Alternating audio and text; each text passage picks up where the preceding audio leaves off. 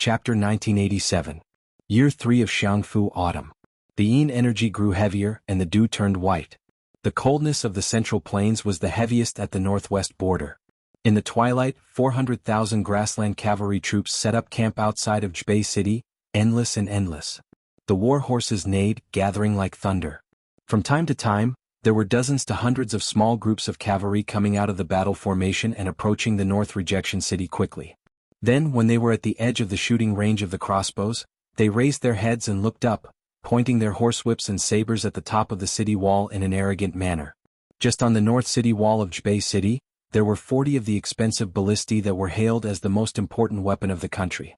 Their range and power were far beyond the imagination of the grassland. The spring and autumn war armor Yi Baikue had once exclaimed on the west wall battlefield, 9 oxen crossbow, 1 arrow can destroy a mountain, 300 steps can kill a grandmaster. However, for some reason facing the Beimang cavalry troops that were outside the range of normal crossbows, the Bailiang city wall ballistae did not move at all. They did not show any signs of using this top-grade weapon to show off their might. Beimang had actually already experienced the power of the Huda city ballistae. However, the group of grassland pickers that were responsible for sieging the city, at that time South Yard King Dongjua attacked Huda city without caring about the casualties, causing the other divisions to suffer heavy casualties. Today, most of them were still licking their wounds in the grassland territory and did not participate in this southern expedition. In the first battle of Liangmang, General Yang Yuanzhan, who led the army to attack Heluku Yuzhou, died for his country. If Bailiang didn't want to exchange the head of this old general for the corpse of Lu Jinu in Huda city, Yang Yuanzhan's body would probably continue to be one of the piles of bones in a certain capital temple at Heluku.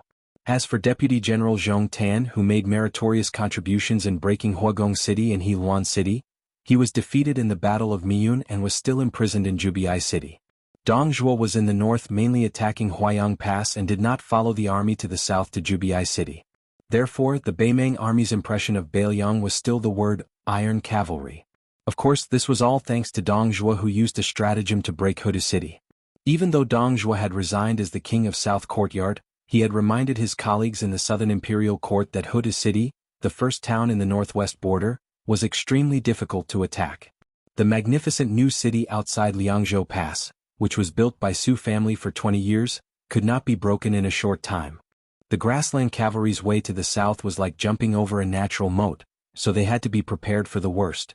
It was a pity that Dongjua had already lost his prestigious title as the king of the southern courtyard, so his words carried a lot less weight. Secondly, in the first battle of Liangmang, Dongjua deliberately held back his strength and wantonly depleted the grassland forces for the sake of that old lady. His reputation in the northern and southern capitals was getting worse and worse. Finally, in the officialdom of the two imperial halls, they all felt that Dongjua was deliberately exaggerating, saying that attacking the new city of Bailiang was as difficult as ascending to the heavens. It was nothing more than that Dongjua wanted to show off his military exploits, since he had already achieved great merit in taking down the Huda city. He still hoped that one day he would be able to unify the power, and once again ride on the necks of all the great generals and give orders. Outside the city, there were grassland dignitaries galloping on their horses, shouting domineeringly, "Grandpa is here! That coward surnamed Su from Bailiang, do you dare to come out of the city and fight?" Some grassland generals with astonishing strength even pulled their bows like a full moon, urging their horses to gallop forward, the bowstrings pulled taut. After a thump, sound, the arrows shot toward the city gate of Bailiang City, swiftly and violently nailing into the city gate, the feathers of the arrows trembling non-stop. When these famous archers of the grassland turned their horses back, they won the deafening cheers in front of Beimang's main camp. It turned out that the catapults behind the cavalry were constantly advancing south along the gaps in the main camp. There were more than 900 catapults in total. In addition to the 1,400 catapults that Wang Yong, the military governor of Aquarius, would escort to the battlefield before dawn, there were 2,300 catapults in total. Moreover, there were so many boulders that it was said that they had emptied the two opposing mountain peaks in the southern dynasty's Dragon Waste state. It was said that His Majesty the Emperor of Beimang and the military governor of Taiping had personally taken the time to go there. The old woman who wore a dragon robe and spoke of the heavenly law had personally conferred the two mountains as the mountain gods of the state.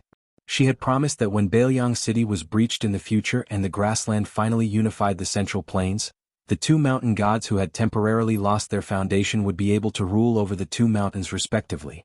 Among the siege weapons, other than the catapults meticulously built by the Southern Dynasty's military weapons supervisor, Beimang, which did not hesitate to exhaust its national resources to fight this huge battle, also had more than 100 siege towers that were as tall as Bailiang City. Because the siege towers were originally built to target Huda City, they had to be temporarily raised after the more majestic and towering Bailiang City was built. For this reason, nearly 10,000 young and able-bodied craftsmen were urgently hired to work through the night to avoid delaying the battle and causing His Majesty the Emperor's anger. Because of the huge scale of the project, the Southern Dynasty's imperial court put even more pressure on the military weapons supervisor. As a result, the officials in the weapons supervisor from top to bottom appeared to be thin and bony. However, when it came to the construction of the catapults and the addition of the siege towers, it was rumored that the officials in the weapons supervisor earned a lot of money just by relying on this extra income. This was ridiculed by a depressed Hongjia remnant who wrote a poem, in which there was a line, skinny and bony with a bulging purse, 2 sleeves originally not a clear breeze, which was widely circulated. It was specifically used to ridicule the officials in the weapons supervisor for stuffing their own pockets and profiting from the national disaster. The Southern Dynasty's military weapons supervisor in Beimang had 3 departments: armors, crossbows and siege towers. The siege weapons such as the siege towers all belonged to the siege towers department. The supervisor did not expect this matter to be spread so widely both inside and outside the imperial court. He was on tenterhooks and almost wanted to resign and apologize. Unexpectedly, His Majesty the Emperor, who had always been lenient to the Southern Dynasty's aristocratic families, actually issued an order to arrest the scholar from the Southern Dynasty's Ding clan and execute him for the crime of misleading the public with his lies. What really made the supervisor feel relieved was a private conversation with the supervisor of the military weapons supervisor. The supervisor said that His Majesty the Emperor had personally seen the items made by the supervisor and believed that there were no flaws. The materials were of excellent quality. Since this was the case, it was already a great contribution to the grassland and a little windfall was not a big deal. Apart from this, the Southern Dynasty, which had always imitated the Central Plains in opening up courier routes on a large scale, built 3 more courier routes within half a year to transport grain and fodder. Although the provinces to the north of the Dragon's Waste Prefecture did not exhaust the national treasury's financial resources like the Dragon's Waste Prefecture, they also opened up a courier route to the Dragon's Waste Prefecture. On the fertile grassland in the north, there were easily hundreds of thousands of cattle and sheep that followed the soldiers of the grassland down south. All of this was undoubtedly to pave the way for the Battle of Beijua City. At the same time, almost all the resources of the Southern Dynasty were tilted toward the Dragon's Waste Prefecture that bordered the Liangzhou Pass. This was also the reason why Dongzhuo was able to easily obtain a large number of grassland youths to besiege the Huayang Pass. Before the First Battle of Beimang, Tuoba had purged the forces of the grassland and the North Court. A large number of refugees and sinners who had lost their protection had to go to the battlefield and rely on military merits to regain their identities. At that time, because the main force of Yang Yuanzhan's southern expedition was unexpectedly annihilated, the Middle Army of Beimang also failed to break through Huda City. This gave the Bailiang Frontier Army some breathing room. It was believed that this time Beimang would not retreat so easily. Even though Huang Songpu had died in the Battle of Liuzhou, ending up in the same miserable state as Yang Yuanzhan and becoming the highest-ranking general of Beimang, the Beimang emperor did not hesitate to let the crown prince, Yelu Hongkai, take the position of regent and lead the army down south to Beijua City. She personally guarded the west capital to calm the people down. Beimang was determined to win this battle. It was probably because the silence of Bailiang's Beijua City had increased the arrogance of the grassland generals. In addition, the crown prince, who personally led the expedition, did not give orders to restrain the valiant generals under his command. Leading the elite cavalry out of the camp seemed to have become an unwritten rule of the Southern Dynasty's border army and the grassland's North Court. It was as if not going to Beijua City was an act of cowardice. In the beginning, not to mention the silent and ferocious large arqueballistas, even the ordinary city-guarding bows were nothing. They rode their horses forward, hating that they could not ride their horses up to the top of the city wall. Some young generals from the North Court wore gold and silver armor, dazzling under the setting sun. To these young grassland dignitaries who had been promoted from the cowardly Shui Wei to the centurion or even chiliarch of an army, they had been tired of hearing about the independent Liang border army since they were young. Calluses grew in their ears. They even had a lot of silent criticism. They felt that among the people whom His Majesty valued in the South Court, other than Fatty Dong who had some ability, Huang Songpu, Yang Yuanzhan, and Lu Gui were not worth mentioning. If His Majesty did not welcome Hong Jia and those stray dogs who had fled to the grassland to seek refuge in the north and inexplicably made an alliance for the Southerners to govern the Southerners, how could Huang Songpu and the other old fellows who had an undeserved reputation become great generals? After 2 riders left the camp, they did not go straight to the north resisting city, but instead rode slowly along the outskirts of the camp. These 2 riders were young. They wore ordinary armor and sabers, but one of them had a Xinbei buckled jade belt on his waist, which allowed them to travel unimpeded. This young man was none other than Yelu Dongchuang, a member of the king's tent of Beimang. Yelu Dongchuang's Xinbei buckle was also divided into high and low ranks, according to the number of gems embedded on the jade belt. Most of the children of Yelu and Murong could embed 2 or 3 gems, and then the number of gems would increase according to their military exploits. Murong Baoding, a member of the royal family who held military power in his hands, or Yelu Hongkai, an appointed minister of 3 dynasties, who was Yelu Dongchuang's grandfather, could embed 8 gems. Yelu Dongchuang's Xinbei buckle originally only had 6 gems. After he was conferred the title of Jingguo General and Assistant Minister of War of the Western Capital, he added a large cat's eye stone to one of the 4 military towns, including the tiles of Gentleman's Pavilion. He should have stayed in the Western Capital Temple or one of the 4 military towns at the border of Gusai Prefecture, but this time he made an exception and followed the army to the north resisting city. He and the young knight beside him were both middle army supervisors. Chapter 1988. Yelu Dongchuang was short and dark-skinned, but he had the ferocious aura of a wild wolf. He turned around and smiled at the young man beside him. Tuoba Chiyun, you've made great contributions, but we can only stare at each other. Don't you feel aggrieved? The other young man was Tuoba Chiyun, the eldest son of Beimang's military god, Tuoba. He was the leader of the 4 great Chunjibo in the grassland. Compared to Xia Chunjibo, Zhong Tan, Qiu Chunjibo, Bo Er Hui and Dong Jabo King Jing Chong, he had a stronger background. Originally, Zhong Tan was the most favored one. Not only had he experienced the first battle of Liang Mang, but he had also made great contributions in Yozhou's Crouching Bao City and Heluan City. As long as he could successfully recruit the Buddhist forces in Beimang's Lantua Mountain, he would have a meteoric rise in the southern dynasty. In addition, his family had a strong foundation. His father, Zhong Shintong, was one of the 14 great generals of Beimang. Zhong Tan was even expected to become the next general without the title of king, Dong Zhua. In the future, it would not be an extravagant hope to have 1 or 2 kings in the Central Plains. Now that Zhong Tan was missing in the western regions and no one knew whether he was dead or alive, Chunjibo and Tuoba Chiyun had one less natural enemy.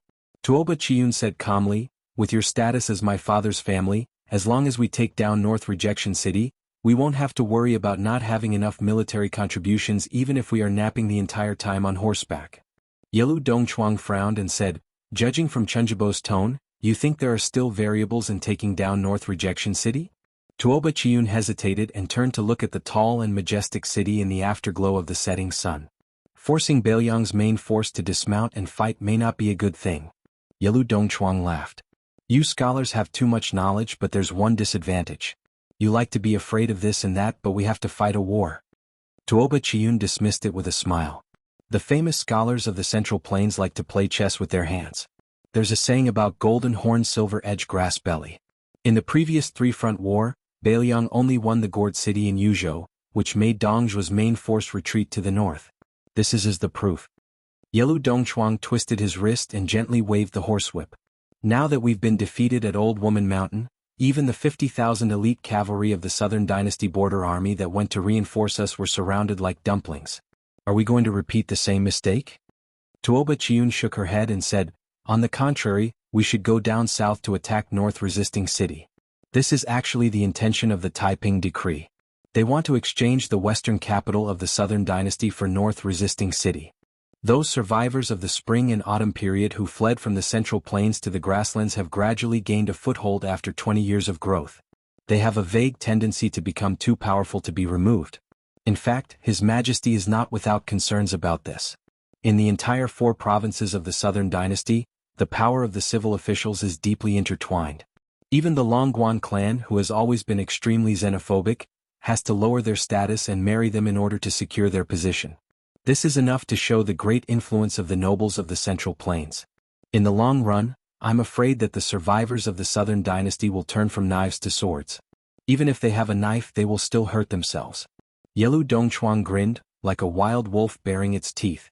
It was especially creepy. In this case, as long as Beiliang has the courage to mobilize the main force of Liangzhou in the Qingyuan region and rush to Liuzhou, we can let them invade the hinterland of the Southern Dynasty. After all, those who die are inextricably linked to the survivors of the spring and autumn period. We can just take it as helping the grasslands to eliminate some hidden dangers. It's fine if they kill by mistake. In the end, the Western capital's temple will be completely clean. It's equivalent to the cavalry of Beiliang helping His Majesty to be the executioner. The Taiping decree is really ruthless. Tuoba Chiyun sighed with emotion in a low voice. This kind of method, maybe he learned it from the people of the Central Plains. Yelu Dongchuang curled his lips. When we take over the Central Plains, I'll definitely make those scholars suffer and make them disgrace themselves. Chun Jubo did not answer. He only glanced at the majestic and silent silhouette of North Resisting City. It was like a mainstay standing before the flood of the grassland cavalry. It quietly gathered the vigorous fate of the Central Plains in the past 800 years. Within the siege of Beimang's western capital, an old woman with a hunched back walked under the walls. Her small and slow steps just happened to step on the boundary between the afterglow of the setting sun and the thick shadows. Beside the old woman silently followed the Taiping decree of the chess and sword music school. He was an imperial tutor and an old man whose ambition did not lie in North Resisting City in the northwest but in Great Peace City in the Central Plains. The old man suddenly said, "Why does His Majesty not allow Yelu Dongchuang to stay in Gusai to stop the cavalry of Liuzhou?" Dong Jubo King Jingchong pulled back 10,000 cavalry from the border of Liang and Liao. Before the defeat at Old Woman Mountain, it was enough to deal with Yu Luandao's Yuzhou cavalry. But now, it is inevitable that it is beyond their power. Although the collapse of the Southern Dynasty does not affect the overall situation, it is still for His Majesty's sake. Even if the older generation of Hongjia people have retired from the officialdom, there is no lack of smart people. Perhaps they will be wary because of this. The old woman who did not have anyone to support her staggered forward. She coldly said, "I heard Li Mixi say that Wang Du has been well behaved for 20 years. Recently, I don't know if it is the final radiance of the setting sun or if it is for the sake of his descendants, but he has secretly contacted many important people. It is better to be safe than sorry. Little Wang Jingchong, let him sacrifice his life for the country. In any case, when the time comes, I will just bestow a dozen Xinbei coins and give old Wang Du a great title." Compared to the younger generation, the older generation of people like Wang Du who have survived until now are more like thieves. Back then, I had already paid close attention to their subtle influence on the officialdom of the Southern Dynasty. Unexpectedly, I was still unable to stop their infiltration. I was kind enough to take them in and give them a bowl of rice to keep them alive. In the end, they left me with such a mess. Chapter 1989. The old woman's tone grew heavier as she said sternly, "Our grassland cavalry has been fighting for hundreds of years. Since Dafeng Dynasty we have been invincible. We relied on killing enemies. If we had selfish desires we would divide the spoils after the war. How could we be like Gourd Mouth of Yuzhou and Old Woman Mountain of Liuzhou, who schemed before the war and were blinded by selfishness? If not for Wanyan Yinjiang from the Longguan clan, I would have used the cavalry of Liuzhou to help the South Dynasty. I would not have spared these Longguan parasites that have been living on the grassland for generations, including the Wanyan clan. They deserve to die. They deserve to die." The Taiping commandant sighed softly. The agitated old woman slowly calmed her emotions. She squinted at the bright and dark boundary under her feet. It was like the border between two countries, but also like the boundary between yin and yang. The old woman said slowly, "Yelu Dongchuang who has a good grandfather to help him strategize, my cousin Murong Baoding who believes in every man for himself, and even General Zhong Shentong, all of them have wild ambitions. They seem to be shrewd but in my eyes they are not as smart as Dong Zhuo. Only Fatty Dong who is full of oil is the most adaptable. No one is willing to attack Huayang Pass because they don't have much military merit. Even if they succeed, only Chu Lushan's head can be seen. At that time, they will suffer great losses and at least hundreds of thousands of casualties. In this way, even if I agree to be conferred the title of Marquis according to military merit, without troops, an ordinary person will not be able to hold the position. Therefore, when I asked Murong Baoding to attack Huayang Pass, the Jiefang commandant of Orange Province acted as if his parents had died. He asked for so many Ruran cavalry and still felt that it was not enough. He wanted to work but not put in effort. What is the big picture? He clearly knows the importance but he is unwilling to take care of it. How hateful. The old woman sneered, as long as Dongzhuo can take Huayang Pass, even if he can't participate in the attack on North Resisting City, I will give him the title of King of the Southern Courtyard and let him lead the army into Bailiang Pass.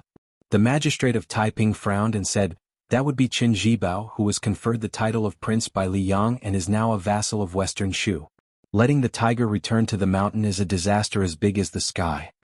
The old woman laughed in a low voice. Legacy? We don't even have many days left to live, so why should we care about the life and death of the two ingrates of the Yelu and Murong family? The magistrate of peace was silent.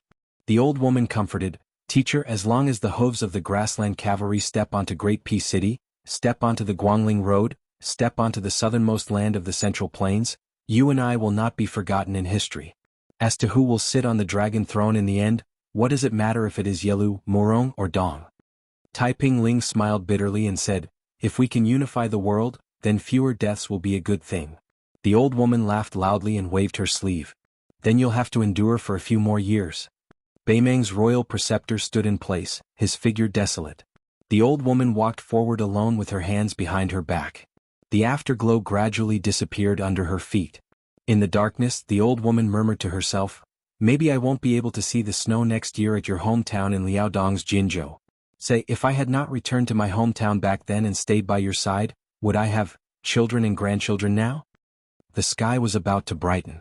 In the back courtyard of the northern barbarian manor, a room was lit by candlelight. A cold knife was placed on the table. A young man started to silently put on the manor king's embroidered robe. Outside the room, there was a young woman dressed in white. She held a red sandalwood sword box with a determined expression. She quietly waited for him to come out. Also in the manor, Xue Songguan, who had not slept the entire night, slowly sat up. He put on his boots, picked up the guqin and gently pushed open the door. The old spiritual master of Wudong Mountain, Yu Xingrui, had just finished practicing the fist technique he had created from his little sect brother, Hong Shixiang. Feeling refreshed, he carried his sword and left the yard. A white-clothed, white-haired and white-browed old man sat on a stone bench. The sword box on the table was wide open. The old man held the sword in one hand and broke the blade inch by inch with 2 fingers. He gently threw it into his mouth as if he was chewing soybeans. The old man casually threw away the remaining sword hilt. He glanced at the empty sword box and slowly stood up with a smile. The 100-year sword aura filled his stomach. It was time to vent it out. On the stone steps of a small courtyard, the young swordsman who was the sword crown of the Wu family's sword tomb squatted there. He suddenly stood up and turned to look at the swordsman Suihua, who carried the ancient sword Su of Gojoseon on her back. The latter opened her eyes for the first time and smiled sweetly at him. In a small courtyard, 2 disciples from Martial Emperor City walked out of their room at the same time. The handsome eldest disciple of Wang Xinji took off a cold saber from his waist and tossed it to the other disciple. The latter smiled knowingly and tossed one of the 2 famous swords, Fuji of Shudao, to his senior brother. The 2 of them. One of them hung the cold knife while the other hung the famous sword. Their movements were exactly the same. In the end, they hung their swords and sabers and strode out of the courtyard side by side. A middle-aged man with white cloth tied his legs turned around and waved at the Miao girl's wife, who was standing at the door. She smiled and gave him a thumbs up. In the same quiet courtyard, an old Confucian put down the sage book in his hand and straightened his clothes. The old swordsman sitting beside him raised his cup and drank half of the wine in it. Then he poured the wine on the unsheathed long sword. Outside the house, a burly old man stood with his knife in his arms. He closed his eyes and concentrated, waiting for his 2 old friends. In front of the meeting hall of the northern barbarian mansion, under the wooden archway, there was someone holding an iron spear. Beside him stood the master of the Dongyue sword pool. Somewhere in the northern barbarian mansion, a woman in purple squatted down and tied a small knot on her skirt. On the southern wall of the northern barbarian mansion, an average-looking middle-aged swordsman sat cross-legged. He placed his sword on his knees and looked into the distance as if he was waiting for the sun to rise from the eastern sea. Not far from the city wall, a man in white stood. He was drinking happily with his head raised. The woman in the red robe beside him looked serene. After the young lord put on the python robe and put on the cold knife, he paused when he was about to open the door. Then he suddenly opened the door. Beimeng's army was about to attack the city. They were only waiting for dawn. Suddenly a horse rushed out. It was the Beimeng generals. When he was less than 100 steps away from the city wall, he laughed wildly and said, "Bullshit Bailiang cavalry. Until now, no one dares to go out of the city and fight. Chapter 1990. The sun rose from the East Sea, its rays reaching 10,000 zhang. Between heaven and earth, outside the northwest Great Wall, the sunlight was like a tide, slowly pushing from the east to the west, bringing endless light. The king's flag with the word Su on the top of the city wall and a large banner in the center of the Beimang camp outside the city were illuminated by the sunlight at almost the same time. Under the banner of Beimang, the crown prince of Beimang was riding a Fergana horse, his body covered in dazzling golden armor. He was looking at the top of the city wall in the south, his face full of satisfaction and a smile. Under the king's flag on the city wall, there was a drum platform that was more than 10 zhang above the city wall. A young woman dressed in white walked up the steps and stood in front of a large cowhide drum. She took off the sword case on her back and smashed it heavily on the ground. Then she took a step forward, seemingly hesitating. Finally, she took a deep breath, picked up the drumstick and held it tightly. The old generals and soldiers of Beimang City who had experienced the spring and autumn war couldn't help but feel excited when they saw this scene.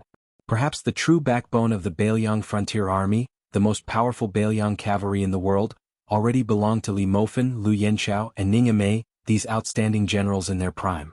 It wouldn't even be long before the military power passed to younger generals like Yu Luandao, Chao Wei, Ko Jianghuai and Xie Shi. This was like a person's life and death, it couldn't be resisted. However, in the hearts of the old Beiliang soldiers, especially those who had personally experienced the Spring and Autumn War and the Battle of the Western Wall, the memory of the big drum and the white dress was still fresh in their minds. For this brand new city at the northwest border, the most important thing, second only to the hanging of the plaque, was not the official completion of the great general's residence, but the construction of the stage and drum set, which seemed rather inconceivable to outsiders. This big drum came from the treasury of Mount Qingliang and had been kept by the Su family for many years. Even the drumstick had a long history. The drum was made during the Battle of the Western Wall. After the butcher Su Shao was made king and took over the northwest, it followed the Su family's army into Beiliang. Since ancient times, there had been a saying in the military that one should advance upon hearing the sound of drums and retreat upon hearing the sound of drums. This was also the origin of the saying, beat the drum and beat the sound of drums. According to the teachings of the Yinyang school of the Great Qing dynasty, the birth of spring, the growth of summer, the harvest of autumn, and the storage of winter were all part of the natural cycle. Drums were made of wood, which symbolized the growth of qi. In the Central Plains, it was said that after the Su family in the northwest left the Central Plains and went to the border, the Beiliang barbarians had a tradition of, after the Western Wall, the Su family did not listen to the sound of the drum and only beat the drum. Most of the people in Liang were skeptical. No army in the world, no matter how majestic and elite, could truly only fight and not retreat. It must be an exaggeration. The drum was still the big drum made of cowhide, but the woman was no longer the woman from before. However, the sword box was still the same, the white dress was still the same, and the devastatingly beautiful woman was still the same. The woman turned her head to look at the horse path. The slender figure was slowly walking to the middle of the city wall, towards the top of the city gate where the horizontal board was hung. He was wearing the king's robe from Lingzhou's golden thread weaving bureau. Under the sunlight, the black and gold robe shone brightly. As if he had sensed the woman's gaze, the young man turned his head back and smiled at her. The beautiful woman, who was originally a little uneasy, suddenly calmed down. She had never told him that as long as she could see his figure, she would feel at ease. She lowered her head and glanced at the red sandalwood sword box by her feet. Then, she slowly raised her head with a determined look in her eyes. She held the drumsticks with both hands and was ready to beat the drum. Now she was going to be like the female sword fairy Wu in the past. She was going to do it for Beiliang, for the northwest and for him. Below the city wall, the generals of Beimang were shouting that no one in Beiliang dared to fight. His laughter grew louder. He leaned back slightly and raised his head to look at the city wall of North Jebei City. The tall and sturdy man from the grassland was arrogant and proud. He really did not care about the clanging iron armor on the city wall. However, when he saw the king of Liang's embroidered robe appear right above the city gate, he could not help but tighten his grip on the reins. He sat up straight and subconsciously pressed his hand on the hilt of his long saber.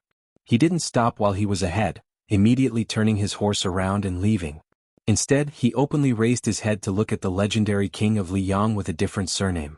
Behind this Dragon Waste Province major who had 400,000 grassland cavalry as his backer, was a 400,000 grassland cavalry. Even though he felt a bit of panic inwardly, his burning desire for power suppressed that fear.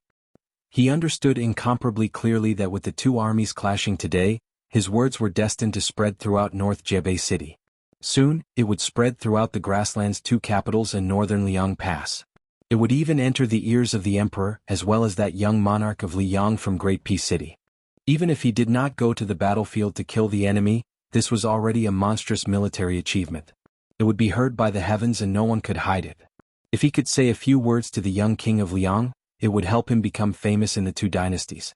Therefore, he calmed his thoughts and deliberately turned his horse around. He pointed his whip at the top of the city wall and shouted while knowing the answer, "You are Su Fengnian?"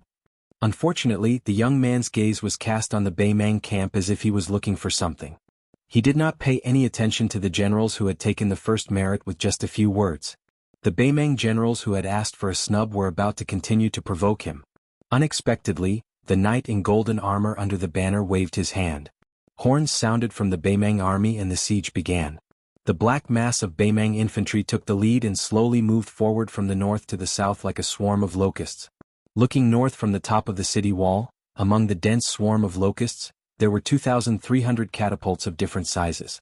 Under the busy supervision of the officials of the Southern Dynasty, they finally took root in various places and formed an arc with Beimang City as the center. Beimang's catapults were divided into 6 types. There were huge catapults that needed to pull more than 200 people and small catapults that could be successfully driven by 20 to 30 strong catapults. Compared to the first time Beimang's catapults appeared on a large scale in the Battle of Hoodoo Town, this time not only the number of catapults was more shocking, but also the large catapults made up the majority. This naturally meant that Beimang City had to endure more terrifying, heavenly maiden scattering flowers. The downpour would not stop until Beimang used up all the boulders in the two mountains. Among the swarm of locusts, there were also special arquebulisti made by the Southern Dynasty army. Unlike the arquebulisti that were mostly used as defensive weapons in the Central Plains, Beimang naturally had the advantage of cavalry.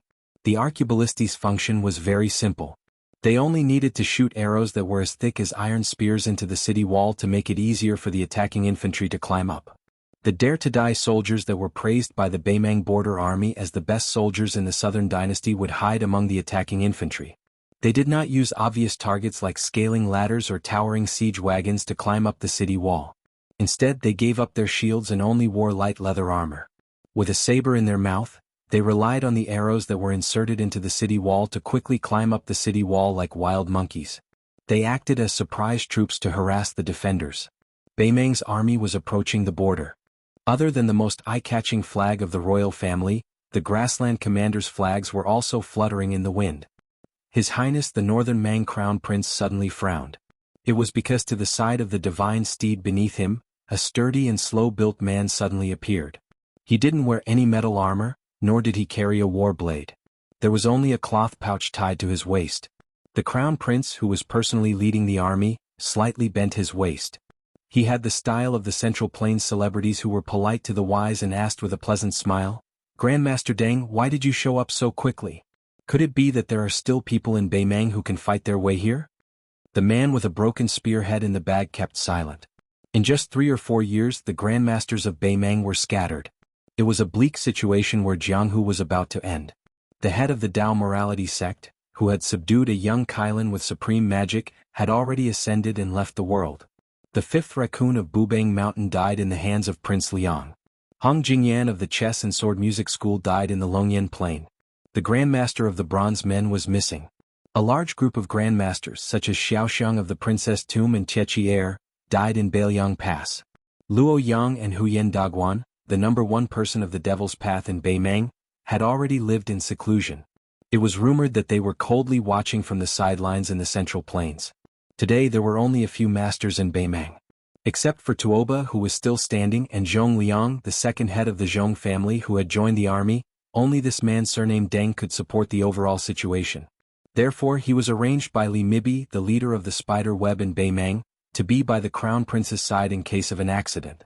After all, this young man in bright golden armor was the nominal commander-in-chief of the 400,000 troops in Beimang. The reason why Deng Mao, who was hiding in the dark, appeared was very simple. He knew that the devil in white, who had made the whole grassland bow their heads in the past, had arrived and was about to enter the battlefield. Deng Mao knew better than anyone the depth of the cultivation of the woman who had once chased through Beimang's southern court and northern court by herself. The generals of Beimang knew that they should retreat no matter what. The army behind them was about to launch a round of salvo at Beimang City to cover the rapid advance of the besieging infantry. But at this moment, the burly general, who was about to turn his horse around, felt a gust of wind blowing beside him. He turned his head in horror and found that the young man in a python robe was standing beside his horse. One of them was facing the city wall while the other was facing the city wall. The famous young man was quietly looking at the grassland army. The generals of Beimang couldn't imagine that the dignified king would personally take the risk to go out of the city.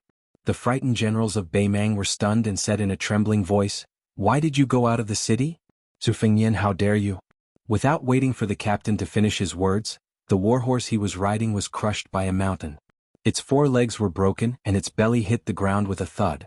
The young lord waved his hand, and the captain's body involuntarily slid towards him. Finally, the young lord grabbed the captain's head in his hand and gently threw it forward. Suddenly, the captain's body was thrown dozens of feet away, and died on the spot with blood flowing out of his 7 orifices. Chapter 1991. On the top of the city wall, a woman was beating the drum. This was probably the first time Bailiang had made such a sound to this world. Following the sound of the drum, Su Fengnian appeared outside the city. Many figures fell on the ground outside the city like meteors and stood on the same line as the young king. On the left side of the young king was a middle-aged swordsman who came from western Shu to Bailiang. He was one of the 4 grandmasters of martial arts, Dong Tai. He put his hands behind his back with 2 swords hanging from his waist. The wind blew in his face. The peach blossom sword god, who had never been recognized by anyone because of his ordinary appearance, finally showed the aura of a sword master who dominated the world of swordsmanship. On the right side of the young king was a woman in white. She was the devil Luo Yang, who had the double identity of the great idea of the tomb of Princess Beimang and the hierarch of Mount Zhulu. She didn't turn her head to look at Su Fengnian. Instead, she looked ahead and said indifferently, "You missed the appointment." The young king smiled but didn't say anything. Su Yambing landed heavily on the left side of Dong Tai with his iron spear and said softly, "I never thought that I would have the opportunity to fight side by side with the peach blossom sword god in this life." Dong Tai answered concisely, "I'm also very lucky." A woman in purple floated to the ground. She gently stomped her feet and the knot of her skirt loosened. Xinyuan Qingfeng had a relieved smile on his face, like an innocent and naive mortal woman. This was the first time this stunning woman had been so relaxed since that incident on the snowy plains. "After this battle, you and I don't owe each other anything. Then we won't meet again." Su Ying in red landed beside Luo Yang in white. She turned her head and smiled, looking at her and Xinyuan Qingfeng with a face full of joy. After the white-haired Sui Xiegu landed, he raised his only arm and twirled his snow-white eyebrows with 2 fingers. This old man who had eaten countless famous swords in the world still didn't use a sword. He just gently exhaled. A cup of wine filled the sun and moon, and a breath could destroy the 5 mountains. The blind female zither player, Xue Songguan, stood with her zither in her arms. Her head was slightly tilted as she pressed her fingers gently on the strings of the zither. Knocking one's finger to ask for longevity, knocking one's finger to break longevity. Wu Luding, the current sword crown of the Wu family's sword tomb, looked at the Beimang army in front of him and clicked his tongue. Compared to the battle formation our Wu family's old ancestor encountered back then, this is much bigger. In the future I must brag to Wen Bushing.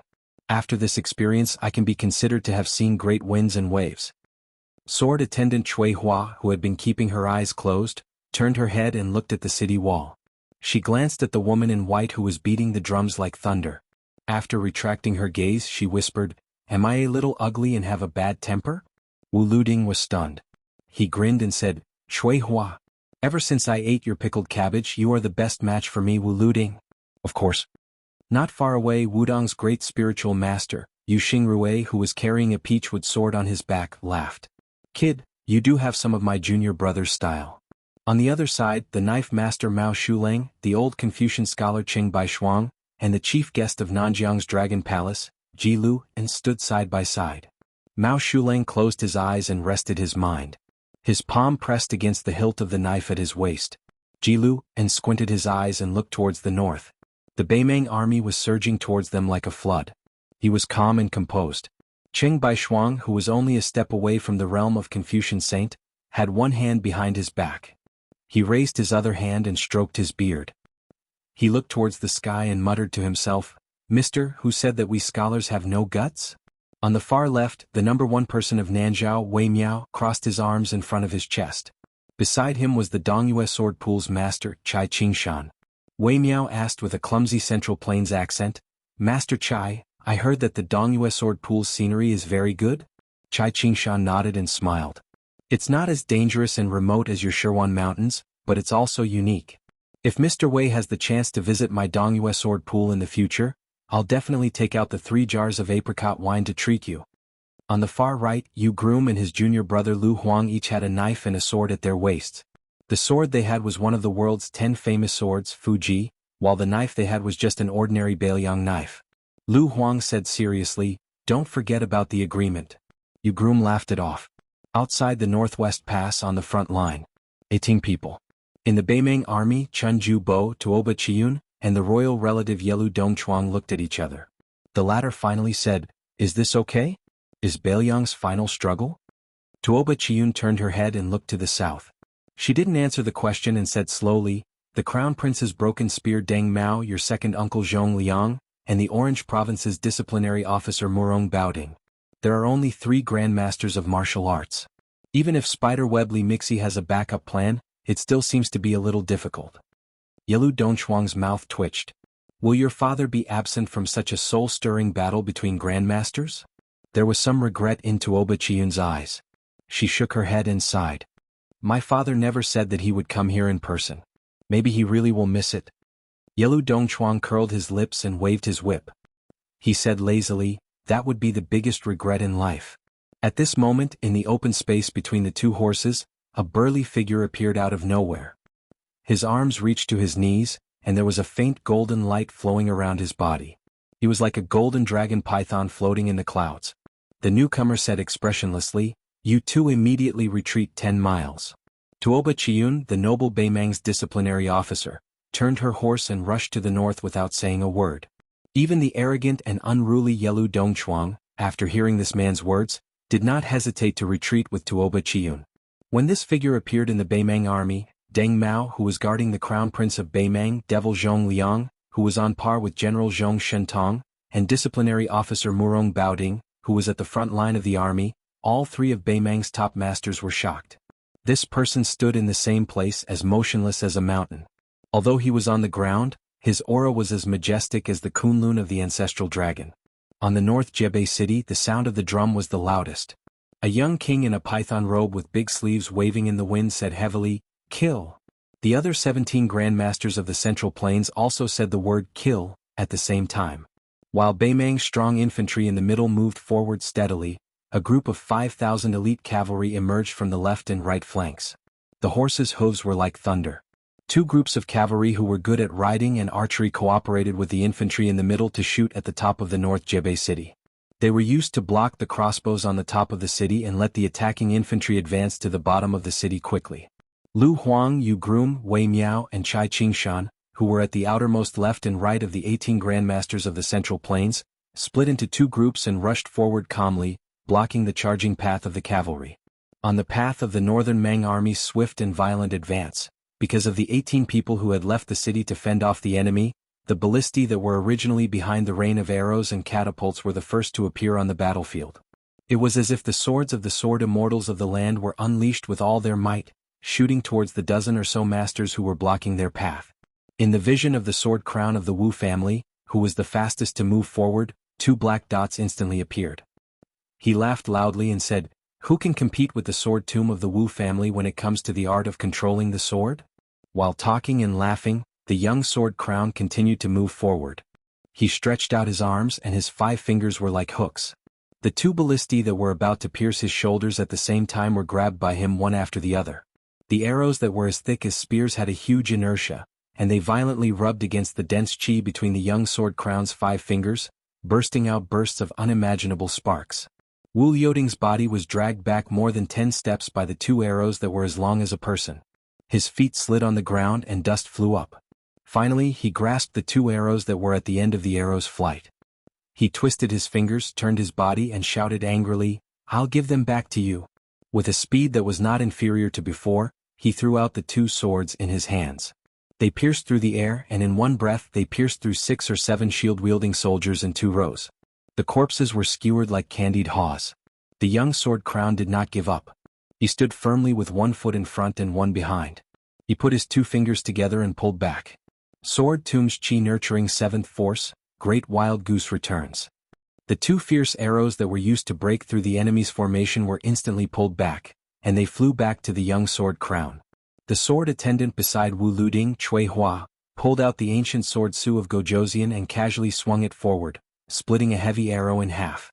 It flew less than a foot away from her shoulders and fell to the ground 20 zhang away. The female sword attendant who stood shoulder to shoulder with the young sword crown frowned and said softly, "If you want to make a move, then make a move. When facing an enemy, making a sound is a taboo in the sword tomb. It hurts breathing the most." The young sword crown lightly shouted, "Go!" After throwing the 2 arrows forward again, he turned his head and smiled brightly at her. "I always feel that if I fight with my head down, I can't show the demeanor of a master." The sword attendant Chui Hua smiled helplessly and slowly walked forward. She raised her hand and swung her sword again, cutting a huge arrow that was flying toward the city wall from her right into half.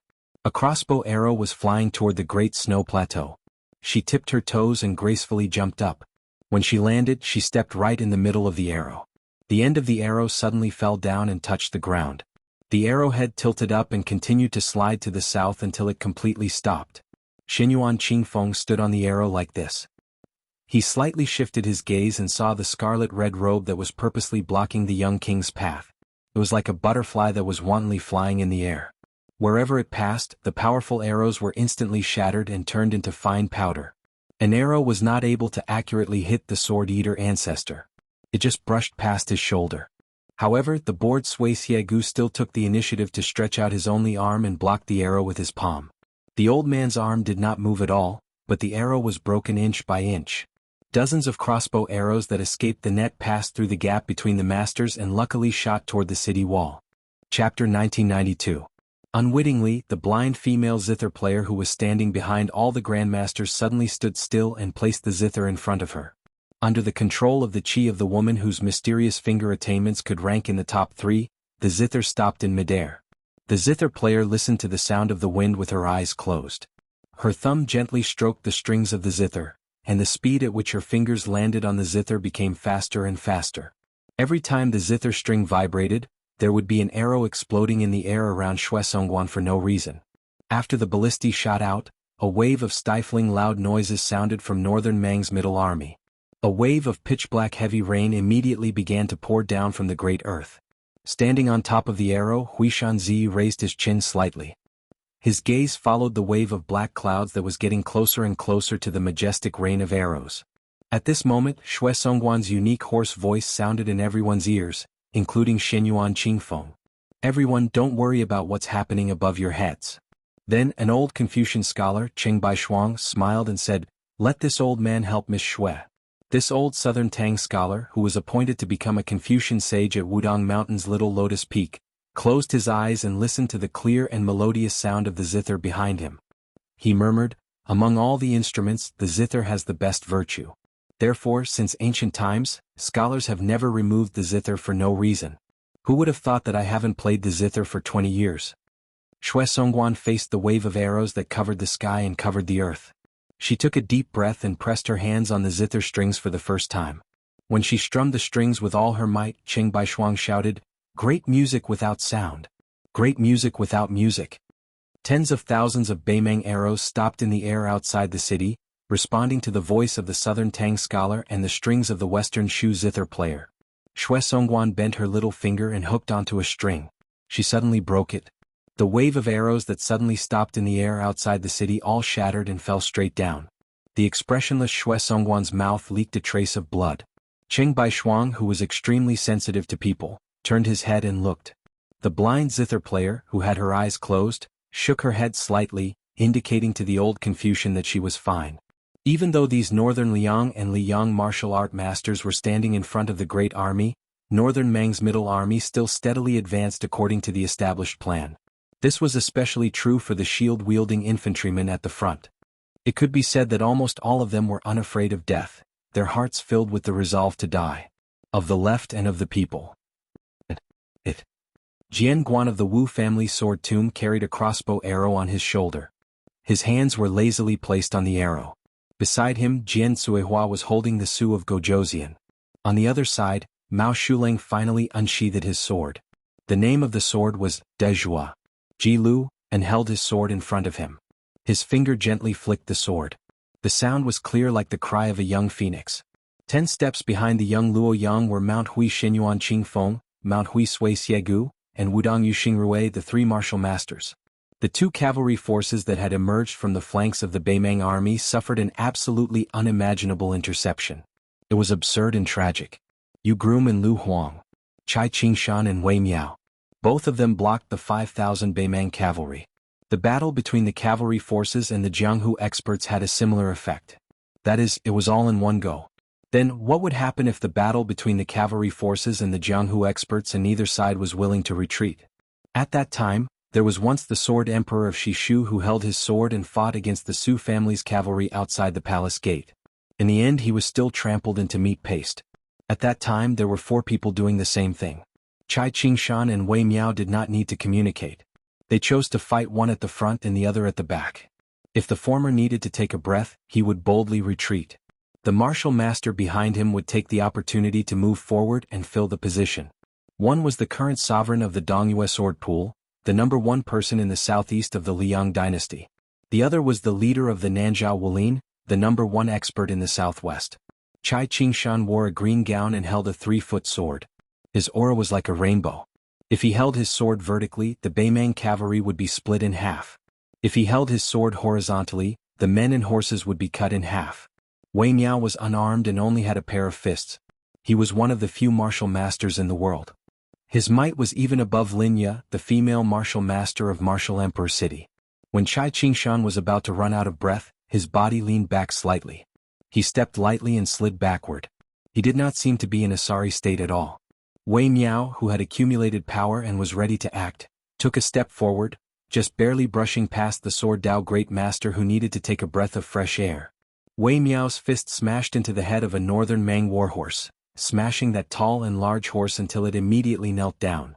The horseman threw himself forward, hacking out with his blade while risking his life. Wei Miao raised his arms and swept outwards, the 2 corpses of the horseman and warhorse respectively flying to the sides, smashing into the northern Mang cavalry on the left and right.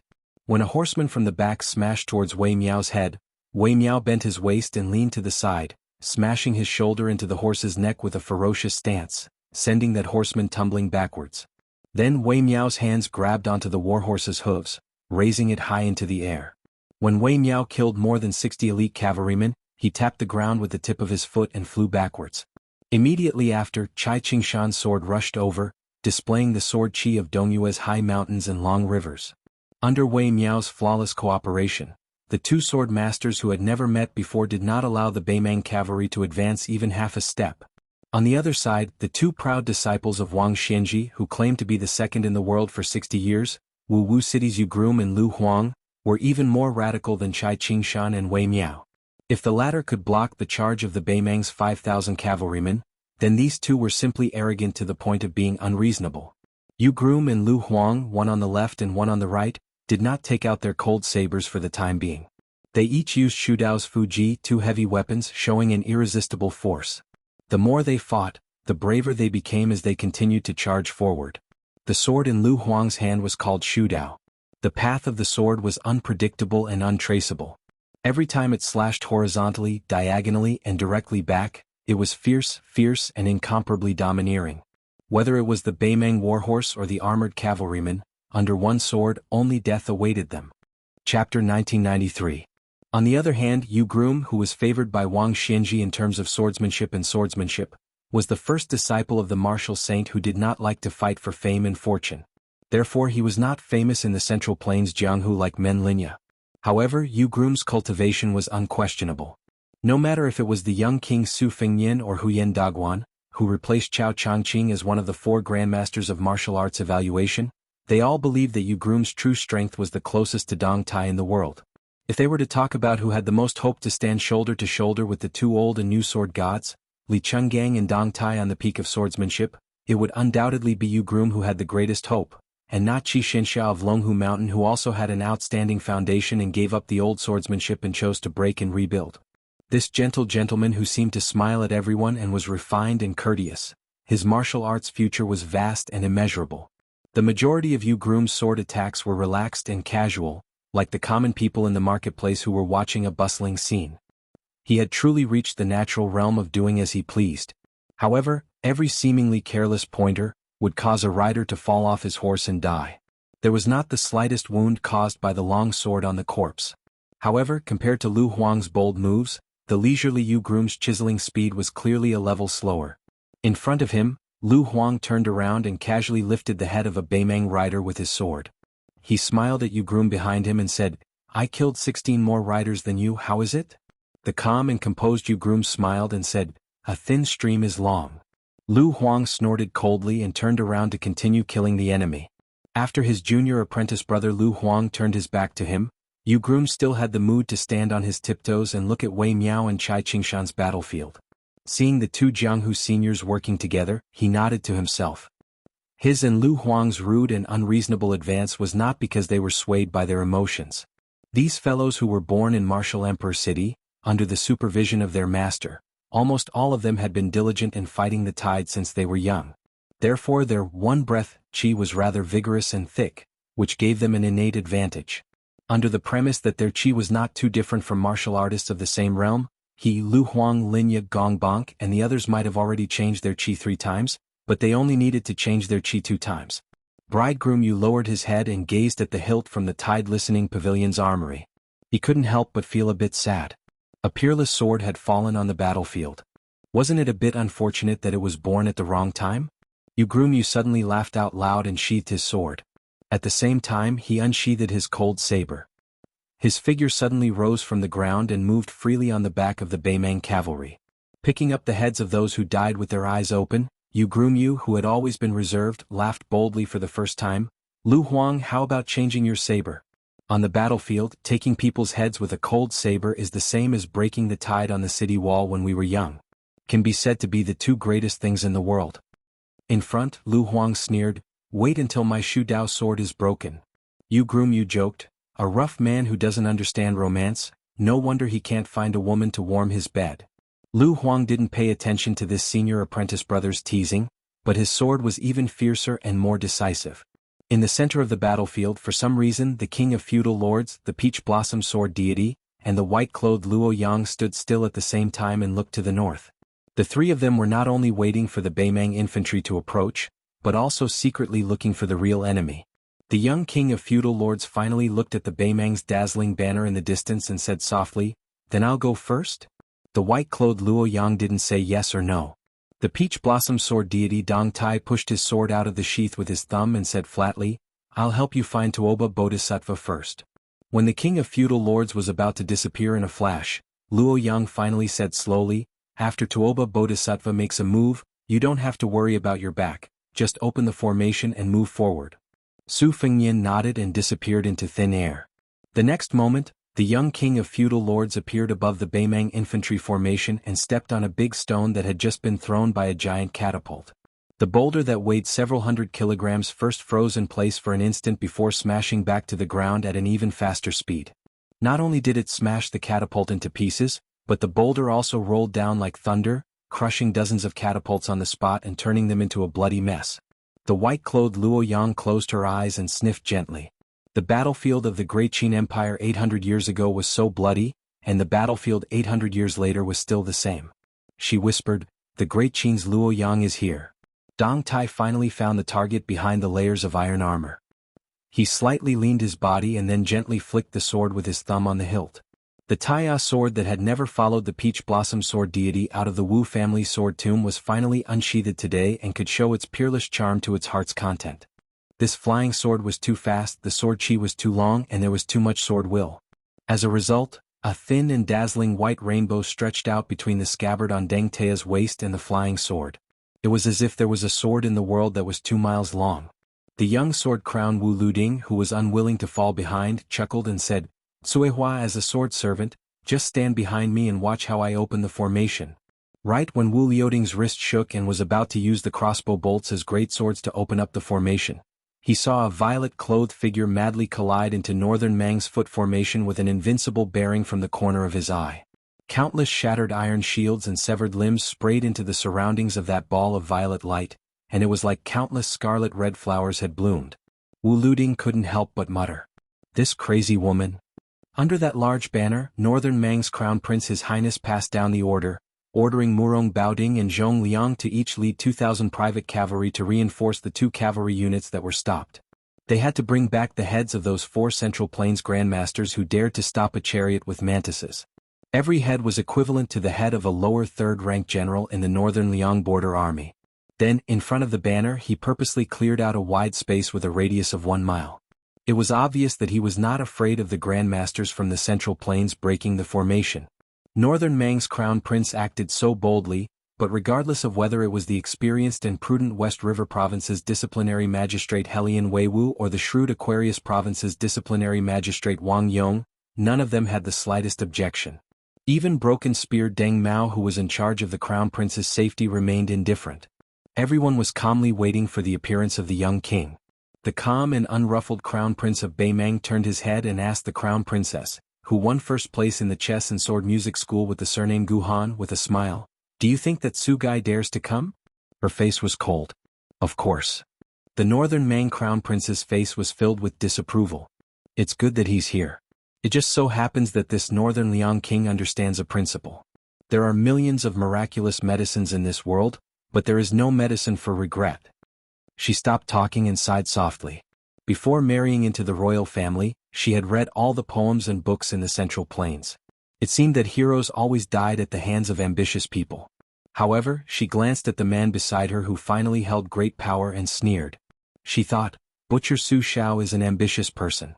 As the eldest son of the first wife, Su Fengnian is going to die at the hands of such an idiot. It's too pitiful. Helian Wuwei, the Beimang holder Wang Yong, had a complicated look in his eyes. The old man thought of the hidden plan that he had only learned about last night and sighed. It's just like this to have the whole world as your enemy. The old man who stopped his horse not far from the Crown Prince of Beimang collected his thoughts and looked at the open space in front of him. He was very emotional. He hoped that the young man would come here and fight bravely, but he also did not want him to die in grievance. But the young vassal king who had broken through 2,000 armors by himself had finally arrived. Chapter 1994.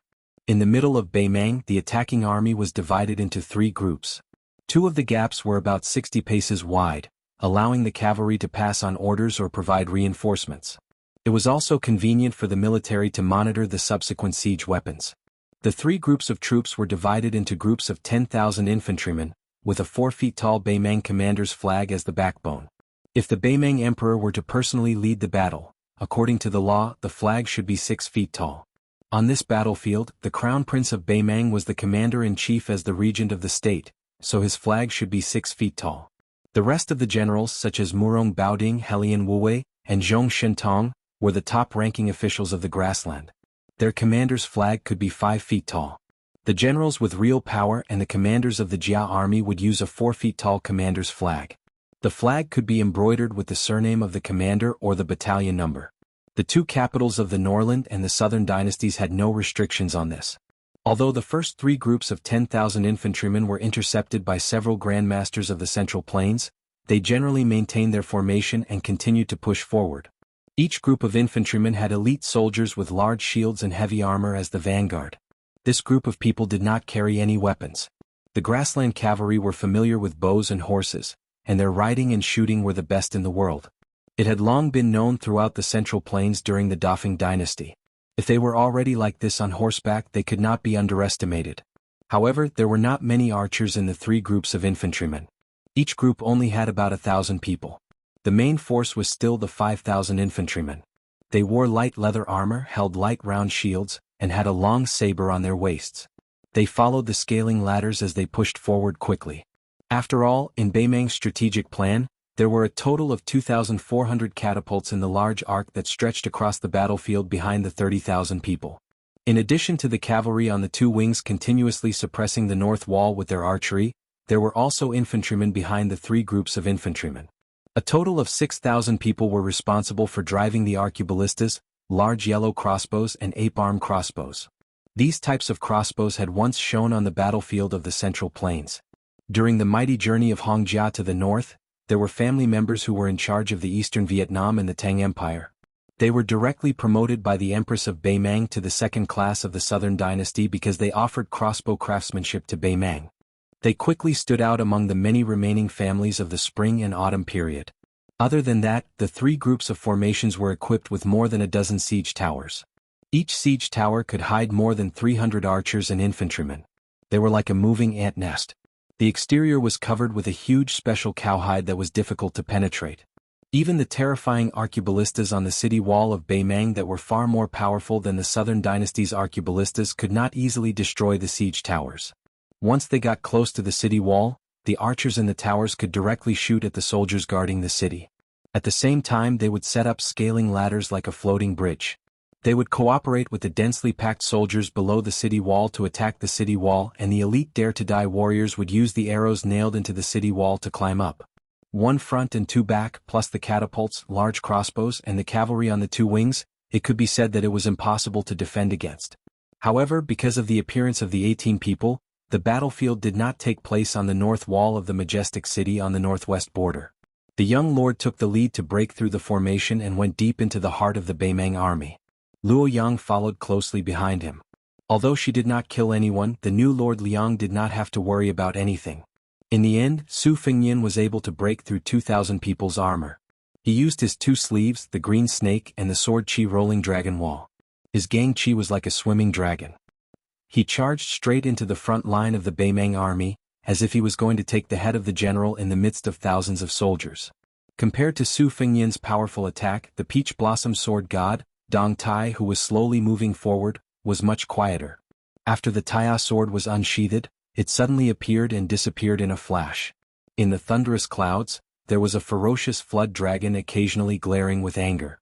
Before the peach blossom sword god, Su Fengnian and Luo Yang rushed in one after another, followed by Mount Huizi and Red Robe Suing. The Beimang troops in front of Dong Tai were already in a mess. Almost no one dared to provoke the Zhongyuan Wushu Grandmaster who had fought Tuoba Bodhisattva to a draw. When Li Chungang was alive, he lent his sword to Dong Tai. Although the battle was not clear, in the eyes of the Jianghu Grandmasters of Beimang, Dong Tai was the most powerful man in the world. At that time there were rumors that there might be people in the world who could surpass Dong Tai, but as long as it was a battle of life and death, no one in the world could defeat Dong Tai. At most, both sides would die. Now that Dong Tai had returned from a visit to the East Sea, the peach blossom sword god, who had never carried a sword to travel the Jianghu, was carrying a long sword. Therefore, who would dare to act rashly in front of this swordsman? Dong Tai did not deliberately kill the Beimang soldiers. His pace was not fast and he moved forward steadily. The soldiers on both sides of him moved south, but Dong Tai ignored them. He was using the Taiya sword to search for traces of Tuoba Bodhisattva. The situation was somewhat similar to when he chased Xie Guaniying from the north to the south for thousands of miles. However, compared to Xie Guaniying, who had almost no power to fight back, the Beimang god of war, who was at the peak of the human world in terms of both state, physique and combat strength, was obviously not the same. He was just deliberately avoiding the battle. Dong Tai was not in a hurry. He occasionally looked around, and wherever his mind was, that was where the rainbow of sword aura bloomed. In the Beimang infantry formation where Dong Tai was, the red and purple colors seemed to have entered a no-man's land and killed wantonly. The red-robed Su Ying's body was agile. She liked to fly above the Beimang soldiers and did not mind being a target at all. Every time she was faced with a barrage of arrows from the hundreds of archers in the formation, one could vaguely see her scarlet robe shuttling freely through the rain of arrows. She spun nimbly and it was a beautiful sight. Every time she rolled her sleeves, 6 to 7 arrows would be caught, and as her body spun, she would immediately return the arrows.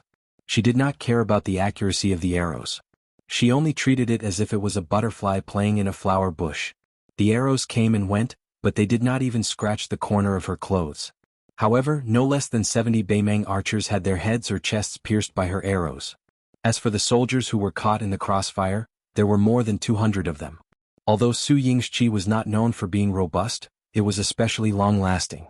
Every time she landed, she would either raise her body and step on several arrows in succession, twisting and turning as if she was walking on flat ground, or she would drop slightly and land lightly on the head of a Beimang soldier. Her stomp was like a naughty child stomping on a tangerine in a fit of pique, easily crushing the head of a Baimang barbarian. When a soldier saw the scarlet robe sweeping towards him, he could only close his eyes and slash randomly with his saber. He did not even have the extravagant hope of hitting the woman who moved like a ghost. In the next moment he suddenly realized that no matter how hard he tried, the saber he raised high in the air could not be brought down. The Baimang barbarians around the soldier looked as if they had seen a scourge. They quickly scattered, leaving behind this pitiful worm who was temporarily at a loss. When he opened his eyes, he was shocked to find that the scarlet-robed woman was standing on the tip of his saber. The woman's embroidered shoes were standing on the tip of the saber, unmoving as she looked down at him. With a light tap of her feet, the saber's hilt instantly pierced its owner's chest and came out of his body. She then used the momentum to lean back, barely dodging several arrows that were shooting towards her face. The scarlet-robed Su Ying, who was originally facing the ground with her head down, waved her sleeves before she landed on the ground. Her feet landed lightly on the ground, but before she could even step on the ground, she charged forward. She raised her hand and revealed an arm that was as fair as a lotus root from her sleeves. She pressed her palm against the forehead of a Baimang soldier. The latter flew back a dozen or so steps like a kite with its string cut. The 3 soldiers behind him were crushed in the chest by the tremendous force of the impact and died on the spot as well. This time, Su Ying didn't dodge a swift arrow that was shot straight at her. A smile appeared on her joyful face. She stretched out a finger and gently pressed it against the tip of the arrow. The arrow didn't slow down in the slightest, but it didn't shoot into the woman's neck as expected. Su Ying's figure flashed back as fast as lightning. She waited until the arrow had exhausted all its strength before she stood still. She flipped her wrist and gently grasped the arrow that should have fallen to the ground. She broke into a smile and raised her eyes to look at the archer who had shot the arrow. Although the Baimang soldier's attire was no different from an ordinary archer's, it was obvious that he had already reached a higher level in the martial way. The strange archer who was currently facing the scarlet-robed Su Ying had a cold expression on his face. He had originally reached behind his shoulder to pull out an arrow from his quiver, but he probably realized that a strong bow shot was too insignificant for a grandmaster. He withdrew his hand and drew the saber at his waist instead. When he made this move, a dozen or so archers around him also abandoned their bows and drew their sabers. Su Ying stretched out a finger with a smile and slowly hooked it at the soldier. This person was an elite soldier of the border army of the Southern Court. Whether it was cavalry, archery or infantry, he was extremely skilled. He was regarded as a valiant soldier by the Baimang. Even if this kind of valiant soldier joined the army of the Northern Court on the grasslands and attached himself to the nobles, he would definitely be regarded as a treasure by any Chiliarch. They were usually in groups of 10 and hid among the infantry attacking the city, waiting for an opportunity to strike. Not only were they familiar with fighting in pairs, but they were also good at small-scale formations against the enemy. These secret border soldiers of the Southern Court, who were usually scattered among the armies and only under the command of the commander-in-chief during wartime, were far fewer in number than the 20,000 infantry attacking the great cities and towns of the Central Plains. There were less than 4,000 of them, so they had always been complacently praised as the Cheshire army of the Southern Court. These valiant soldiers of the Southern Court, who were said to be comparable to the White Horse crossbowmen of Liangzhou, were currently hiding more than 100 people in every 10,000 infantry formation, so there was only one centurion. Unfortunately, the one who was provoked by the scarlet-robed Su Ying happened to be that centurion. Chapter 1995. The centurion stared fixedly at the scarlet robe. After a slight hesitation, he made up his mind and raised his left arm, clenched his fist, and punched his right palm several times. After he made this gesture, apart from the dozen or so retainers, the other 9 squads of elite Southern Dynasty soldiers hidden in various parts of the infantry formation quickly received the emergency report and quickly gathered here, attempting to encircle and annihilate Su Ying. Su Ying, who sensed the abnormality, was eager to give it a try and patiently waited. If the scarlet-robed Su Ying was more like a child who played around without any distracting thoughts, then Xinyuan Qingfeng's murderous intent was extremely strong. Perhaps in the entire vast battlefield outside of Bibu City, only the young vassal king who broke through 2,000 iron armors in a row could win. Xinyuan Qingfeng rampaged through the Great Snow Plateau in an extremely domineering manner. Unlike Su Ying, who only needed to wander around, and generally only needed to keep moving forward, this Great Snow Plateau Jianghu Alliance Master's target was extremely clear from the start: the enormous siege towers. It was obvious that she would tear down whoever was the biggest eyesore in her vision. In the vast Liang dynasty, she was indeed the most unreasonable woman in the entire Liang dynasty. The first siege tower was broken in half by the purple-robed woman.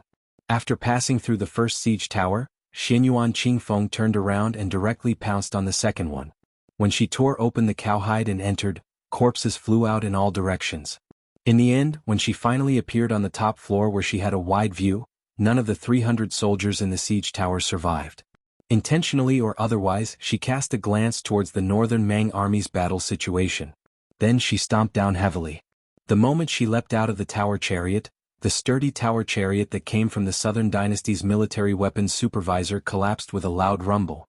The third tower carriage's luck was a bit better, having Xianyuan Qingfeng's palm strike land on that enormous cowhide. That wave of majestic aura actually shook the entire tower carriage until it was on the verge of collapse. A purple-clothed man entered the watchtower again. The 6 or 7 northern Mang soldiers didn't even have time to take action before they were smashed through the railings by Xianyuan Qingfeng's sudden and abundant aura. Before they even landed on the ground, they already died while bleeding from their 7 apertures. Xianyuan Qingfeng glanced back at the North Jiu City's drum platform. She was a bit dazed when she saw the snow-white color. The siege tower beneath her was still swaying under the influence of the lingering aura from before. However, at this moment, several arrows shot out from the observation deck of the siege tower, interrupting this purple dress of Mount Insignia's thoughts. She frowned and didn't even turn her head. She casually waved her sleeve, and the arrows flew back along the path they came from. The 4 arrows were so fast that they couldn't be seen by the naked eye and instantly pierced through the chests of 4 archers. After killing them, Xianyuan Qingfeng clearly still hadn't vented her anger. She lightly twisted her ankle hidden under her skirt, and the entire siege tower completely tilted towards the one on the right. Xianyuan Qingfeng no longer paid any attention to the 2 tragic siege towers that had crashed into each other, because she discovered that northern Mang's side finally couldn't hold back anymore. Apart from 2 groups of powerful and well-armored elite cavalry that rushed to the left and right flanks to attack the groom, Lu Huang, Wei Miao and Chai Qingshan, the 4 grandmasters of the Central Plains, the movements at the center of the army weren't small either. Moreover, their targets included Xianyuan Qingfeng. Apart from the cavalry that numbered around 1,000, after leaving their original encampment, they charged towards the south through the gaps between the 2 paced corridors. There was also a group of black-clothed figures that didn't wear armor, only carrying blades and crossbows. Their movements were concealed, and they didn't appear on the 2 wide corridors. Instead, they lowered their heads and bent their waists as they quickly advanced through the narrow gaps between the paced corridors. There were also figures that originally came from the rear of northern Mang's army. They had all sorts of weapons in their hands, and their attire was also greatly different. They didn't carry any of northern Mang's border army's standard equipment, so they should be northern Mang Jianghu experts who had mobilized in full force and then been recruited by the northern Mang imperial court into the southern expedition army. In the past few years, the grandmasters who could do whatever they wanted in the Jianghu of Beimang all ended up rather miserable, especially in the large-scale invasion of the Beiliang frontier army. The Daoud sect, chess and sword music school, Tibbing Mountain and Princess Tomb were all severely damaged, especially Princess Tomb and Tibbing Mountain. If it weren't for the support of Beimang, they would have been removed from the list of sects in Liang Lake, which was relatively estranged from the imperial court. They would have either been divided up by the joint efforts of other Jianghu forces who smelled the fishy smell, or their enemies would have kicked them when they were down. The chess and sword music school didn't fare well either. Hong Jingyan, who was known as a CI master, died in battle. Huang Baozhuang, who was known as a CI master, or Luo Yang, who was known as a CI master, left the chess and sword music school. The master of the music school and the group of grandmasters who sneaked into Beiliang died in a foreign land. Apart from the peace order and the crown princess named Hangu, who was known as a CI master, the chess and sword music school, a deep-rooted sect, might be in the same situation as Xianyuan Qingfeng siege tower. With a little bit of force, the foundation that had been painstakingly accumulated over the past 200 years would collapse in an instant. Xianyuan Qingfeng saw that the 3 groups of people with completely different backgrounds only cared about heading south, but they chose to ignore the young vassal king and the white-robed Luo Yang who were deep in the enemy lines. This made the purple dress of Mount Huishan feel unhappy for no reason, and she became even colder. She continued to smash the siege towers. Then, out of the corner of her eye, she saw a cavalry of 1,000 approaching from the south. Purple dress dashed toward them. Xianyuan Qingfeng slapped the helmet of the leader of the cavalry, and he was sent flying. His corpse shattered into pieces.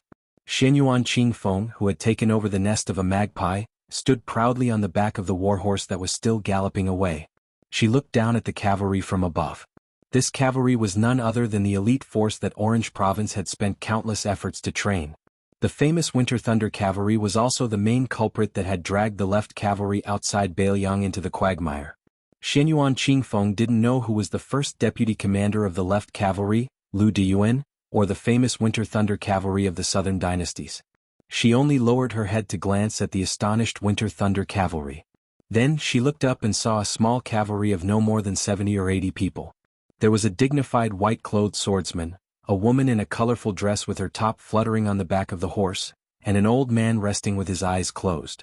Without exception, they were all people of the Jianghu.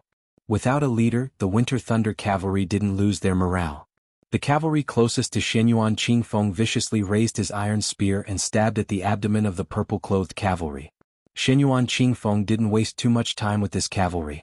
She pushed off with the tip of her foot and flew up a little, dodging the iron spear. Then she landed on the body of the spear and slid down. Before the cavalry could react, she suddenly looked up and kicked the man in the face. The cavalry's head flew off just like that. This tragic scene was shocking. However, Xianyuan Qingfeng didn't stop there. She allowed the humiliated Winter Thunder Cavalry to continue south. She floated up high and landed gracefully on the empty ground between the Winter Thunder Cavalry and the group of Jianghu experts. Xianyuan Qingfeng leisurely walked forward. Her footsteps were indescribably elegant, like a long ink scroll written by a Danqing artist. After Xianyuan Qingfeng's massacre, Su Yambing, who hadn't made any big moves, suddenly said to Dong Tai's back, "I'm afraid I'll have to leave the matter of preventing Tuoba Bodhisattva from looting the burning house to you." Dong Tai didn't turn around. She smiled and said, "I won't let you down, Brother Su." Su Yambing tilted the fine iron spear that the tide-listening pavilion had kept for many years. Facing the peach blossom sword god's promise, this Beiliang half-step martial saint didn't express any gratitude. He just cupped his fists and left. Su Yambing turned around and strode toward the sword eater who hadn't made a move. He said in a low voice, "I'll have to trouble Senior Sui to coordinate with His Highness's return to the city." Sui Xiegu glanced at this junior martial brother of the spear immortal Wang Xiu. The old man didn't comment on Su Yambing's request. Su Yambing didn't force him either.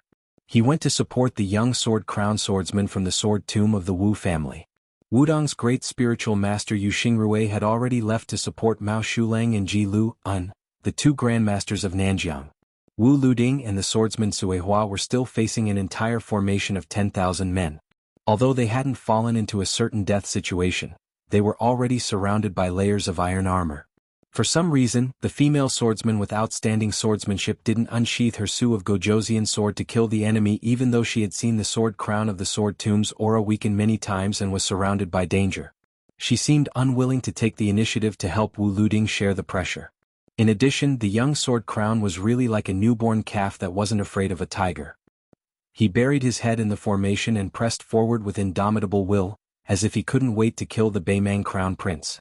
In contrast, Mao Shulang and Ji Lu, and one of the few bladesmanship grandmasters in the world, were more steady. They were even able to greatly limit the speed of the entire attacking formation. The reason why Yu Xingrui, the master of the current Wudong sect leader Li Yufu, chose to support Mao Shulang and Ji Lu, and was reasonable. Firstly, it could greatly impede the Beimang's attack. Secondly, the young sword crown was too rash and radical.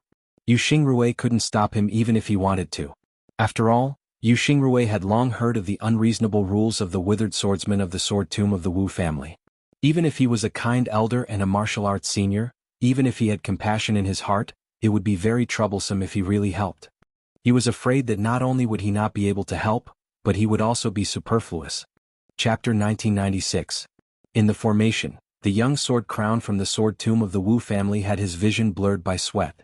He held two sabers that he had casually snatched and had just repelled the dense saber formation of more than 100 Beimang soldiers. For a swordsman like Wu Luding, it didn't matter what kind of weapon he had in his hand. He took the opportunity to gasp for breath, shook his head and lifted his sleeve to wipe his sweat. Looking ahead, the young man grinned. The so-called battle between masters was a battle of qi, which was the truth of martial arts.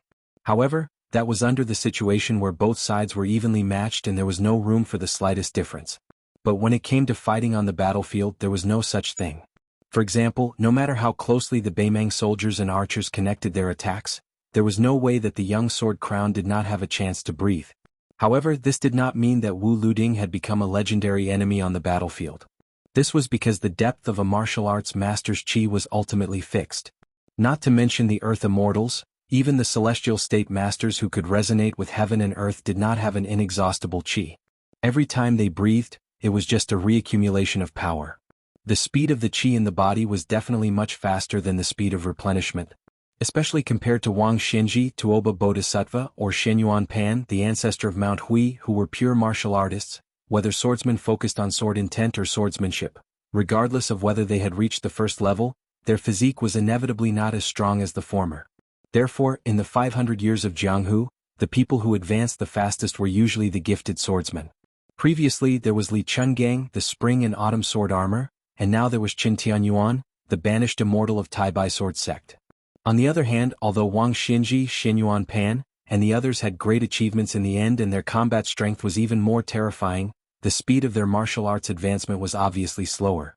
Since ancient times, there was a saying that there was no enemy on the battlefield. Why was it that only Bailiang Su Longxiang was expected to break the precedent?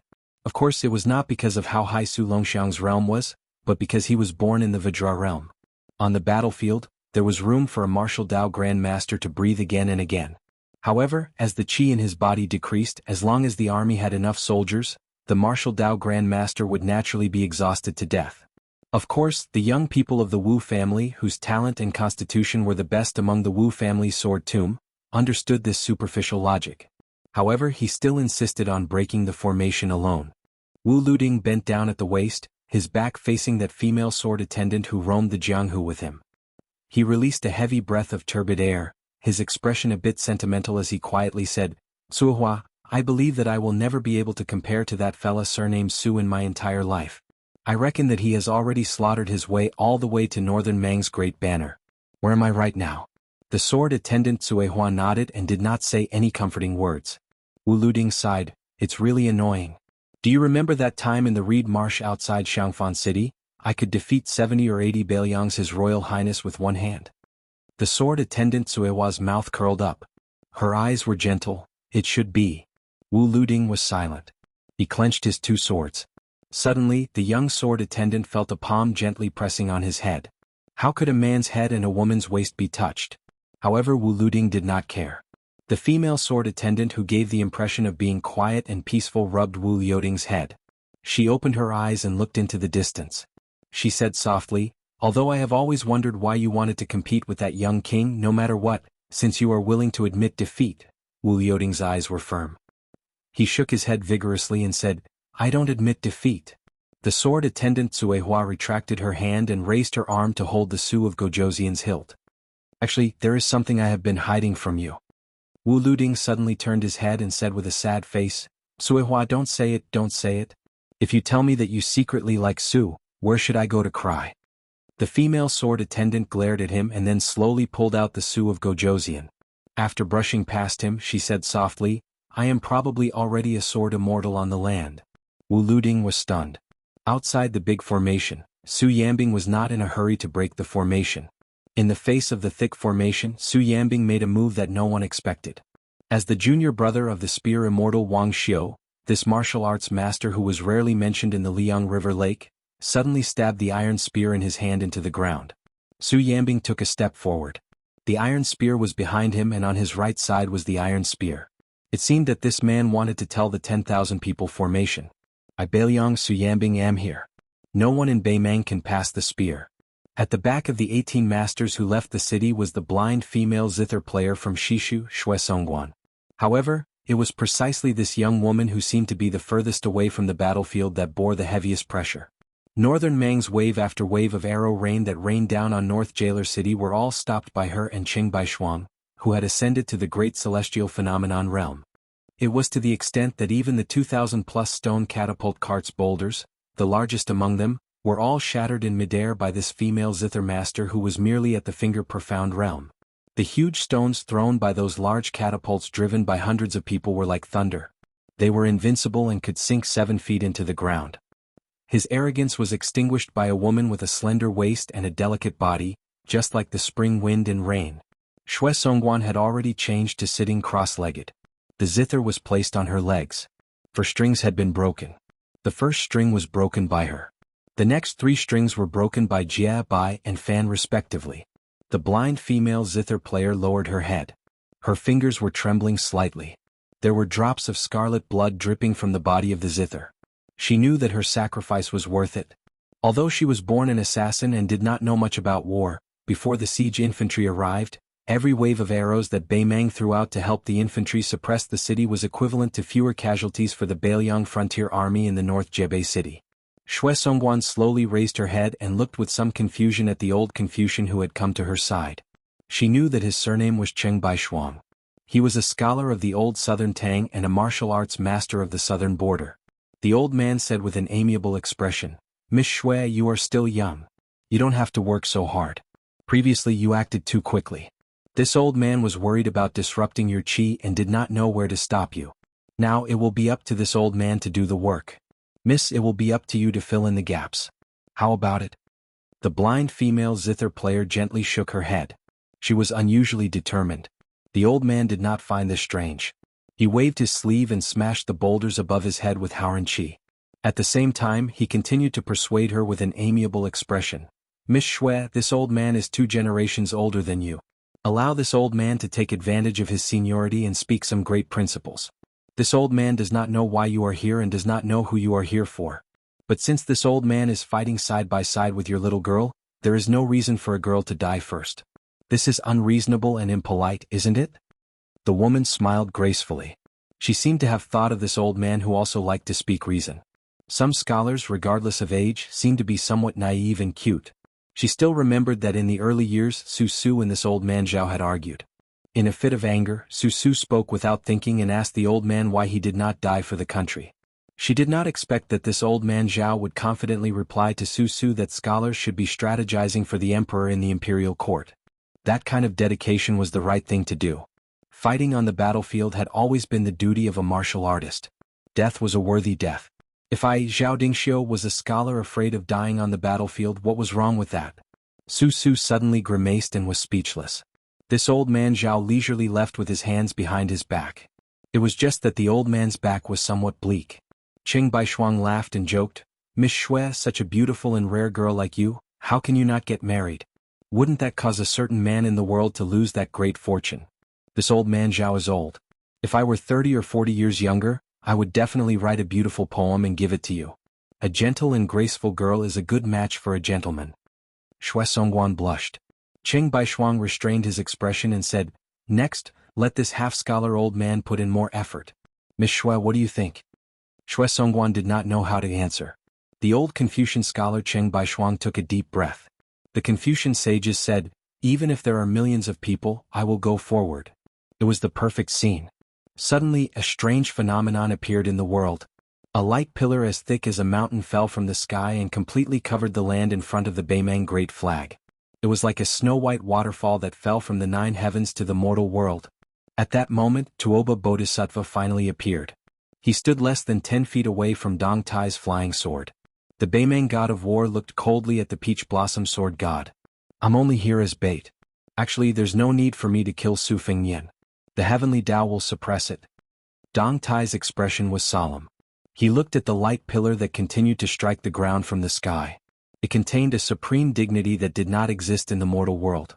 Dong Tai fell into deep thought. Tuoba Bodhisattva sneered and said, "Dong Tai, why don't we use this opportunity to determine the victor?"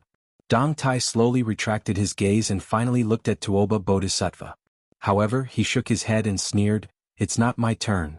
Tuoba Bodhisattva immediately turned around. In front of the great northern Mang banner that was covered in dust, one could vaguely see that a black line seemed to have appeared between the pillar of light and the ground from the distance. Under the suppression of the heavenly Tao, someone straightened his back. Chapter 1997. The Prince of Beimang, Yelu Hongkai, had cut through the formation of the army and went straight to the heart of the army of 400,000 Beimang. Yelu Hongkai, the crown prince of Beimang, had stopped his horse under the banner and didn't retreat half a step. The future king of the prairie didn't show any fear. Instead, his eyes were burning. It was like watching a fierce beast fall into a carefully arranged trap during the annual autumn hunt. The more it struggled, the more it would make the knights who participated in the hunt feel the pleasure of conquering. The crown prince, who had been mediocre for many years, had always been regarded as a puppet by the nobles of the prairie. They thought that he was just an ordinary person without any talent or strategy. Many of the royal family members who were angry at his incompetence even thought that he had tarnished the noble surname of Yelu. However, it was undeniable that the young man who had inherited 70% of the former emperor's looks and wore the dazzling armor that the former emperor always wore when he was alive. He was indeed like a god of war in golden armor on the battlefield. Yelu Hongkai held an exquisite dagger inlaid with several priceless gems in his right hand and gently tapped the scabbard on his left palm. He looked up and tried to suppress the excitement in his heart. His angular face was slightly stiff. This noble of the prairie who had endured humiliation for many years kept breathing softly. He was afraid that if he revealed any clues, the great grandmaster of martial arts commentary who rose like a comet in the world would stop at the edge of the cliff, and cause his efforts to be in vain.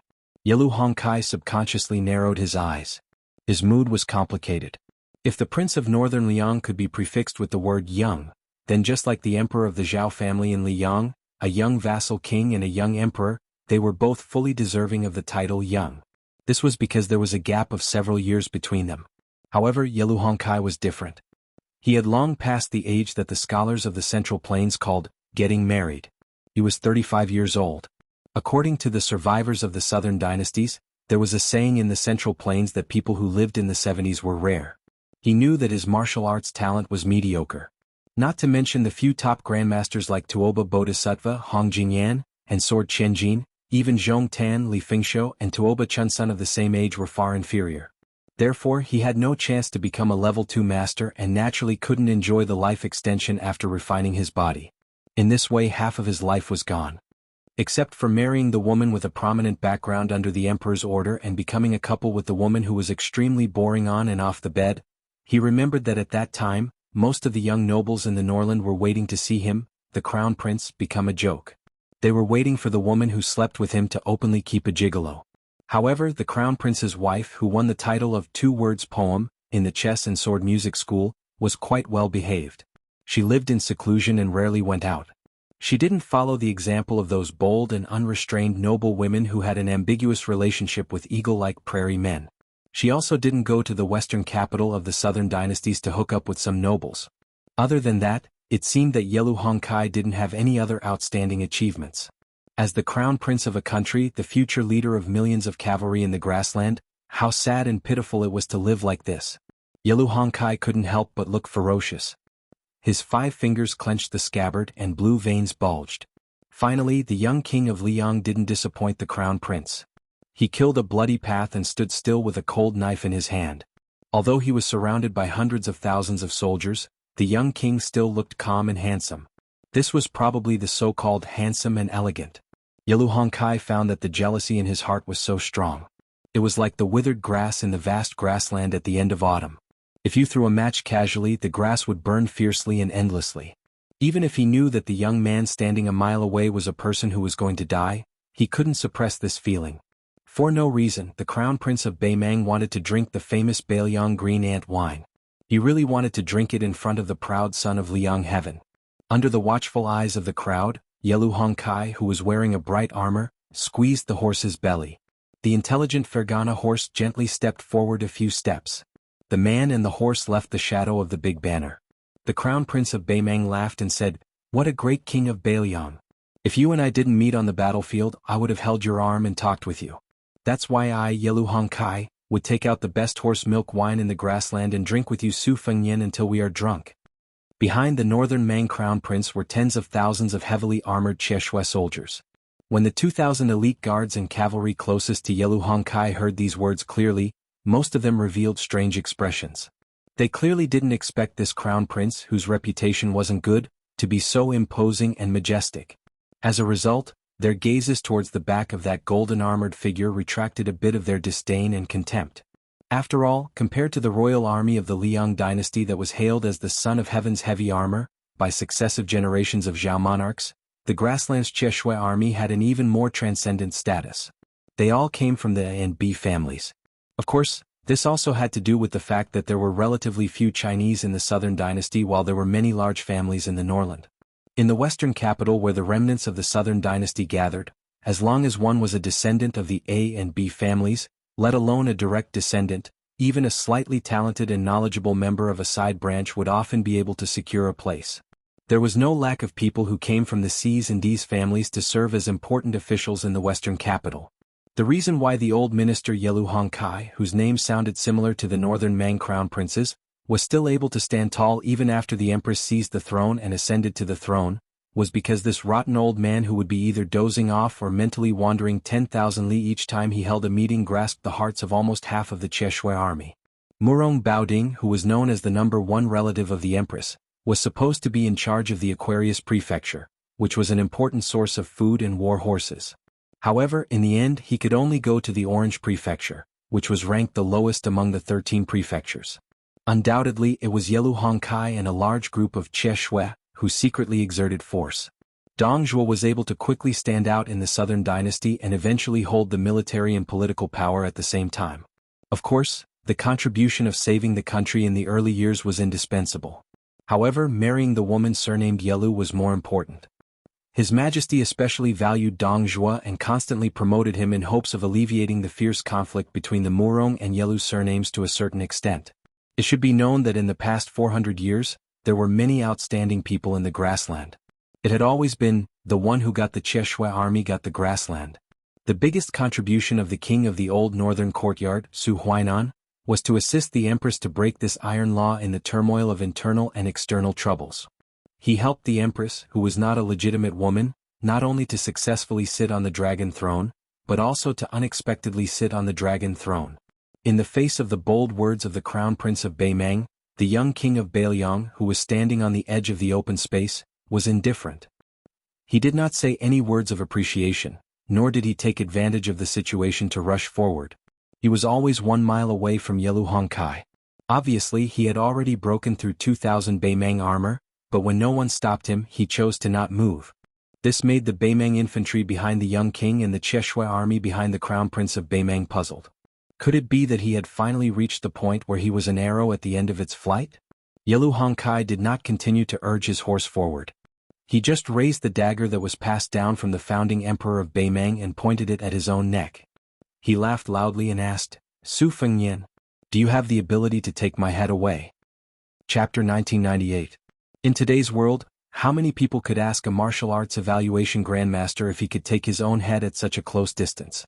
As a result, the soldiers around that extremely daring northern Mang crown prince, regardless of whether it was the infantry or cavalry, when they heard these words, they immediately felt their blood boil. They really wanted to charge at that arrogant northern Liang king. It was a pity that the new Prince Liang was still unmoved, as if he wanted to retreat from the battle. Yelu Hongkai, who was sitting high on the horse's back, smirked. Within the orderly northern Mang army, this 1 li wide open space stood out abruptly and conspicuously. This was especially the case when it happened to be in front of the northern Mang Great Banner. Even a blind person would know that there were hidden mysteries.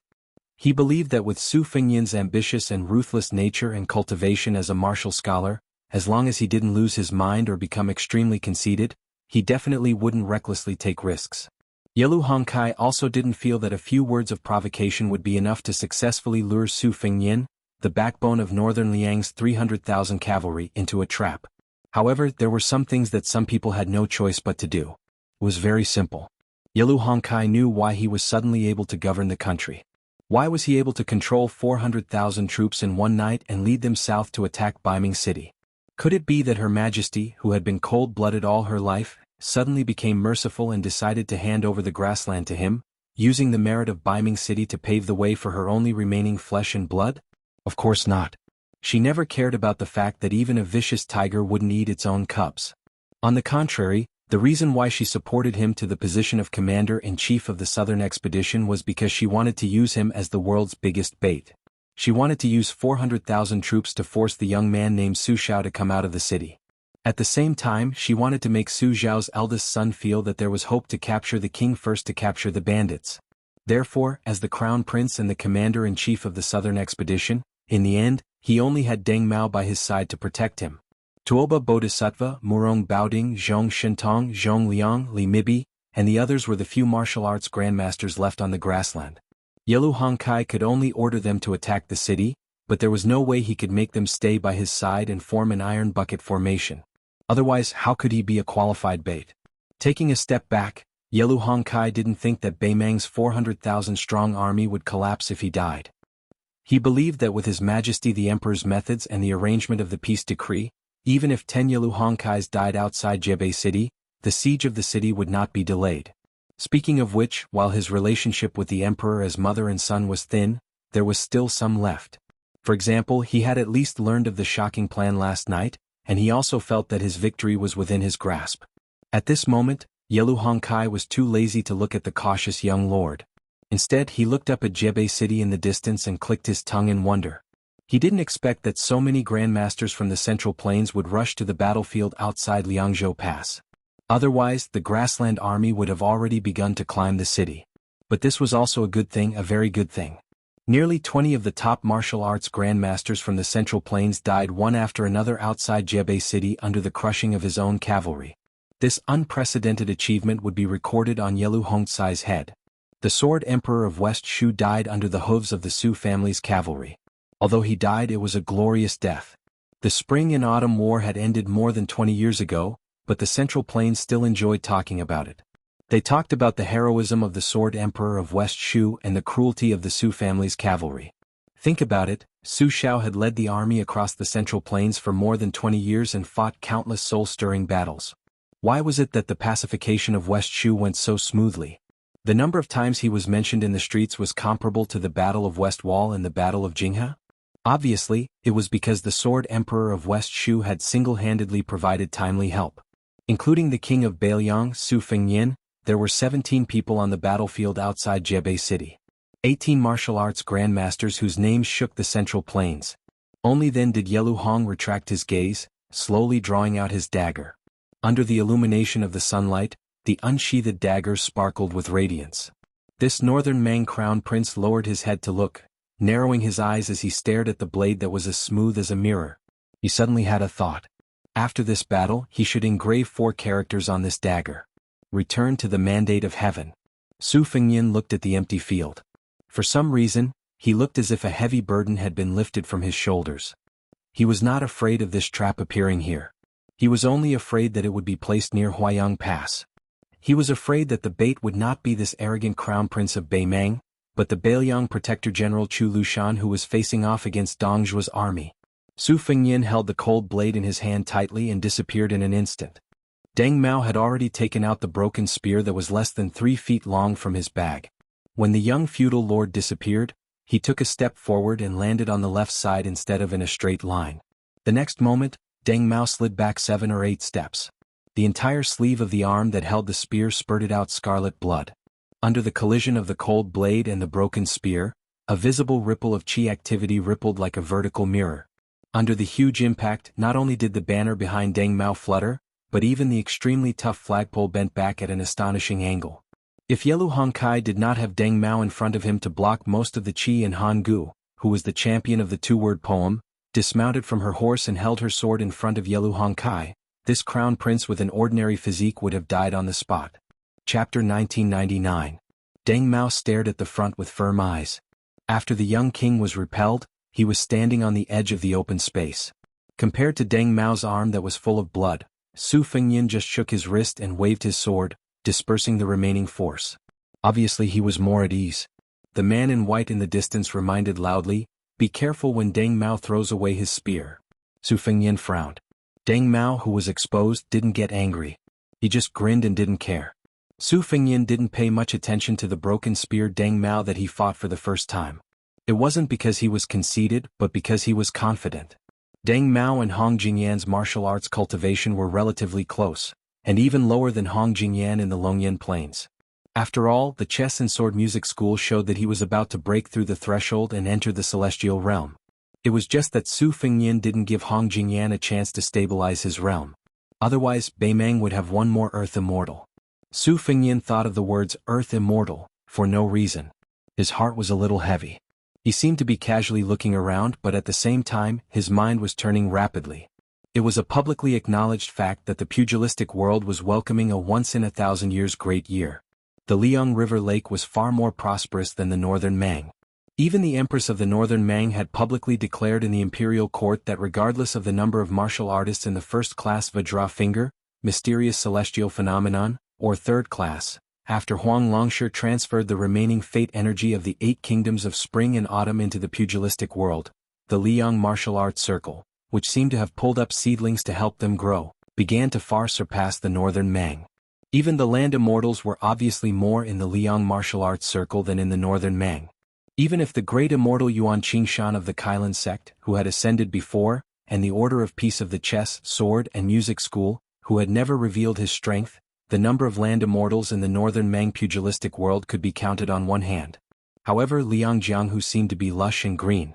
Among them there were people who were no longer in the world, such as Wang Xinji, Hong Shixiang, Li Chenggang, Chao Changqing, Huang Sanjia, the father and son from Longhu Mountain who had ascended together, Zhao Huangchao, the monk of the dragon tree from the 2 Zen temples, Shenyuan Jingqing from Mount Hui, Gao Shulu, Lu Songtao, and so on.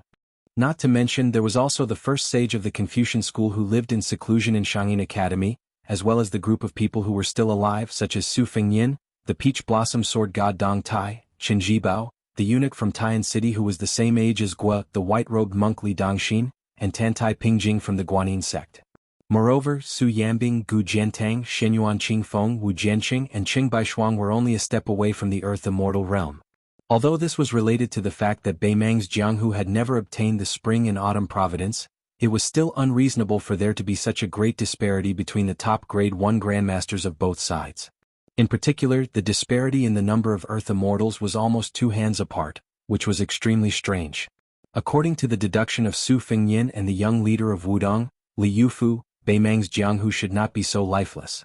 In the past 20 years, there should be at least 4 to 6 more earth immortals, 1 for each of the Confucian, Buddhist, and Taoist sections. There should be 1 or 2 earth immortals among the pure martial artists. The possibility of someone successfully becoming an earth sword immortal was the highest. However, even if Su Fengyin and Tuoba Bodhisattva were fighting in the western region for thousands of miles, or killing the black dragon that symbolized Beimang's fate outside Liuzhou Pass, there were still no earth immortals who appeared out of nowhere to stop them. It was as if someone in Beimang was deliberately suppressing the Jianghu's fate. But no matter what, where did the 3 or 4 earth immortals who should have shown in Beimang in the past 20 years go? It was not that Su Fengyin did not know that Beimang was using Crown Prince Yelu Hongkai as bait to lure him to take the head of the general. In fact, Su Fengyin did not have much interest in killing Yelu Hongkai. If the old woman died of illness or a sudden death, then Yelu Hongkai's existence would not change Beimang's chaotic situation. On the contrary, it would worsen the internal strife. At the very least, his appearance would become a stumbling block in front of Yelu Hongkai and Yelu Dongchuang. If the Yelu family wanted to regain the glory of their ancestors, they would first have to engage in an internal strife before they could have the qualifications to unify the power of the imperial family and fight against the representative of the vassal towns, General Dong Zhuo, the leader of the foreign relatives, Murong Baoding, and the other major powers of the grassland. Moreover, Yelu Hongkai had secretly probed Mount Qing Liang through the famous princess of the grassland. Therefore, Su Fengyin did not bat an eyelid when faced with Yelu Hongkai's provocation. Su Fengyin was sure that there was a trap at his feet, which was why he dashed forward. Su Fengyin did not move forward in a straight line. Instead, he moved in an arc to where Deng Mao was blocking the way. The degree of danger of this trap was directly related to how highly the Crown Prince of Beimang was regarded by Su Fengyin. This also required Su Fengyin to weigh the pros and cons. In the end, the one Su Fengyin really wanted to kill was Tuoba Bodhisattva. The current Tuoba Bodhisattva had the invincible in the human realm, that was close to the peak of Wang Xinji's martial arts. What did this mean? It meant that unless 2 martial arts grandmasters joined hands, they could barely stop the person Tuoba Bodhisattva wanted to kill. The reason why Su Fengyin did not go to Dunhuang and why Huyen Dagwan stopped him from rushing to Beimang was very simple. It was because of Tuoba Bodhisattva. Now, in the situation before Su Fengyin, there were 2 things that must be done. North rejecting city could not be lost. Even if Tuoba Bodhisattva was not killed, he could not continue to have that state. As for Yelu Hongkai and the others, they were not even worth mentioning. Chapter 2000. To lead those grandmasters of the Central Plains on a 1,000-mile raid to assassinate the old woman in Beimang, not to mention whether those grandmasters were willing to do so, in fact, it was absolutely impossible. On one hand, at that time, the principal of the chess and sword music school, Xiaoyan of the Princess Grave Taimu Dyer, and a large group of Beimang grandmasters infiltrated the border of Yuzhou province, but they were all intercepted and killed. With Tuoba Bodhisattva's unblemished celestial being realm, The imposing manner of the 18 people gathered together was like a candle in a house in the dark night. Beimang could very well wait for the rabbit to come out of a tree stump and wait for the rabbit to come out of the tree stump. With Tuoba Bodhisattva leading a large group of Wu Dao grandmasters as the vanguard, they might not even be able to reach Shijing by then. Only Su Fengyin and Dong Tai would be able to retreat. More importantly, on the other hand, with 400,000 Beimang soldiers bearing down on the border and the loss of Beiqing, the Beiliang cavalry was like a rootless tree without a source. Beiliang had lost its last gate outside the border. Not only the 3 provinces of Beiliang, but also the entire northwestern border of the Central Plains was in a perilous situation. Even if Su Fengyin and those grandmasters managed to get through the heavy encirclement of Tuoba Bodhisattva and Beimang's iron cavalry, how could they accurately locate the old woman of Beimang who had chosen to hide her identity? One had to know that not only was she not an earth immortal, she was not even a first-stage martial artist. As a result, Su Fengyin was unable to determine her location based on the chi of a martial artist. On the other hand, the young king Su Fengyin had no way to retreat from North Jebei City, which must not be lost. Su Fengyin could not retreat. The remaining 17 grandmasters were unwilling to retreat. Only then did Su Fengyin and North Rejecting City win the current situation with great difficulty. In the martial emperor city, Huang Groom's building, Wei Miao of the southern Zhao, and Chai Qingshan of the eastern Yu sword pool. They risked their lives to stop the cavalry on the 2 wings of Beimang from shooting at the top of the city walls. Wu Luding in sword made Suihua of the Wu family sword tomb, as well as Su Yambing behind them. Mao Shulang and Ji Lu, and of the Dragon Palace from the southern border, as well as Yu Xingrui, the Taoist master of the Wudong sect. These 2 groups of people defended their position to the death in order to delay the Beimang's besieging troops as much as possible. At the rear, Qing Baishuang and Xue Songguan were doing their best to stop the Beimang archers and the 2,000 catapults from attacking Beimang city. Beimang did not lack war horses or cavalry. They were known as the best cavalry archers in the world. They only lacked infantry that were good at sieges. The grandmasters of the Central Plains behind Su Fengyin and the white-dressed Luo Yang were actually doing the same thing, which was to exchange their lives for the greatest loss of the Beimang infantry. Obviously, Beimang was also aware of this, so they quickly mobilized Murong Baoding and Zhong Liang's private cavalry, as well as the elite cavalry and the spiderweb men of sacrifice, as well as the Beimang Jianghu forces that had decisively turned out in full force. They were using our entire Beimang Jianghu to exchange for your dozen people's Jianghu. If Beimang's Jianghu is still not enough, then we'll add in our grassland cavalry. Many Beimang officers and soldiers recognized the identity of the white dress, and they all had complicated feelings. After all, this grandmaster was known as the #1 devil path person in Beimang. In the Beimang court, where martial force was highly valued, everyone was happy to see him as a rebellious hero. However, Huyin Dagwan had never shown up, and this great devil, as a grandmaster of the Central Plains, had chosen to stand on the enemy's side. This made the nearby Beimang cavalry feel somewhat helpless, but they were not in a hurry to draw their swords against the infamous Luo Yang. Su Fengyin's hesitation before the battle and his failure to make a prompt decision to kill the Beimang crown prince made Deng Mao feel somewhat regretful. Deng Mao wanted to open his mouth and say to the young man, "Su Fengyin, you could have died more heroically." In Deng Mao's eyes, this kind of cautiousness that did not match the dual identities of a grandmaster of martial arts evaluation and the king of Beimang was just a chance to live a little longer in the world, or to make Li Mixi pay an extra price. Luo Yang had been quietly standing 200 steps behind Su Fengyin the whole time. In her vision, a young knight with a face full of armor suddenly appeared. He broke out from the Qiushui army behind Yelu Hongkai and passed by the banner and the Beimang crown prince. He slowed down his horse's hooves and looked down at the young king Su Fengyin from above. He raised his arm and slowly took off his helmet. He had an ordinary appearance, but he had a pair of strange golden eyes. From the corners of Su Fengyin's eyes, he saw that following this young knight's sudden appearance, the circular clearing began to retreat like a tide. In the end, another 7 or 8 northern Mang cavalry were revealed, stopping their horses in place. Su Fengyin, who had been standing on the arc, instantly landed in a larger circular open space. The young knight with golden eyes said in a hoarse voice, "Su, we finally meet again." Su Fengyin asked with a smile, "Hey, cut willow Li Fengsho?" The young knight pulled up the corners of his mouth and said with a sinister smile, "Good eyesight." In the hinterland of the Central Plains, this genius swordsman nicknamed A. Cut Willow, together with Spiderweb's leader Old Moth and Beimang's relative Murong Longshui, chased after Miss Hehe. The other 2 successfully escaped. Only Li Fengshou was cut in half at the waist by Su Fengyin, who was still His Royal Highness at the time. According to reason, he should have already died to the point where he couldn't be more dead. This young knight, who was rumored to be Li Mibi's illegitimate son, stared at the young king. Your Li Yang's Great Peace City has a great formation that is specially used to deal with Earth immortals. Our Great Mang is a dynasty built on horseback. Since this is the case, I believe that you, Su Fengyin, have also realized that after you entered the Earth immortal realm, Beimang had no choice but to create this seemingly unremarkable secret formation to deal with you. However, I am very curious. Why aren't you running? Are you waiting for death? Su Fengyin turned around to look at Luo Yang. The latter didn't hesitate at all and rushed away. A cut willow's phoenix head leaned forward slightly and shot a glance at the demon who had previously shaken the grassland. His eyes were full of regret, but soon he felt relieved. Leaving behind this young king who oversaw the Central Plains northwest border, successfully pulling out this damned nail, could be considered as not wasting such a huge amount of effort. In an instant, a cut willow's figure disappeared from the horse's back. At the same time, those knights who didn't have any strange chi fluctuations at all, as if they were possessed by celestial beings, dazzling snow-white light shone from their 7 apertures and the iron armor on their bodies. In the next moment, Su Fengyin crossed his cold blade in front of him. Beimang's cut willow's phoenix head was actually holding the young king's war blade with one hand behind his back and the other hand's 5 fingers behind his back.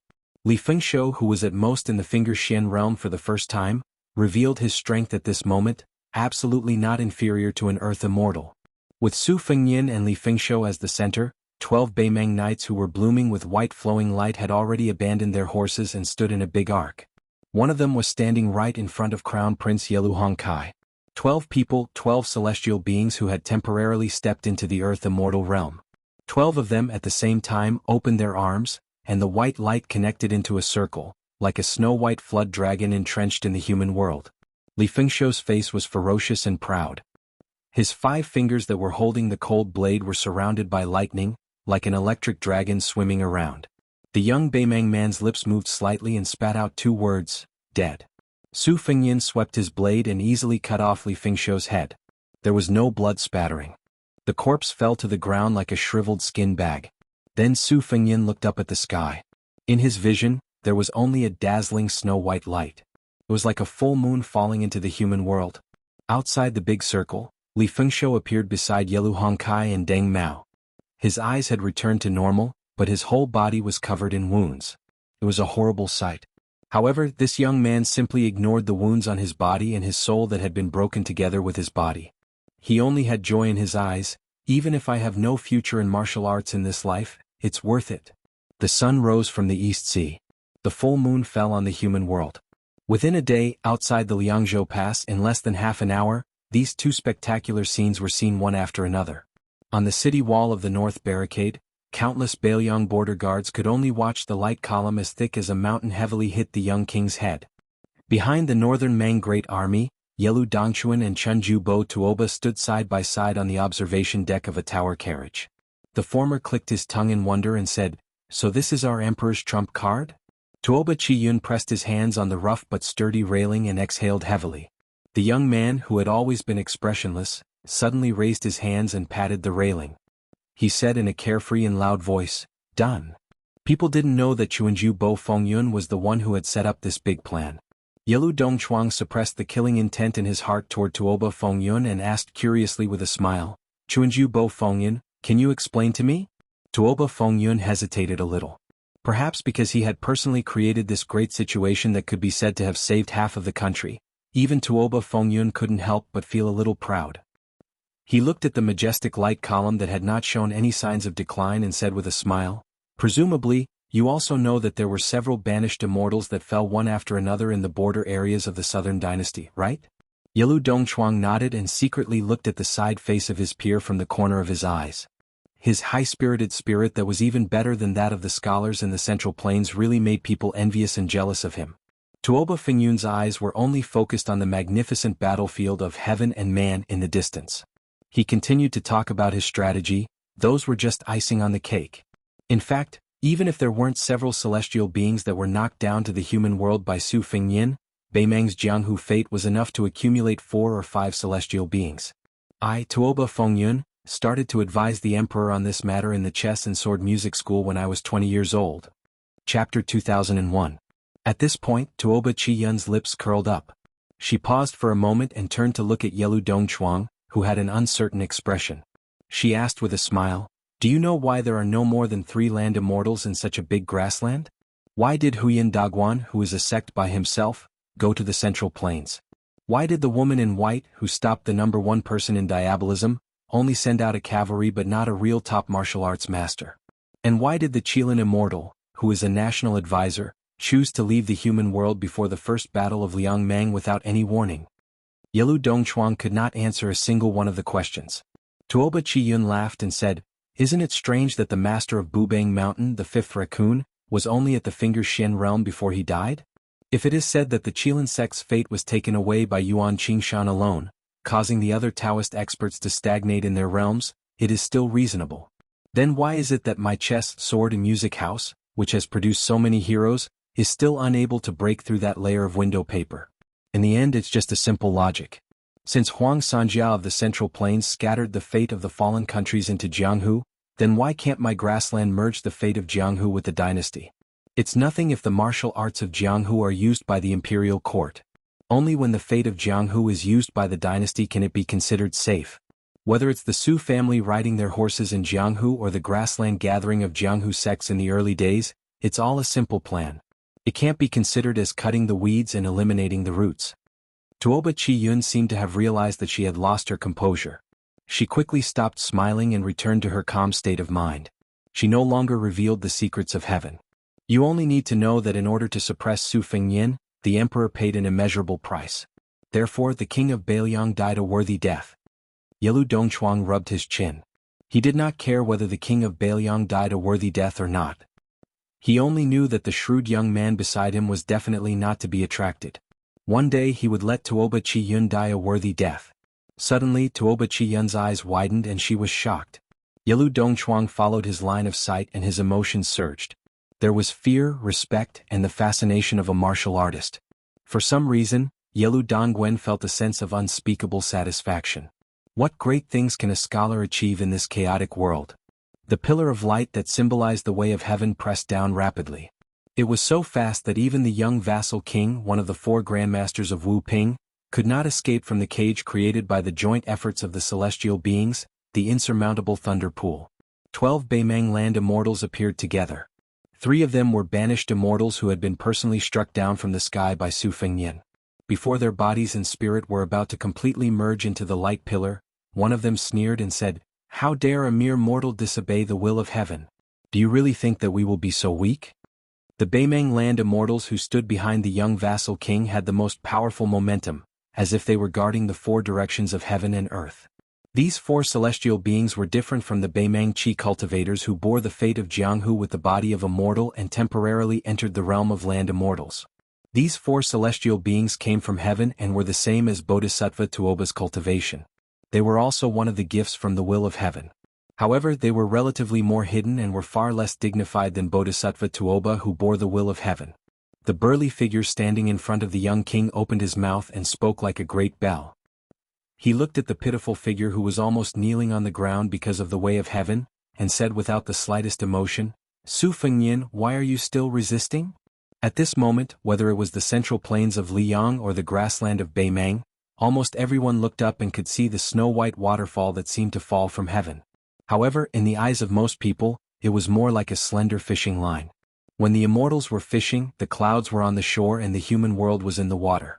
In the light beam, Su Fengyin knelt on one knee and held the cold blade with his left hand. The tip of the blade was pressed against the ground and did not pierce into the ground at all. The vassal king's robe was not damaged at all. It only caused some ripples when the young vassal king's body trembled. Su Fengyin's perception was cut off. Not only was he deaf, mute and blind, but he also lost his divine will. The body of a celestial being could not resist the way of heaven's light beam at all. Although it was not completely shattered, it was already showing signs of collapsing. Su Fengyin, who was kneeling on one knee, lowered his head and his arm holding the blade was trembling non-stop. From his 7 apertures, including the one between his eyebrows, 8 streams of qi flowed out of his body, like 7 little snow-white snakes slithering in the air.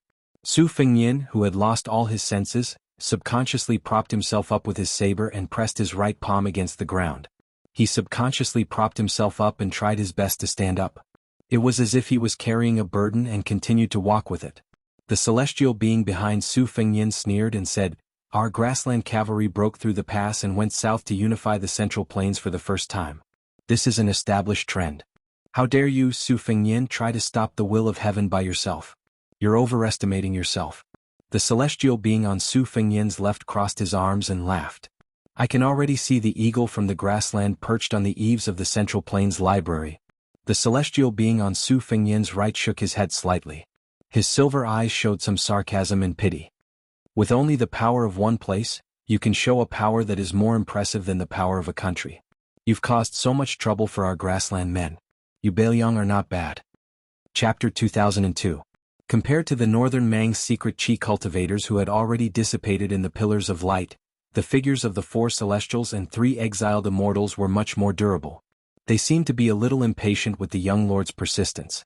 After looking at each other, the 3 banished immortals nodded and dispersed their bodies and spirits.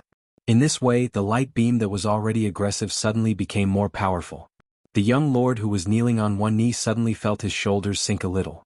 Tuoba Chi Yun, who was sweating profusely, felt relieved. But this time he couldn't smile anymore and still looked serious. Yelu Dongchuang, who had been looking at Chun Jubo's face, was a little disappointed. He thought that Su Fengyan could at least risk his life to exchange for those immortals from Earth. It would be even better if he could kill Yelu Hongkai in one go. At some point in time, a purple robe rose from the ground in the distance and crashed into the Pillar of Light. Luo Yang in white tipped her toes and grabbed Xinyuan Qingfeng's shoulder, smashing her to the ground. She said in a low voice, "Don't go. With your fate you can dominate the Jianghu. But against the fate of heaven, it's like hitting a stone with an egg. You'll die in vain." After killing more than 80 Beimang Jianghu experts and piercing through the encirclement of 1,000 cavalry, Xinyuan Qingfeng was obviously badly injured. After falling to the ground, she spat out a mouthful of blood. She ignored Luo Yang's warning. The qi in her body was circulating rapidly and she was about to stand up again. Luo Yang quickly landed beside her and said calmly, "Trust me." Xinyuan Qingfeng gave up attacking the light beam and said coldly, "Don't do things more than 3 times. Now, don't stop me from killing that Beimang crown prince." Luo Yang didn't have any intention to stop her this time. She just smiled angrily and said, "You really know how to take advantage of the situation." However, Deng Mao with the broken spear had already bypassed the light beam and appeared in front of the 2 women, blocking the way of the purple dress of Mount Huishan. On the city wall of North Barricade, a drum sound that was heavier and more solemn than the previous drums sounded heavily. Luo Yang also laughed out loud and said, "The winds of Great Qin rise." In the Pillar of Light, the young man who carried the heavenly axiom on his shoulders seemed to have heard the sound of drums and Qin Empress's words. There was a woman in white who shouted with a sobbing tone after beating the drum, "You're not allowed to die." However, just as the saying goes, Taoist is 1 foot tall while the devil is 10 feet tall, the 4 immortals who were enforcing justice on behalf of the heavens also began to take a step forward, taking the initiative to merge into the Pillar of Light. Every time each figure took a step forward, the Pillar of Light would increase in momentum. In the light beam, the cold blade in the young man's right hand was gradually crumbling. His lips moved slightly but no words came out of the light beam. Even he couldn't hear his own voice. But the young king knew what he was talking about. On that snowy night outside Liangzhou Pass, an old man asked his eldest son, who was temporarily acting as a groom, if he could take on the responsibility. The young man nodded. At this moment, Su Fengyan slowly straightened his back inch by inch. The words he said to himself before were, "Su Shao, I will definitely do what I promised you. Even if I can't take on the responsibility, I still have to." Every time the immortals took a step forward, every time the Pillar of Light increased in momentum, even if the young man's body swayed several times, he still stood up in the end. When Su Fengyan finally carried the heavenly axiom on his shoulders and straightened his back, the last remaining immortal stretched out his arm. He didn't dissipate between heaven and earth, but held a dazzling spear and slowly walked toward Su Fengyan. Deng Mao began to charge forward toward Xinyuan Qingfeng. Luo Yang suddenly turned around and moved several meters to the side, crossing her arms in front of her to block the impact of a burly figure. The peach blossom sword god Dong Tai held the Taiya sword in his hand and arrived in an instant, sweeping toward the thick Pillar of Light with his sword horizontally. This sword could be called the pinnacle of the human world. After the burly man punched Luo Yang back, he didn't pursue or block Dong Tai's sword. He said coldly, "It's too late." The pillar of light suddenly disappeared. However, Su Fengyin was also stabbed in the chest by the immortal holding the snow-white spear. The young lord didn't bleed. After the snow-white spear pierced through his body, it revealed an exceptionally dazzling snow-white light. At this moment, it was as if all sounds between heaven and earth were silent. The first to break the silence was Luo Yang. She turned around and glared at the back of the figure, questioning, "Why?" In a trance, there seemed to be two Luo Yang in white. One was a real body and the other was an ethereal spirit. The two constantly overlapped and separated. It turned out that she had planned to use her spirit to escape from her body. The former was to block Tuoba Bodhisattva's attack while the latter was to block Su Fengyin's attack. She had indeed done so, but she was stopped by Su Fengyin. The young lord with his head lowered raised his arm and held the spear. He said in a hoarse voice, "Women don't meddle in men's business." The immortal's figure finally dissipated and turned into ashes. He looked at Tuoba Bodhisattva, who was expressionless and just nodded gently. The immortal then disappeared with a smile. Su Fengyin twisted his wrist and broke the spear. He slowly turned around and looked directly at Tuoba Bodhisattva. Tuoba Bodhisattva glanced at Dong Tai, and then asked the young lord with a smile, "Is the two of them enough? If it's not enough, add the two of them. I can ask Deng Mao to step down." Su Fengyin smiled and said to Dong Tai, "Take them away from here." Dong Tai frowned. Su Fengyin's eyes were firm. The peach blossom sword god could only say, "Don't worry." Su Fengyin shook his sleeves and said to the Beimang military god, "Tuoba Bodhisattva, although I don't know your parents." Then Su Fengyin said the second sentence. "But I will beat you until your parents don't recognize you." It seemed that before the voice dissipated, Su Fengyin and Tuoba Bodhisattva's figures had already disappeared. The battle between the two was the peak of the millennium. Chapter 2003. After Su Fengyin and Tuoba Bodhisattva disappeared, Deng Mao felt a little embarrassed. After all, the three people in front of him, Dong Tai, Luo Yang and Shenyuan Qingfeng, were Wu Dao grandmasters who were deeply involved in the Beimang army. Any one of them was enough to make him suffer, especially the peach blossom sword god who had shown his talent in this battle. Deng Mao probably had to suffer more than one jar. Deng Mao was never known for his talent in martial arts. Instead, he was more like a diligent old farmer. Every time he plowed a piece of land, his harvest was earned through hard work. Of course, Deng Mao's so-called ordinary foundation was only compared to those young people who had shown extraordinary talent in Jianghu. For example, Shenyuan Qingfeng, the owner of the Moonless Tower in the Great Snow Plateau, who had occupied 3 of the 13 chiefs of Auspicious Talisman, was now known as the Twin Jade Annals of Jianghu along with the young vassal king. She was so talented and blessed that she was almost not inferior to Su Fengyin, who was already standing at the top of the world. When Su Fengyin asked the peach blossom sword god to escort the two women out of the battlefield, Luo Yang was worried, but she did not look reluctant. She was ready to leave with Dong Tai because she knew very well that with the cultivation of Su Fengyin and Tuoba Bodhisattva, only Dong Tai and Huyen Dagwan among the millions of martial artists in the world could intervene. Other than them, it was no different from a fool's dream if anyone wanted to help or take advantage of the situation. It could even be said that it was useless to say that even the immortals on earth would be useless. If Luo Yang really wanted to help Su Fengyin, she would leave as far as possible. Otherwise, she would only become a weakness that Tuoba Bodhisattva could use against Su Fengyin. Only Shenyuan Qingfeng looked past the dignified Deng Mao and stared at the Beimang banner. She was ready to make a move, as if she did not care whether she would be affected by the battle at the peak of the Beimang army.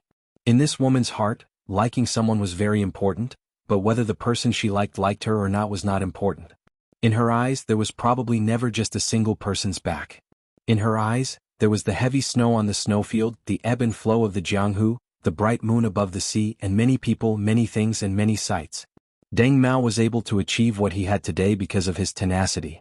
Therefore, this Beimang grandmaster, who was almost at death's door, was fearless even if he had to fight against 3 people alone. His battle intent surged and he advanced instead of retreating.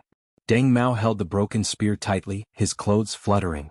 He faced the purple-robed man of the Central Plains and asked in a deep voice, "Are you Shenyuan Qingfeng of the Great Snow Plains?"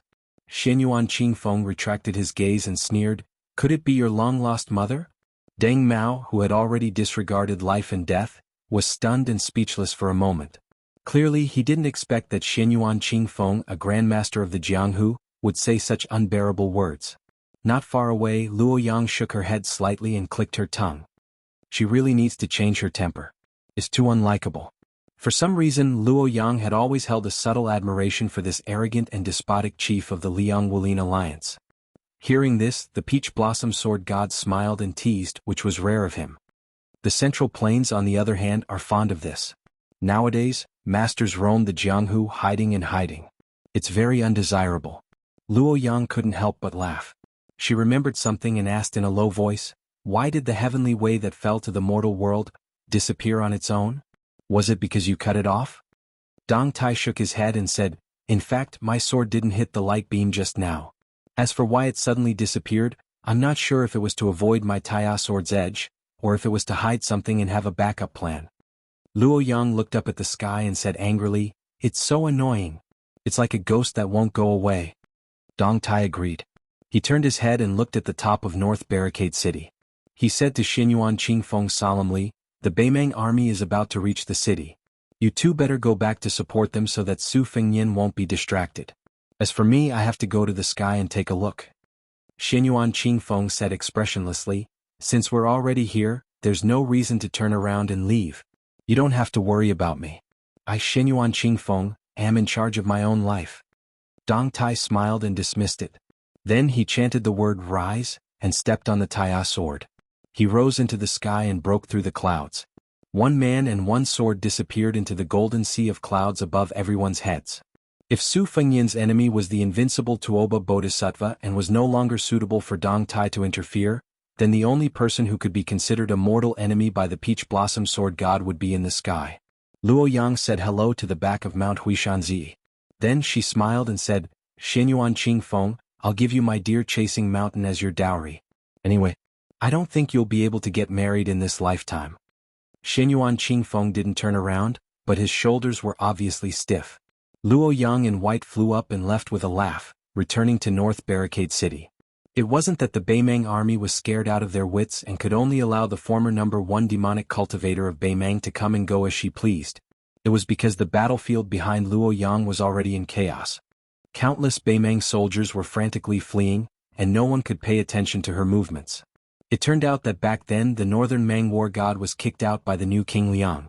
Even though his tall and sturdy figure didn't fall to the ground, he still slid several dozen zhang away.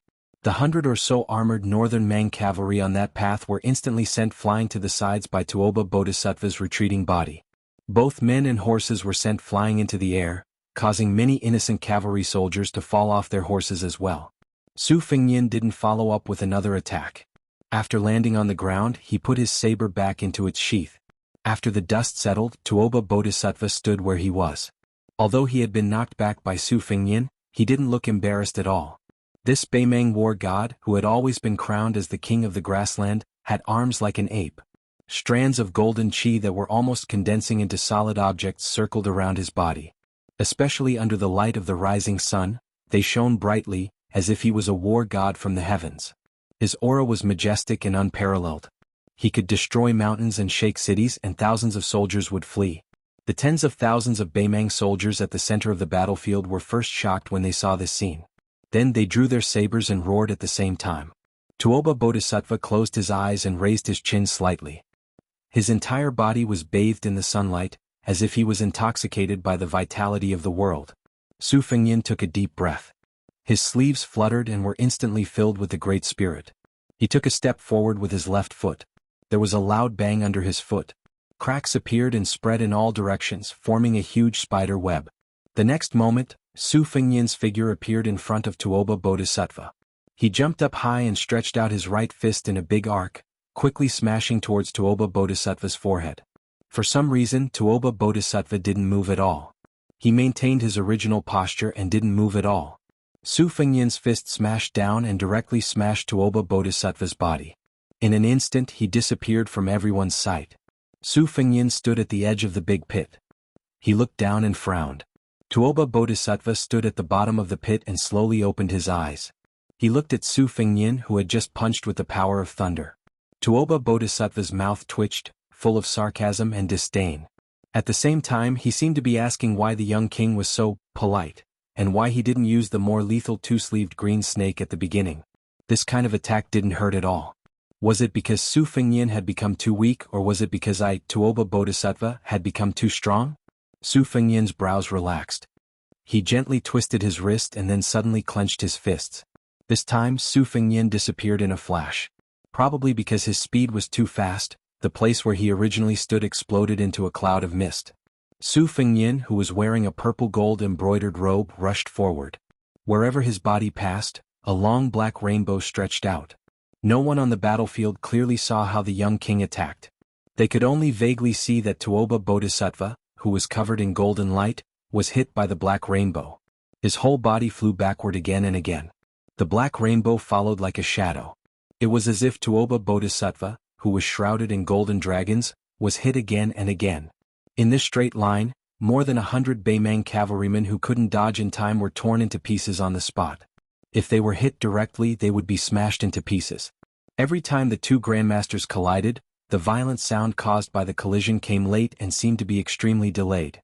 Every punch landed squarely on the body. There were no flashy moves, nor were there any magnificent and shocking ultimate techniques. On the contrary, it was like a rude and unreasonable fight between villagers. They went back and forth and it was very straightforward. However, it was purely because the two sides were Su Fengnian and Tuoba Bodhisattva. It was a Vajra realm against a Vajra realm. With Su Fengnian's current chi dynamic and physique, he could fly at the speed of his sword. However, every time he rushed forward to kill Tuoba Bodhisattva, he would take a step that seemed cumbersome but was actually very mysterious. This was not the Taoist magic of shrinking the ground into an inch, but it was taken from the Grand Peace City's gatekeeper, Master Lu Haosher. At that time, Master Lu Haosher used this move to enter the city from 10 miles away. The starting distance was an inch that an ordinary child could cross in one step. The last step was as long as 1,000 feet. The key was that during this period he could continuously accumulate his power. It was similar to the stacking and stopping that White Fox's face used to scare Tuoba Bodhisattva away. White Fox's face once said that 12 stops could kill a celestial state. Below 16 stops, the celestial's physique was like a piece of white paper. After 18 stops, there would be no land immortals in front of him. Compared to Gu Jiantang, who climbed the Wudong mountain to challenge the Buddhist Vajra Li Dongxin, White Fox's face once said that 12 stops could kill a celestial state. Below 16 stops, the celestial's physique was like a piece of white paper. After 18 stops, there would be no land immortals in front of him. Compared to Gu Jiantang, who climbed Wudong mountain to challenge the Buddhist Vajra Li Dongxin of Buddhism, Vajra Li Dongxin. The battle between masters was fought at the millimeter. Therefore, this step that seemed to slow down the speed was the essence of Su Fengnian's real advantage. As for the four great grandmasters of Wushu evaluation, Su Fengnian was beating Tuoba Bodhisattva from the beginning to the end. Tuoba Bodhisattva could only parry and did not have the strength to fight back. When the high and mighty immortals fought, the ant-like mortals could not hope to sit on a bench and watch the show, not to mention clapping and cheering on the ground or pointing out the world with relish. Chapter 2004. From Qi Xuanzhen's ascension on the demon-slaying platform to Su Fengnian's battle with the immortal of Dragon Tiger Mountain in the capital city's imperial astronomer, countless bloody Jianghu grasslands had already proved this point. In addition to drawing their swords to boost Tuoba Bodhisattva's momentum, Beimang's cavalry had already deliberately retreated to the east and west under the urgent mobilization of some generals and kiliarchs. They did not care about the established formation to prevent themselves from being implicated in the battle between the two grandmasters. It was a pity that the young king who had been suppressed by the heavenly way did not show any signs of weakening. His attacks were still shocking and Tuoba Bodhisattva inexplicably fell into a dangerous situation where he was beaten passively, causing the thousands of cavalry nearby to die in the hands of their own war god. A Beimang cavalryman who was galloping to the west only felt that he was lifted off the ground and turned around. It turned out that Tuoba Bodhisattva's tall back had hit him near the horse's buttocks. Fortunately, Tuoba Bodhisattva only smashed the back half of the warhorse's body and the cavalryman was not killed on the spot. However, the young king who was following behind quickly grabbed his head and threw him out. The cavalryman in armor was thrown to Tuoba Bodhisattva who had just slowed down. The latter stretched out an arm forward. The poor cavalryman crashed into the majestic Qi and shattered like an egg hitting a rock. Su Fengnian passed through the bloody mist and pressed a palm on Tuoba Bodhisattva's chest. In the past, on the reed-filled path outside Xiangfan City, Bailiang His Royal Highness had used a move that he had comprehended from practicing his swordsmanship to defeat the Red Armor Talisman General who was far superior to him. That move was named armor removal. This was the first time Su Fengnian used the fixed move in a battle of life and death between the two grandmasters. Logically speaking, Tuoba Bodhisattva, who was supposed to retreat faster than before, did not retreat at all at this moment, which was extremely unusual. The golden chi as thick as an arm wandered freely like dragons, like the eyes of a heavenly king, solemn and dignified. 18 strands of vital energy lingered in the surroundings like 18 coiling flood dragons. After resisting the young king's armor removal, the golden dragons wandered and rolled faster. It was dazzling and made Tuoba Bodhisattva, who was already tall and sturdy, look even more majestic and awe-inspiring. Returning to nature, the chi was as usual. This was the chi that only celestial state warriors or Taoist Shenjinren could possess. It was the dream of all martial artists in the world.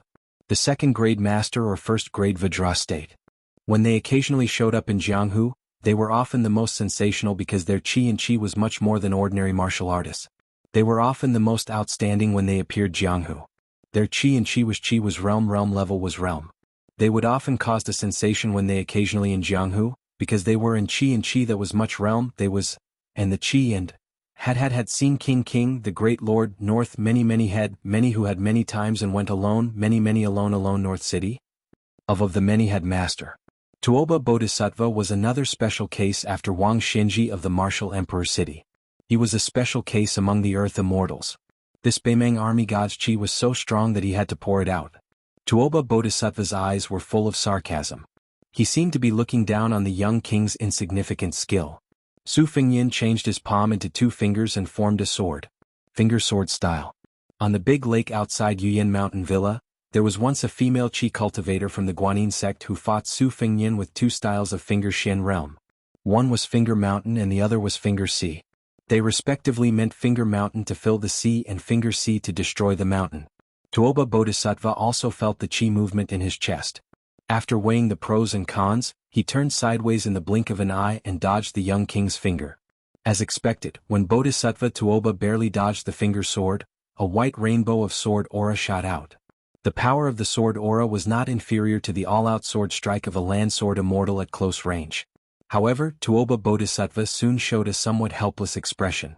The seemingly aggressive mountain-splitting sword style was suddenly weakened after shooting out for a short distance.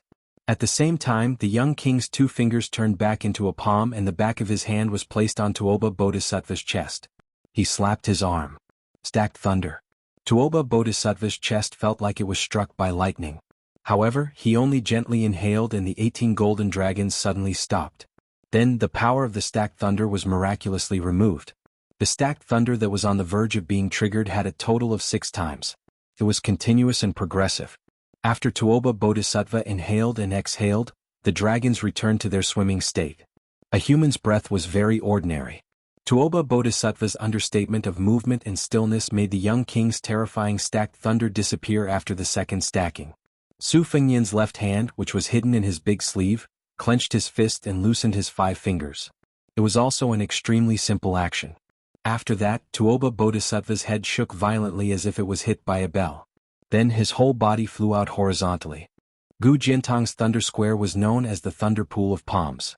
Tuoba Bodhisattva's body staggered horizontally. He stepped heavily on the ground and forcibly stopped his body. Beimeng's god of war raised his arm and gently wiped the blood from his nose with his thumb. Golden blood. The former leader of Buddhism in the world, the dragon tree monk of the 2 Zen temples who met Su Fengnian in Beimeng, relied on his supreme cultivation to cast an invincible Vajra body. The blood in his body was refined into golden liquid. 800 years ago, the group of great Qin alchemists who tirelessly went to the sea to search for the immortality elixir for the emperor was actually a kind of zhong shentong in the hearts of the people of the future. Undoubtedly, turning stone into gold was the most fascinating thing. Although this was the short-sightedness of the common people, in fact, after the Great Qin dynasty, there were many branches of Taoism such as the Pill Cauldron Talisman Amulet. Of course, the Pill Cauldron sect had a deeper meaning. The Pill Cauldron sect mainly focused on the internal and external Jin Dan. Even the Talisman Amulet sect had to advocate refining Jin Dan internally and using talisman amulets externally. Wudong's patriarch Lu was the master of Taoism's inner elixir study. Wudong's Grand Yellow Hall and Jade Emperor Pavilion of Dragon Tiger Mountain were 2 chi cultivation techniques. The former was regarded as having the magical effect of, once the apertures are enlightened, the golden body. Therefore, Taoism's Midas gold was only one step away from Buddhist's invincible golden body. Chapter 2005. Tuoba Bodhisattva looked around. He was curious as to why the young enemy did not continue to suppress him. Could it be that he had realized that it was a fool's dream to completely destroy his chi in one go? Or was he secretly accumulating his power, the real trump card, similar to the 18 stops that the white fox face forced him to retreat? No matter what the young king thought, Tuoba Bodhisattva did not care. The realm of martial arts, the physique of a martial artist, and the state of mind of martial arts. A tripartite balance. Generally speaking, it was the external physique and the internal state of mind that supported the realm together. Tuoba Bodhisattva was originally very conceited about his physique. It was the same as pure martial artists like Liang Shenyuan Great Disc. The physique was the real foundation. After the battle with Dong Tai, his state of mind was close to perfection and reached the peak. However, after the battle with Su Fengyin in the 1,000 Miles West region, he fell into a situation where his life was hanging by a thread. In the Battle of the Dragon Eye Plain, he was forced to retreat by the white fox face with an unprecedented 18 stops. It was one disaster after another. Therefore, even if his physique was far better than before, and his realm was high, he was confident that he had won against the other three grandmasters. Although it was a realm of excessive enthusiasm, there was no hidden danger. Then the only regret, but not the flaw, was his state of mind. The subtlety of the state of mind was that every level had a small perfection of each level. A second-grade master could also achieve a flawless state of mind. For example, Mount Huishan Shenyuan Great Disc and the current Liang Shuelu Spear Saintly Hong Ho were respected as masters in Jianghu.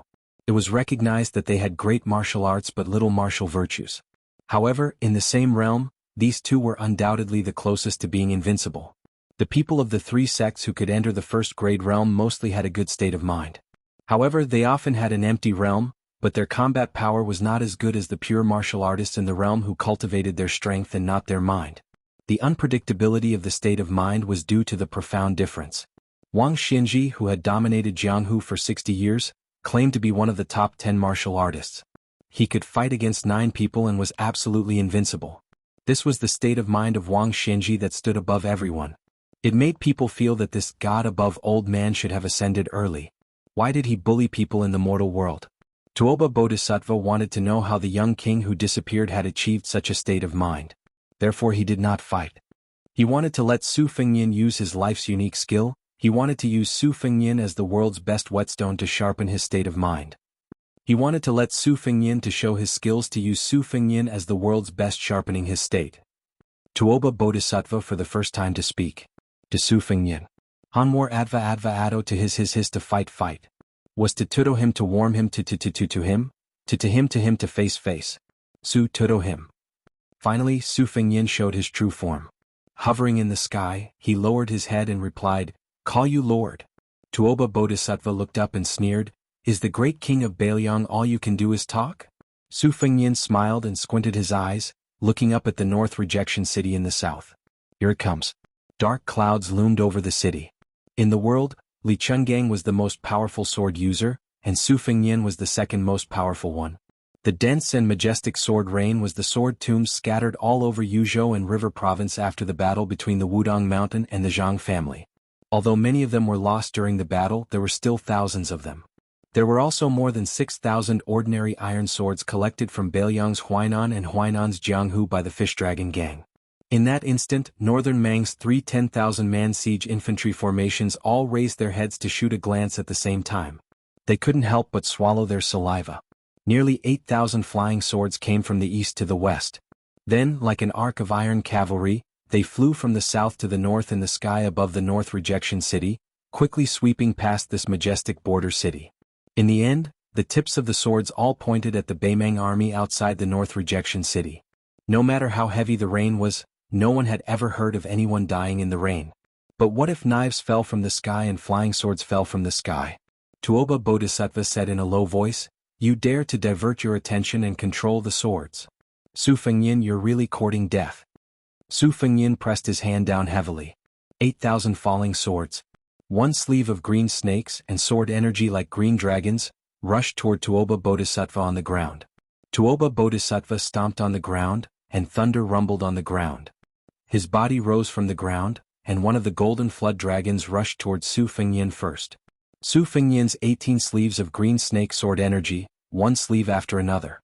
Below the North Rejection City, although almost all the Beimang infantry raised their shields and tried their best to block the rain of arrows, the flying swords that fell with the momentum of wind and thunder still penetrated the Beimang heavy shields, armor and bodies, nailing more than 3,000 Beimang infantry outside the North Rejection City on the spot. More than 2,000 Beimang barbarians who were relatively lucky had their shoulders cut off, thighs pierced or feet pierced. Although their lives were not in danger, their combat strength was severely damaged. The 3 infantry formations that had pushed 50 steps below the city wall with great difficulty were instantly defeated.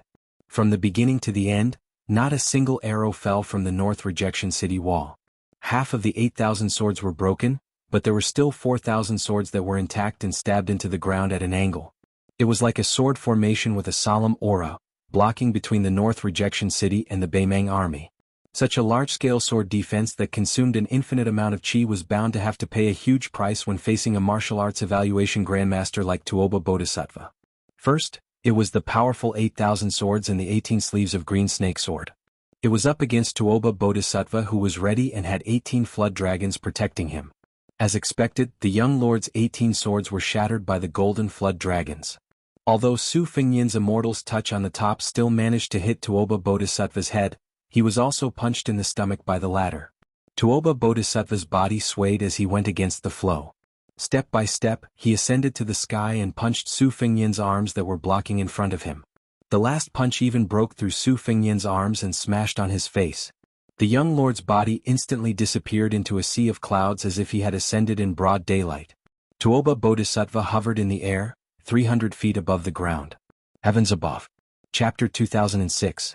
The 2 generals on the left and right flanks of Beimang, each with 5,000 cavalry, almost went crazy. They were able to participate in the siege as cavalry and obtain this kind of easy merit. Although the merit was not destined to be great, it was easy to win. They did not have to risk their lives like the first group of 30,000 infantry to push to the bottom of the city wall and then risk their lives to besiege the city. As the 2 flanks of cavalry, in fact, they were just shooting a few rounds on horseback symbolically, trying their best to help the elite infantry of the Southern Dynasty suppress the rain of arrows on the city wall. In addition, Beimang itself had crossbows and more than 2,000 catapults as the main projectile force, so the 2 cavalry forces did not have to bear any responsibility at all. The Bailiang cavalry had long figured out a pattern. Whether the Beimang barbarians' border army was the old army, the children's army, or the sun's army, one just had to look at the status of their general. Generals from Norland who were stationed at the border of the Southern Dynasty were usually not too bad, but also definitely not too high. Therefore, the soldiers and horses under their command were usually in the upper middle, and the majority of them were the children's army. First, the nobles of Norland and the Great Devi did not care about the Western capital's imperial court. In the eyes of these arrogant people of the grassland, there were probably not many people who could be considered as officials other than Huang Songpu, Dong Zhuo, and Lu Gui, who were great generals and officials. Furthermore, His Majesty had always carried out the strategy of the remnants of the spring and autumn period and the nobles of Longguan jointly ruling the Southern Dynasty, and did not support the important people of Norland getting involved in the Southern Dynasty. As for the local generals of the Southern Dynasty, it was generally based on the status of their family. The descendants of the Longguan nobles were the most valuable. For example, Wanyan Yinjiang, who had personally rushed to the battlefield at Laolu Mountain in Liuzhou, and his elite cavalry was the old army of the Southern Dynasty. Whether it was in terms of combat strength or equipment, they were second to none.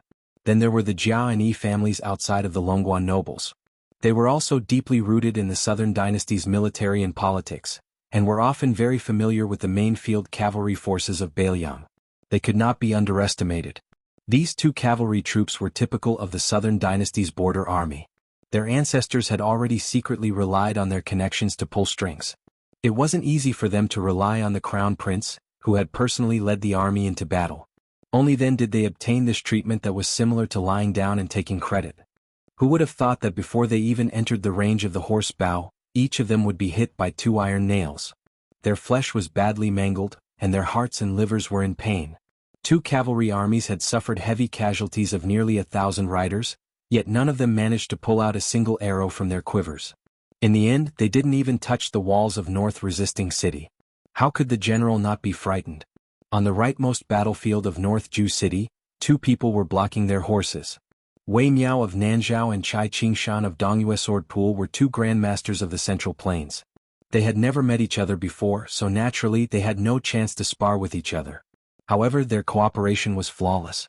Wei Miao fought the Beimang cavalry with his bare hands. His moves were bold and decisive. Every time he punched, the momentum of his fist was heavy and powerful. Often, a charging horseman would have his arm and blade broken. The high-quality scimitar in the hands of a Beimang horseman was as fragile as a piece of paper. On the other hand, Chai Qingshan had always been known for his exquisite swordsmanship and profound sword aura, which perfectly complemented Wei Miao's firm and fierce fists. Very soon, this grandmaster of swordsmanship no longer deliberately pursued killing moves that were as imposing as a rainbow. Instead, he mostly used two styles to kill the enemy. The sword light emitted from the tip of his sword was no more than 2 qi long, but it was already as if he was holding a 5 qi long sword. It was just enough for him to stand on the ground and accurately stab the Beimang horseman in the chest, or lightly slash the horseman's neck. His long sword was never dyed scarlet. At this time, Wei Miao suddenly changed from his previous vicious fist wind that could kill the enemy with 1 or 2 moves. Instead, he began to move in an arc, or perhaps he began to walk in the mud that didn't even reach his knees. His figure quickly moved about, twisting his waist and shaking his armor. Each time he faced the Northern Mang cavalry's warhorses with his shoulder and back, relying on his Vajra physique, he didn't have to worry about the hacking of warblades at all, instantly sending a border army warhorse flying. Because of Wei Miao's hurried footsteps, he was always able to find a gap between several riders. Even though Northern Mang consciously spread out the width of their charge, immediately forming a line of 7, 8, or even more than 10 riders in an attempt to break the stable formation of the two Central Plains grandmasters, doing their best to not give the two a chance to switch auras, Wei Miao's fast advance, fast retreat, fast attack, and fast retreat still stopped wave after wave of cavalry formation. Even though the Northern Mang cavalry already realized that they had to exchange the lives of 10 riders for a breath of air, only wishing to slowly exhaust these two Central Plains grandmasters to death, under this type of dangerous situation, Wei Miao's attacks that only targeted the mounts and not the Northern Mang soldiers began to contain powerful spiraling hidden energy, creating exaggerated and absurd scenes one after another. Many of the Northern Mang warhorses flew in directions that were simply inconceivable. They might fly to the sides, might fly backwards, might even fly upwards at an angle. These massive hidden weapons made it impossible for the same line of Northern Mang cavalry and the cavalry behind them to guard against, greatly restricting the Northern Mang cavalry's attempts to quickly advance and form two encirclement rings. Even if there were some who slipped through the net and wanted to bypass Wei Miao and flank him from both sides, Chai Qingshan naturally wouldn't rigidly adhere to the rule of you in front and I in back. As the master of a sect whose swordsmanship was the best in the southeast of Liang, did they really think that the old man's sword energy was only 2 feet long? After losing 200 to 300 riders, the Beimang cavalry was unwilling to retreat, and they didn't dare to cower from the battle. After losing 500 to 600 riders, the Chiliarch gritted his teeth and hoped that he could drag out the two martial arts masters to death by taking turns to fight them. After losing more than 1,000 riders, the commander of the cavalry, who had never dared to charge into the battle himself, was already in a killing frenzy. Knowing that there was no way out for him, he ordered all the cavalry under his command to abandon their sabers. They could only charge forward as fast as they could and use their warhorses to ram the two masters. After that, a total of 500 warhorses charged forward madly, as if they were committing suicide in front of the two grandmasters of the Central Plains. As long as the Beimang cavalry didn't pass out or die on the spot, they all stood up and pulled out their sabers to fight. The Beimang cavalry was indeed not the only elite in the world who didn't fear death. In the first battle of Liangmang in Liangzhou's Huda City, Liuzhou's Gourd Pass, and Liuzhou's Qingsang City, the Beiliang frontier army didn't care about their own safety, and the Beimang soldiers also died in a spectacular fashion. In the second battle of Liangmang, from the Miyun Pass in the western regions, to the northern corridor in Liuzhou, to the battlefield of Crone Mountain, and then to the left cavalry against the Winter Thunder elite cavalry and the Ruren cavalry outside the Liangzhou Pass. In every battlefield, both sides of the enemy and their side killed each other to the core. Therefore, the Beimang had always believed that as long as they conquered Beiliang, they would have conquered the vast Central Plains. And the Beiliang had always believed that it really wasn't that they looked down on the elites of the Central Plains or the Tuliao Iron Cavalry on purpose. As long as they were in a vast area where cavalry could gallop freely, once they encountered a large-scale grassland cavalry, no matter how many heads the Liang army had, they wouldn't be enough to be chopped off by the Beimang barbarians. In the middle of a conversation that was destined to be buried in the dust of history, Tantanon laughed and asked a certain close friend who always had his hands on the handle, "If we annoy the Sioux family, they might as well rebel and join hands with the Baimang to invade the Central Plains. Then what should we do? Won't we become sinners for all eternity? You Bai Yenner will be ranked first and I Huanwen will be ranked second?" That grand secretary, who was like the sun in the midday sky in the Liang court, had an indifferent expression and gave a humorous answer that didn't match the horse's mouth. "I only hope that when the time comes, all the officials in the court won't feel that the water of martyrdom for the country is too cold and the Liang family has no rope." Huanwen was still in that court, still standing tall as the Tantanon. However, after autumn this year, he had gradually faded out of the court's view and almost didn't participate in the small court meetings. The old man lived in seclusion and became more and more silent, unwilling to speak with others. As a result, Grand Secretary Zhang Julu's opinion of the Bailiang Sioux family in the depths of his heart was even more unknown. In any case, as the battle between the Jiangnan aristocratic families and the Liaodong aristocratic families in the Liang court became more and more intense, some scholars who were clean but carried righteousness on their shoulders, after gaining a firm foothold in Tian City, began to speak out. Their words shocked people to death, saying that the old traitor Zhang Julu not only dominated the court, he even secretly colluded with the Northwest Border Army and purposely raised a tiger to cause trouble in order to solidify his position. Although there weren't many of these people, their statuses were often not ordinary. They were seen as having a body of knowledge and ambition but could only be suppressed and ostracized by Zhang Lu, who was led by Bai Yenner, who was jealous of their ability during the reign of Yong Hui. Now that the clouds had finally parted and the moon could see the light, they should speak out for justice and speak out for the common people. For a time there was praise everywhere. They had the strength of a scholar, a master of morality, and a pillar of the country. These scholars, who were like carps jumping over the dragon's gate, or famous scholars who were born in the families of generals and ministers, were not many compared to the vast majority of normal scholars, but their voices were the loudest, and they had the most audiences.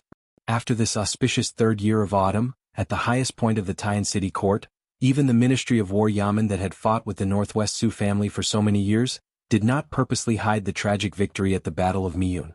In addition to the news of the victory at Old Woman Mountain in Liuzhou that was sent to the capital via the Lianghuai Path's post house, as well as the complete annihilation of Lu Deyuan's Liangzhou left cavalry, the new administrator of the Lianghuai Path, Han Lin, and Jidushi Su Gong, reported everything to the court without missing a word.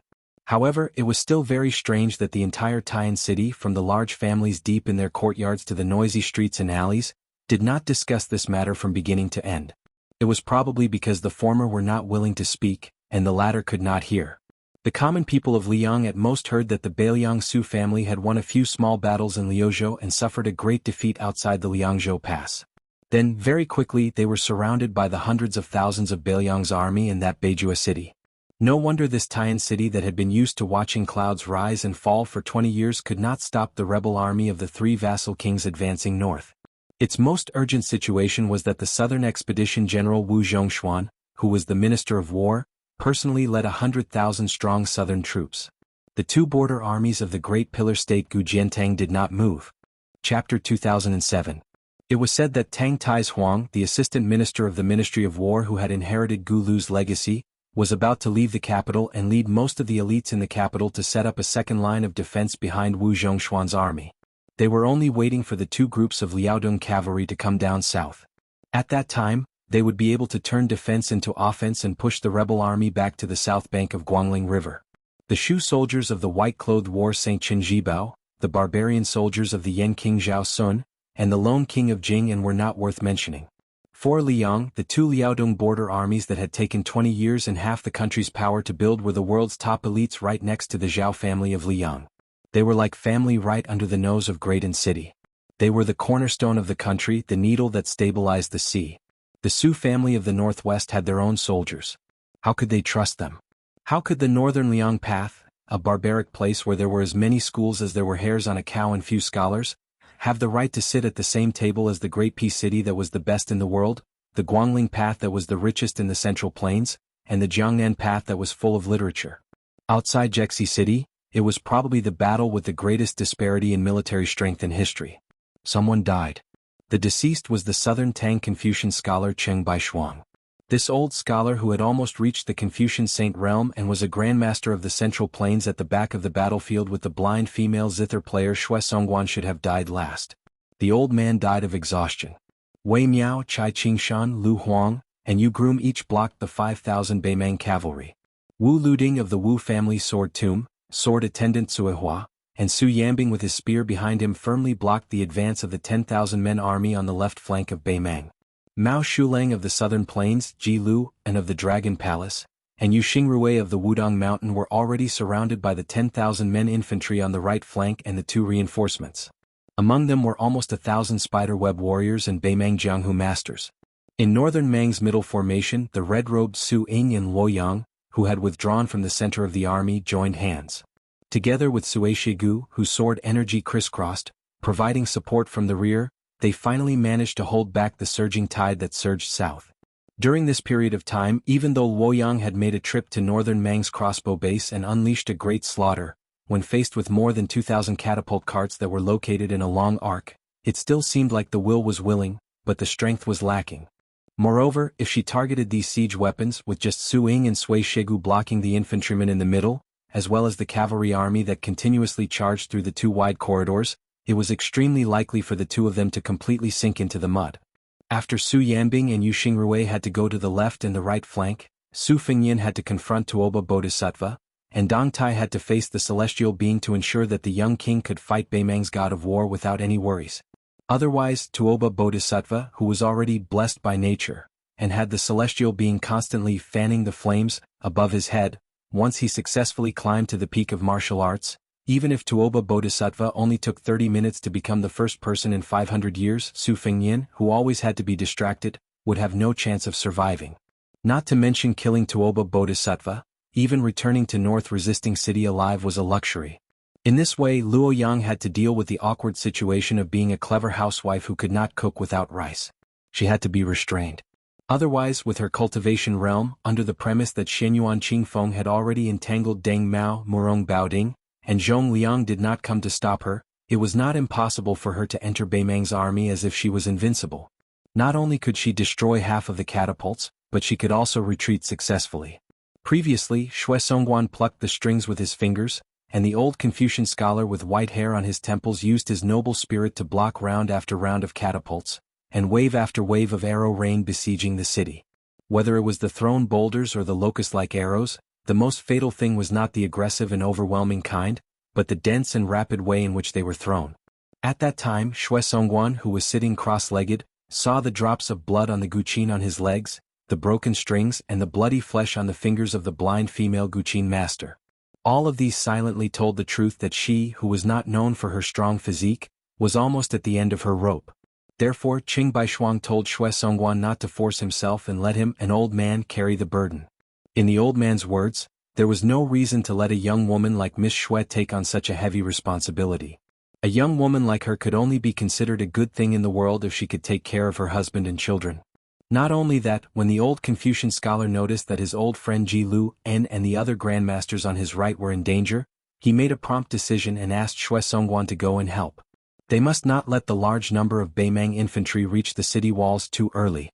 The young blind female guqin master was hesitant. Although she could not see the old man's haggard appearance with her own eyes, how could Xue Songguan, who was ranked in the top 3 in the finger shen skill, not sense the old man's dying breath and the old man's dying breath? She knew in her heart that if she left, the old man would certainly die. She could not bear to. Although the old man and the young woman had only met for a short time and fought side by side without asking for reasons, Xue Songguan already saw this old man from the distant southern Tang kingdom as her own elder. Perhaps he was as old-fashioned as this old man's son Zhao Dingxiu and had a scholarly spirit that she was unfamiliar with. But in the end he was a kind and benevolent old man. Miss Xue, you must not delay the war. Qing Baishuang took a deep breath and forcefully swallowed a mouthful of blood that had already surged up her throat. When she saw the young woman stand up with her guqin, she tried her best to speak gently with a smile. Miss Xue, there was once a famous writer in Jiangnan who was exiled to our country. Before he died in a foreign land, he left behind many poems that were not widely circulated. Among them, there were 2 lines that this old man must pass on to Xue Songguan: I eat 300 lychees a day, and I travel the most in my life. Miss Xue, if you have the chance in the future, you must go there and take a look. If you don't want to enjoy the scenery, lychees that are as expensive as gold in the north are only a few dozen copper coins a caddy in our country. At this point, Qing Baishuang suddenly stomped her foot and her strength penetrated deep into the ground. She raised her arm and waved her sleeve, like a calligraphy master splashing ink on a piece of paper.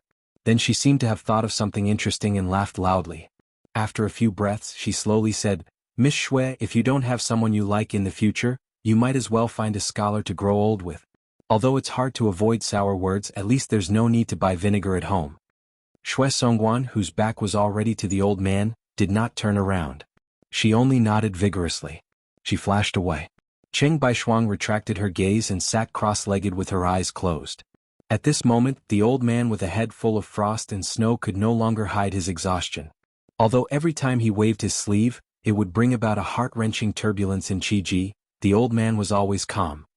He muttered to himself, "But if I feel that there are ghosts and gods in the song, how can I know that I'll starve to death to fill the ravine? Therefore I can't do it. Don't think about your homeland in front of an old friend, and try a new tea with a new fire. But I can't do it." Qing Baishuang felt the magnificent sword rain above her head. The old man who was holding his breath to prevent his dantian from drying up was too weak to turn his head and open his eyes. He could only vaguely feel that the sword rain fell in the Beimang formation on the side of Shui Songguan. The old man smiled with relief. The country's misfortune is the poet's fortune. First, I hope that there will be no more frontier poems and no more great poets in the future. Second, I hope that the scholars in the future will be happy and forget their worries. They don't know that old age is coming, they don't know that old age is coming. Qing Baishuang raised her arm for the last time. She was wearing a long robe with wide sleeves, looking like a scholar. The child asked, "Why is it too late to return? Why is it too late to return?" When her arm fell down, the old man's lips moved slightly, but he could no longer raise his arm. The old man lowered his head silently in front of the hundreds of thousands of Beimang troops with his back facing the Beimang city, which was the northwest gate of the Central Plains. During Qing Baishuang's lifetime, Beimang had never let a huge rock or a crossbow arrow fall into the Beimang city. Who said that a scholar was a useless scholar? Sui Shigu, who was the closest to this remnant of the old southern Tang, did not turn his head. He sighed softly. Originally, with the place where he stood as the center, there were more than 100 snow-white sword auras that were as thick as the mouth of a bowl within 20 feet. Suddenly, the sword auras expanded to 10 feet and there were 60 more sword auras. More than 80 shield-wielding infantrymen who were cautiously moving forward were killed instantly. Their ending was even more miserable than being torn apart by 5 horses. Ji Luan, the foreign minister of Dragon Palace who was fighting in the middle of Beimang's infantrymen on the right, split a heavily armored Beimang centurion in half with his sword. He suddenly turned his head and roared, "Old book bag." At this moment, 7 or 8 spears stabbed toward him. The master bladesman Mao Shulang took a big step forward and blocked in front of Ji Luan. He swept his blade horizontally, and the vigorous upstanding chi swept out, cutting all the Beimang infantrymen in half. The great immortal of Wudong Yu Xingrui shouted, "How dare you!" The peachwood sword in his hand flashed and pierced through the necks of 3 spider-web death soldiers beside Mao Shulang. The power of the sword was so powerful that the flying sword of the immortals took their heads. On the left side of the battlefield, Yu Groom and Lu Huang, the 2 apprentice brothers of Martial Emperor City, one was called Cold Blade and the other was called Sword Shudao. Both sides advanced side by side. Since Su Yambing was at the back to help block the infantrymen, these 2 apprentices of Wang Xinji were completely at ease and advanced forward. Chapter 2008.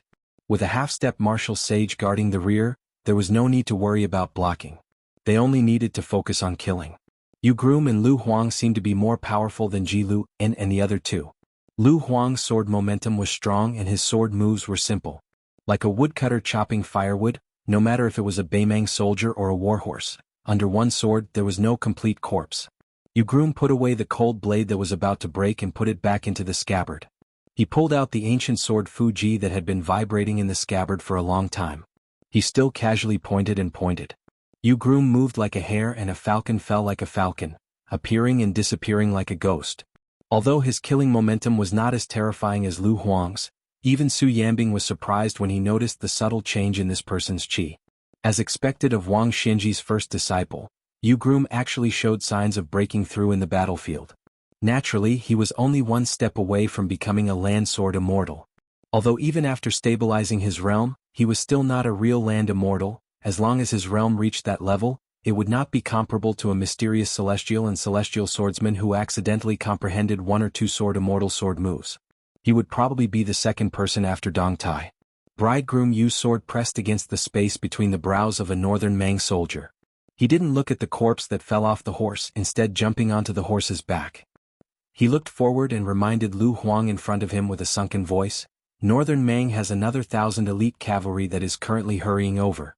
Lu Huang was about to speak, but Yu Groom had already rushed forward with a laugh. "Let me fight him first." On the far right, just as Chai Qingshan and Wei Miao were changing their positions at the critical moment, a silhouette as swift as a startled swan smashed down from above. A fist as powerful as a thunderbolt hammered into the chest of Chai Qingshan, who was just about to retreat. Even though this sword master, whose name Shuk Li Yang, had already subconsciously placed his sword horizontally in front of him and used the tip of his sword to meet the enemy, hoping to make the uninvited guest retreat in the face of difficulties, he didn't expect that the fist still collided with the tip of his sword without any hesitation. The Dongyue sword pool sect master, who was currently taking a breather and had already fought for a long time, was caught off guard, actually being injured by his own longsword. Fortunately, Wei Miao quickly rushed forward, grabbing Chai Qingshan's shoulder with one hand and pulling him back, while blocking the second fist of that northern Mang martial grandmaster with the other. Taking advantage of the momentum, Chai Qingshan flew back over 30 meters. A bloody groove was cut on his chest so deep that his bones could be seen. Blood gushed out and soaked his clothes. As Wei Miao's left hand clenched that fist, because his right hand had to help Chai Qingshan dodge the sword, his second punch was slower than the Beimeng experts by a hair's breadth. However, it was precisely this hair's breadth that allowed the shrewd and treacherous assassin to gain the upper hand. Wei Miao was punched in the forehead. Wei Miao stomped his feet and only took half a step back before stopping himself. He refused to take a single step back. From this, one could see the unyielding nature of the number one expert of Nanzhao. Wei Miao exchanged blows with the newcomer. Both sides took 3 steps back. Wei Miao's fist landed on that person's chest, while his own forehead suffered another punch. With his head heavily injured, Wei Miao's ears were already oozing blood. In his blurred vision, the Beimeng general clad in shining silver armor laughed savagely. "Wei Miao is a fist, but there's no fist in the world? The one I'm going to kill is you." While the tall general was speaking, Chai Qingshan hastily took a deep breath and was about to reverse the situation for Wei Miao. But at this moment, the old man heard the blind zither player behind him shout, "Watch out above your head." A second Beimeng assassin with a ghostly figure descended from the sky without a sound or a trace of qi. He was like a wandering ghost. The silver-armored general's opening was clearly a deliberate diversion. Perhaps this was the true killing move of the 2 Beimeng grandmasters after they had worked together. Chai Qingshan quickly took a step back. As Xue Songguan gave the warning, his palm brushed viciously across the zither strings. But a scene that caused the blind zither player to feel grief and indignation appeared. The assassin completely ignored the heavy wound in his chest, as if he could not feel the slightest bit of pain.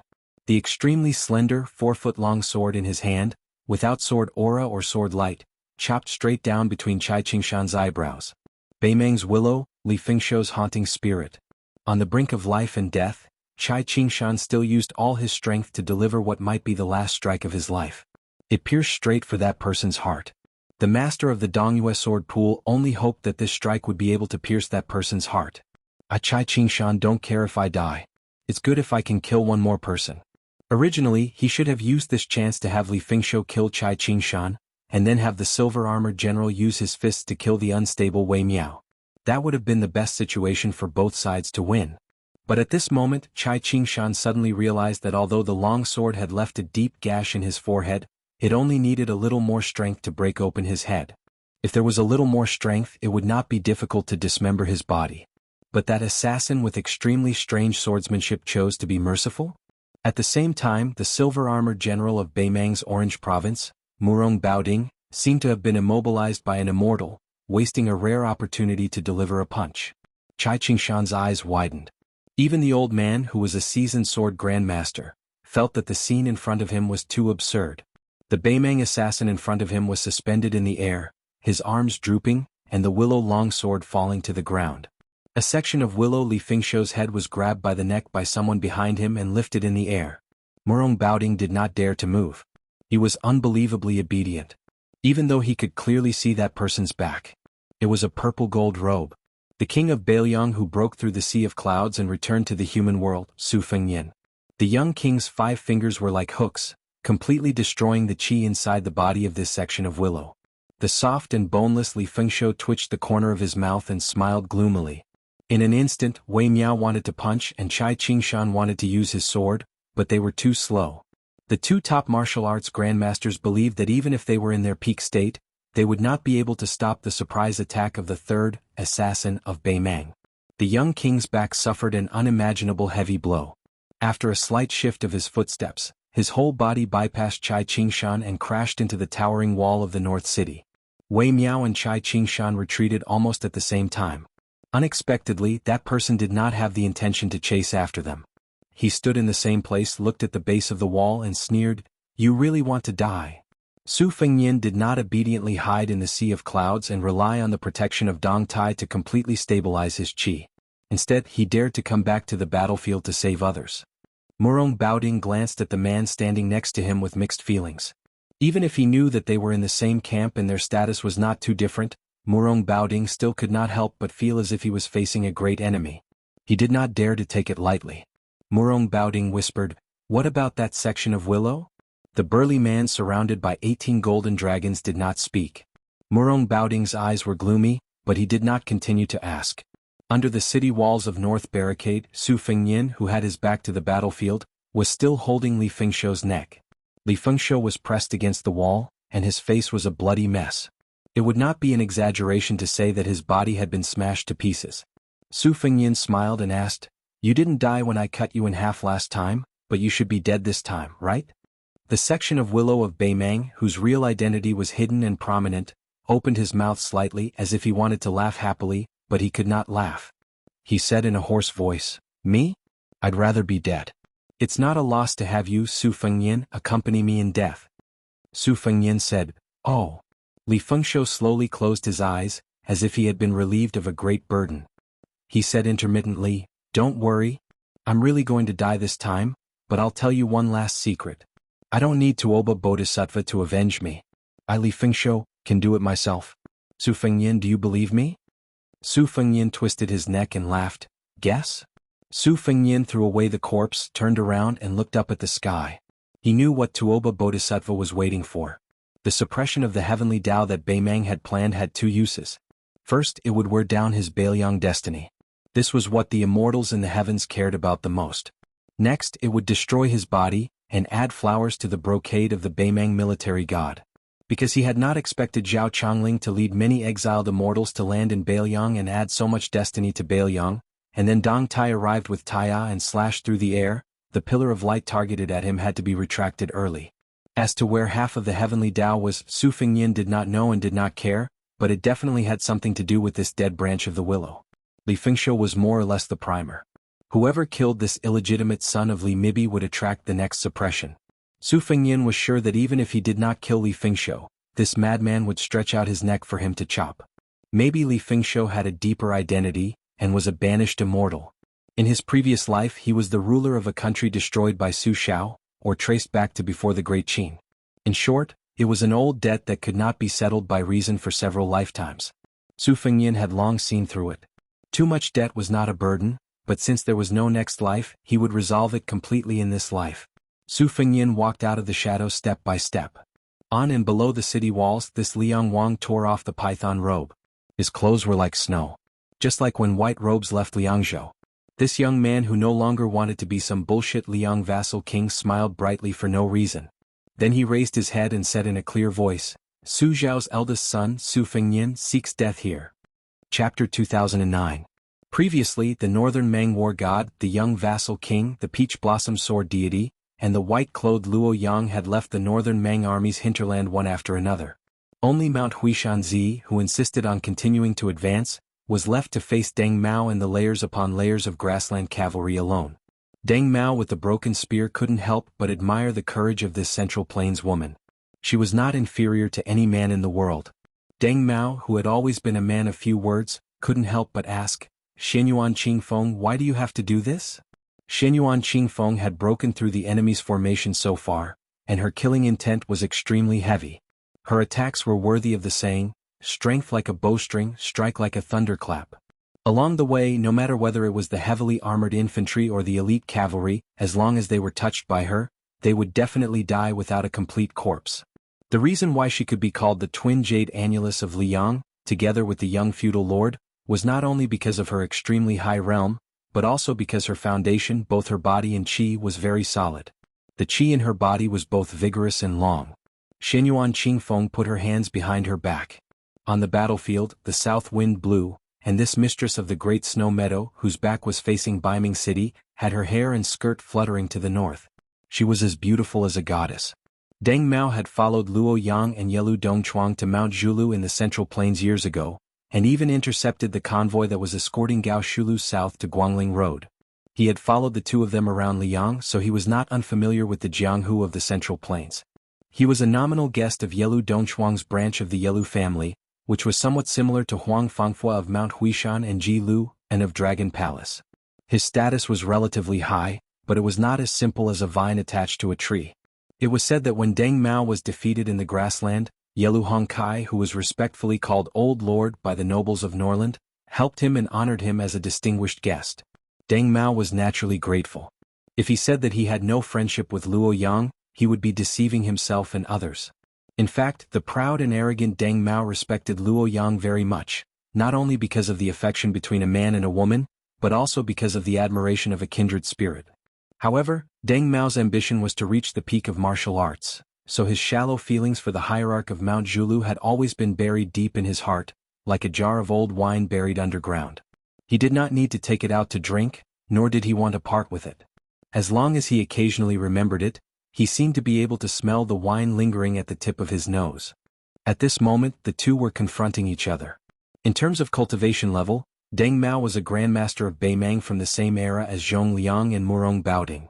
As a senior of Mount Huishan, Deng Mao was actually half a realm lower than Xianyuan Qingfeng. He was only an ordinary heavenly phenomenon cultivator, far from reaching the threshold of earth immortal. However, even someone as conceited as Xianyuan Qingfeng did not act rashly. She did not think that she could easily surpass this man and take the head of the crown prince of Beimang. From this, one could see her fear of Deng Mao. Of course, Xianyuan Qingfeng also had the intention of accumulating his qi to recover to his peak, so he didn't deliberately conceal it. Deng Mao's not stopping him might seem like he was underestimating his opponent, but it was actually a kind of trade-off. Xianyuan Qingfeng's qi was indeed steadily rising, but the momentum from before was slightly decreasing. Deng Mao actually did not want to see this legendary woman die prematurely. However, seeing Xianyuan Qingfeng's attitude, Deng Mao knew that it was useless to say more. Since he was able to be placed near the Tianyuan of this chessboard by Beimang's peace order, as the most important chess piece to keep the king of Beiliang in check of Su Fengnian, how could Deng Mao's trump card, which he did not have time to use against Su Fengnian, be judged by common sense? Xianyuan Qingfeng's black hair fluttered wantonly. Her heart was as calm as still water. If the peach blossom sword god Dong Tai was at the highest point of the battlefield, then she was undoubtedly at the northernmost point of the north resisting city. Deng Mao finally laughed loudly and asked, "You really don't regret it?" Xianyuan Qingfeng's expression was indifferent. She did not say any heroic words. Xianyuan Jingqing's daughter never knew what regret was in this life. Deng Mao took a heavy step forward. Xianyuan Qingfeng, whose purple clothes were stained with blood, rushed forward almost at the same time. Both of them tacitly chose to fight in close quarters. Life and death would be decided within 10 feet. The Beimang banner fluttered in the wind, stirring up waves of ripples and flapping noises. Beimang's crown prince Yelu Hongkai, who was clad in golden armor, had a gloomy expression. The magnificent beam of light, which symbolized the majesty of the way of heaven, had descended from the sky and landed in the open space in front of the crown prince. Yelu Hongkai had not expected that under such terrifying suppression, the young king of Liang had not been reduced to powder and could still escape. This was tantamount to slapping the crown prince in the face. He did not forget to say, "See you later."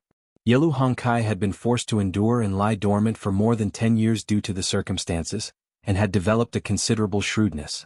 However, at the peak of his life, when he felt that the entire Central Plains was already in his bag, the new King Liang had shouldered the way of heaven with his own strength.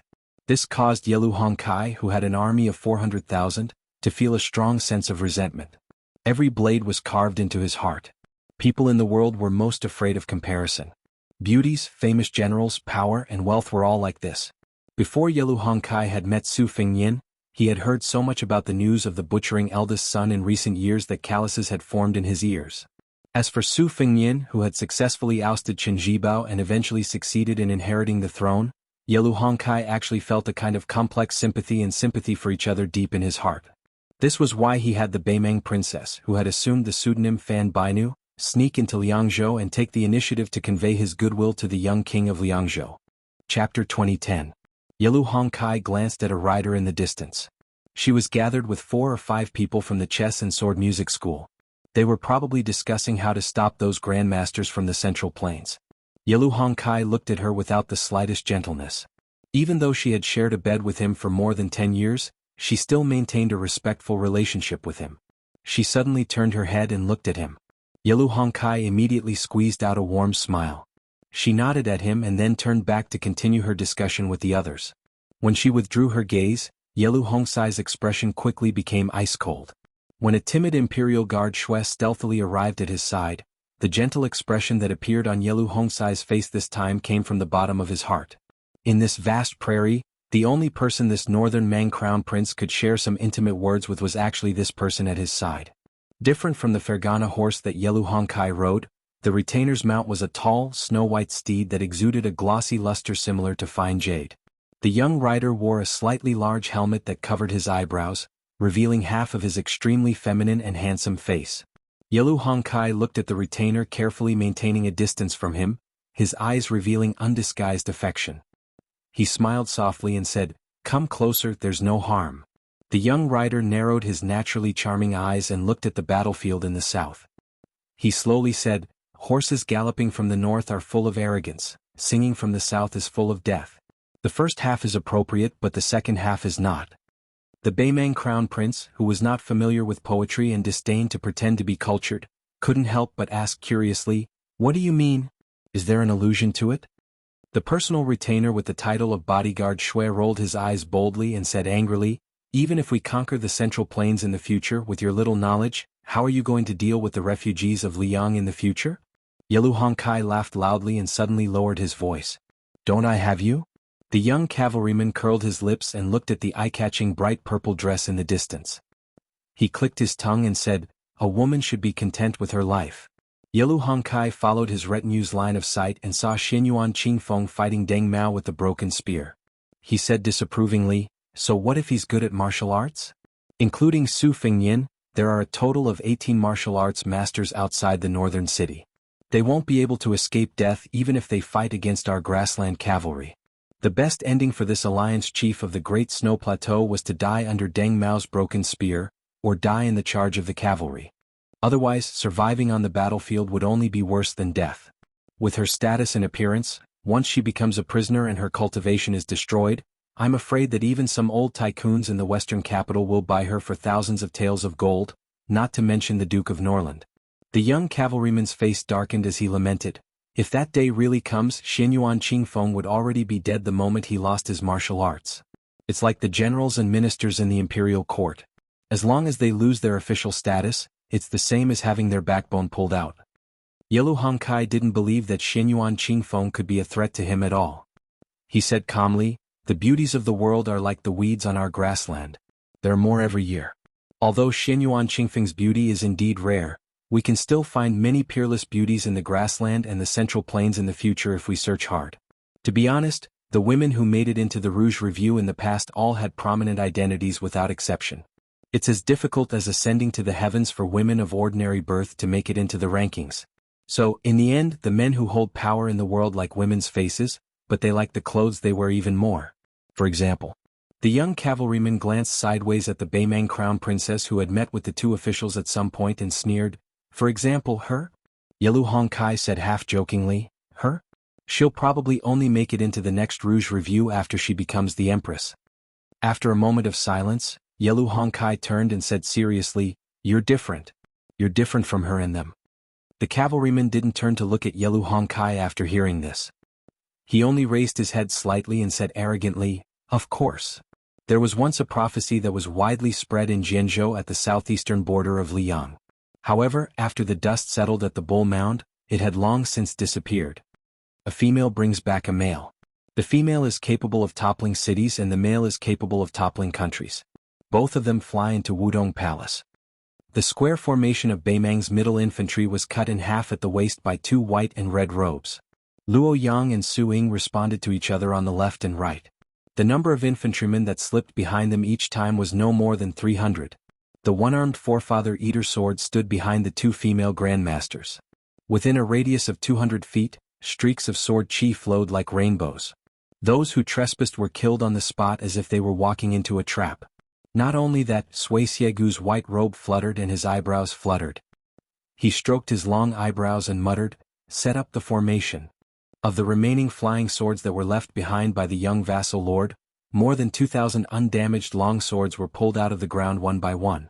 The long swords soared into the air and connected with each other. They landed in front of Sui Xiegu and stabbed into the ground. More than 1,000 swords formed a row. There were a total of 2 rows. They lined up neatly in front of Forefather Eater's sword. The sword formation formed a step formation. Sui Xiegu closed his eyes and smiled. He muttered to himself, "The cornerstone of the river rises suddenly.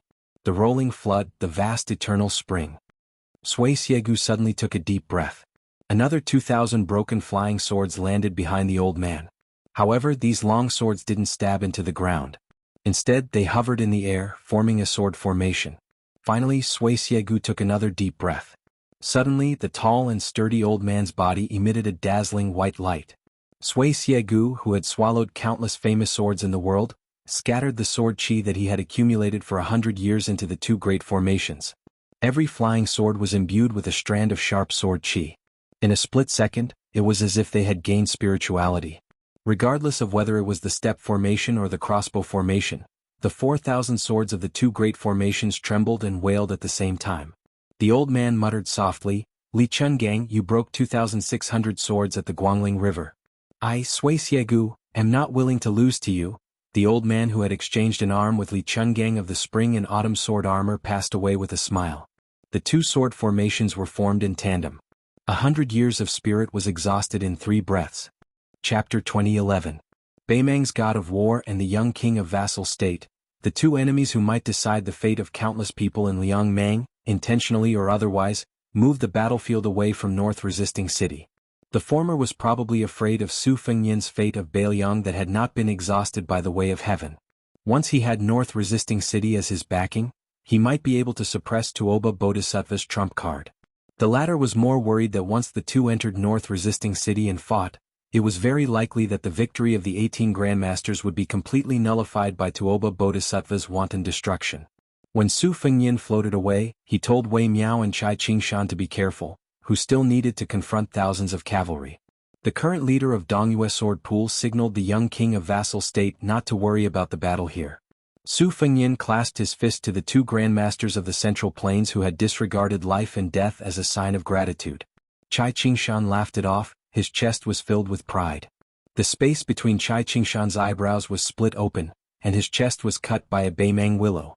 However, compared to Chai Qingshan who looked miserable but did not suffer any injuries, Wei Miao of the southern Zhao was the one who was seriously injured, whether in terms of physique or qi. Wei Miao was worthy of being the #1 master of southwest Jianghu. Whether in terms of physique, martial arts attainment, or improvisation, he could be said to be the world's top martial artist. However, the sneak attack by Murong Baoding, nicknamed Half-Faced Buddha, and Li Fengshou, the spider-web assassin, was too insidious and vicious. Wei Miao took 2 full punches from Murong Baoding, especially the punch on his head, which actually caused his eardrums to burst and blood clots to form in his brain. If it were not for Su Fengnian's attitude of wanting to kill Murong Baoding at the cost of losing the initiative while holding back Tuoba Bodhisattva, the restless Beimang did not dare to make a move. This bought Wei Miao a moment of respite, and also allowed Chai Qingshan's momentum to recover slightly. Otherwise, it would have been difficult for the 2 Grandmasters to turn the situation around with the 4,000 Winter Thunder cavalry from Orange Province and Murong Baoding who was eyeing them covetously. In fact, if Murong Baoding had the courage to gamble with his own life and decisively chose to attack Wei Miao to win the initiative for Tuoba Bodhisattva, perhaps the young king would have fallen into a difficult situation under North Resisting City. It might even have been possible to end the Second Great War of Liangmang ahead of time. However, Tuoba Bodhisattva did not bother to take the initiative to ask for help from this Great War of Liangmang. Secondly, Murong Baoding, who was ambitious and wanted to be in the Central Plains, finally obtained a great victory that shook the world outside Liangzhou Pass. He defeated Lu Deyuan's left cavalry, and his great military achievement was enough to compare to the First Great War of Liangmang when the king of the Southern Academy, Dong Zhuo, broke through Huda city. How could Murong Baoding be willing to take the risk for others? Lastly, in the ambush on the Longyan Plains, the king of New Liang killed Hong Jingyan right under Tuoba Bodhisattva's nose. This made Murong Baoding have to think carefully. Murong Baoding was not in a hurry to make a move. He looked at the two martial masters of the Central Plains, Wei Miao and Chai Qingshan, and said in a clumsy Central Plains official's accent, "There is Lu Deyuan on the battlefield, and there is Wei Miao and Chai Qingshan in the Jianghu. God has treated me, Murong Baoding, badly for more than 40 years and finally treated me well for once. There is a saying in the Central Plains that goes, 'Mountains and rivers repeat, but there is no way out.' Very wonderful, it really sets the scene." After Tuoba Bodhisattva and the young vassal left the place, Murong Baoding, who was wearing silver armor, suddenly had an imposing manner. In the Beimang Jianghu, this member of the royal family, who was originally only known for his rough skin and thick flesh, was ranked very low even if he was on the list of previous martial arts evaluations. This was because Murong Baoding was known to be good at defense and not good at offense. Compared to Zhong Liang, who had directly entered the finger mystery realm from a second-grade master, they could be said to be the two extremes of Beimang's martial arts. However, Murong Baoding had brazenly injured Wei Miao with 2 punches. It was obvious that he had been hiding his strength for so many years. Even when he joined forces with Zhong Liang to ambush Su Fengnian in Qingcang City in the early years, he still deliberately hid his cultivation from beginning to end. When it came to tolerance, Murong Baoding was indeed well versed in it. Wei Miao was silent and slowly inhaled and exhaled. Since this Beimang was willing to talk loudly, Wei Miao naturally would not take the initiative to seek a quick battle. Chai Qingshan held the meter-long sword with a calm expression. The poem from Murong Baoding's mouth was very popular in the Central Plains. However, this half-baked northern Mang prince probably did not know where it came from. It was the poem, Banishing Liangzhou to Die of Old Age, written by the son of the poet family who won first place in the last years of the Great Feng dynasty. Mountains and rivers repeated, willows dark and flowers bright. Just from the words alone, it had always been the most fascinating scenery of Jiangnan. The spring sun was bright and beautiful, the grass was long and the birds were flying. The scenery was pleasant, how could it not make people forget to return? On the other hand, the northwest of the Great Wall was barren, the yellow soil was barren, and the ravines were crisscrossed. The sky was high and the clouds were low. In this part of the world, the 2 dragons' strength rushed towards one's face and directly hit one's chest. The desolate and cold atmosphere seemed to make the foreigners take a few steps back before they were willing to give up.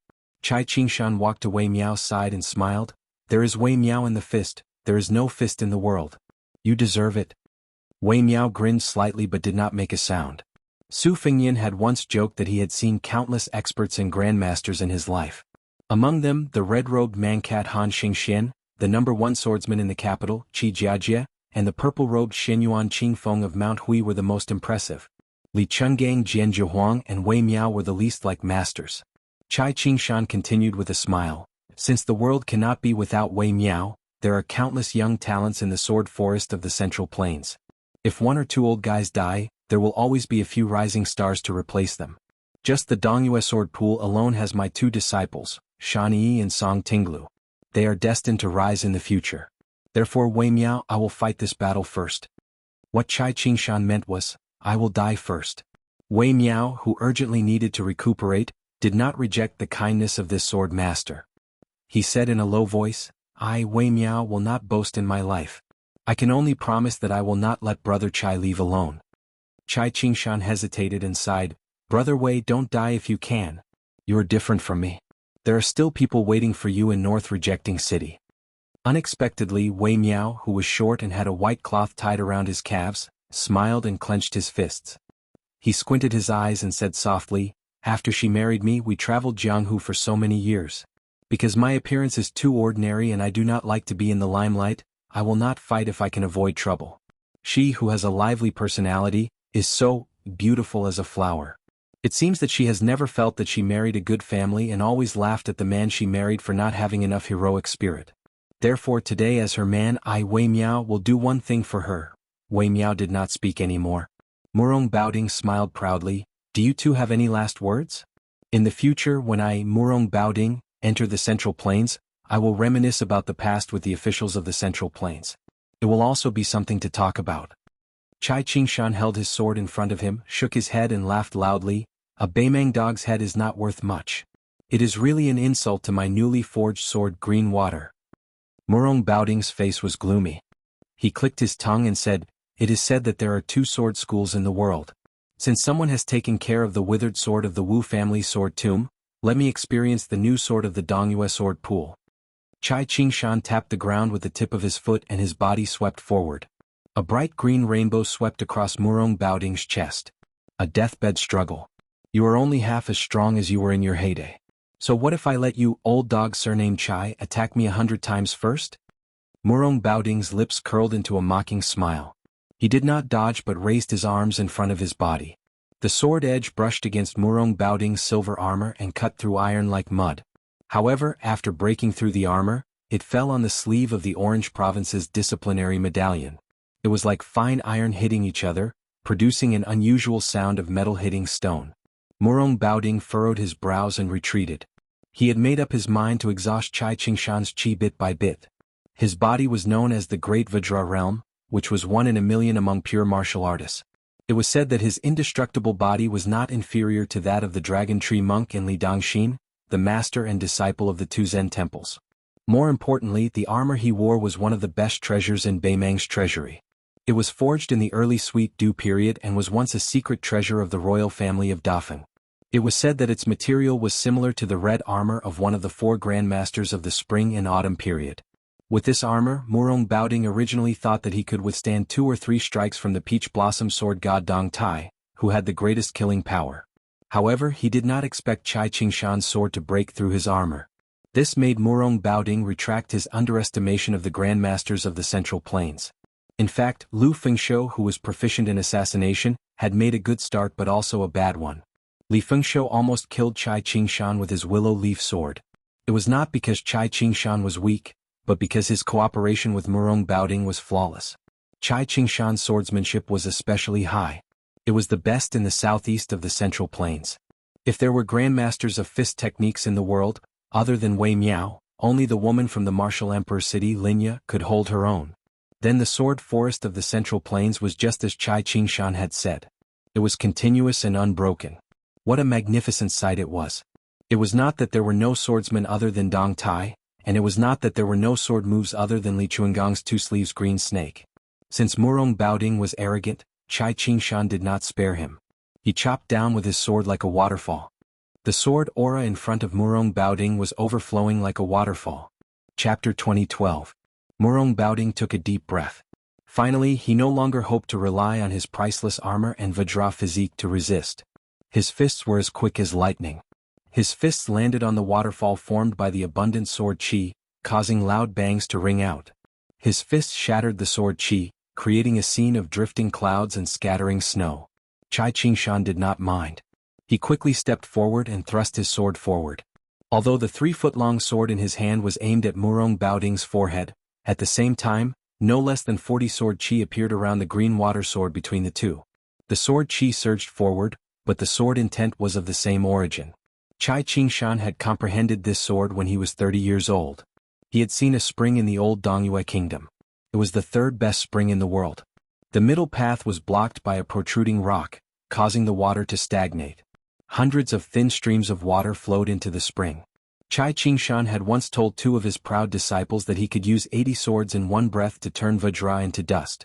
Unfortunately, this sword master could only produce 40 swords in one breath at this time. Even so, the power of the sword was extremely grand and shocking. Murong Baoding snorted angrily. He actually wanted to retreat. As his burly figure retreated, he stretched out his arm. His 5 fingers were like hooks as he controlled his qi to grab a rider and his horse. He blocked the curtain of sword rain formed by the majestic sword qi. Chai Qingshan's sword pierced the horse's head. With a light shake of his wrist, the pitiful horse and rider were instantly sent flying. Taking advantage of this opening, Murong Baoding was still one of Northern Mang's few martial arts masters after all. He heavily stepped out, stamped his foot and took half a step back. The aura around his entire body instantly reached its peak. He was certain that Chai Qingshan would definitely continue to charge forward, so he punched out towards the air in front of him. Facing Murong Baoding's overbearing fist aura, Chai Qingshan and his sword did not stagnate. They continued to float forward. The old man tilted his body slightly and allowed the fist aura to explode his left shoulder. His sword was as fast as a rainbow as it accurately pierced Murong Baoding's chest. Injury for injury, death for death. Murong Baoding's chi sank into his dantian. At this moment he realized that he had no power to fight back and chose to defend with all his might. The chi in his body circulated rapidly, and his face glowed with a dark yellow color. His feet were rooted to the ground, and he was as immovable as a mountain. The sword chi of the 3 feet long sword pierced through the armor like a hot knife through butter. After the tip of the sword was pressed against Murong Baoding's chest, the long sword bent like a crescent moon.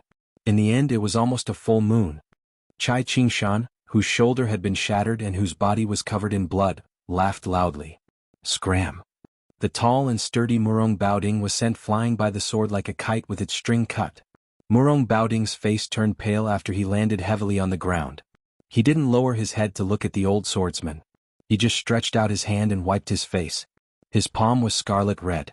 Chai Qingshan, who was surrounded by the Beimang cavalry, had no choice but to draw his sword and kill the horsemen who were swarming towards him.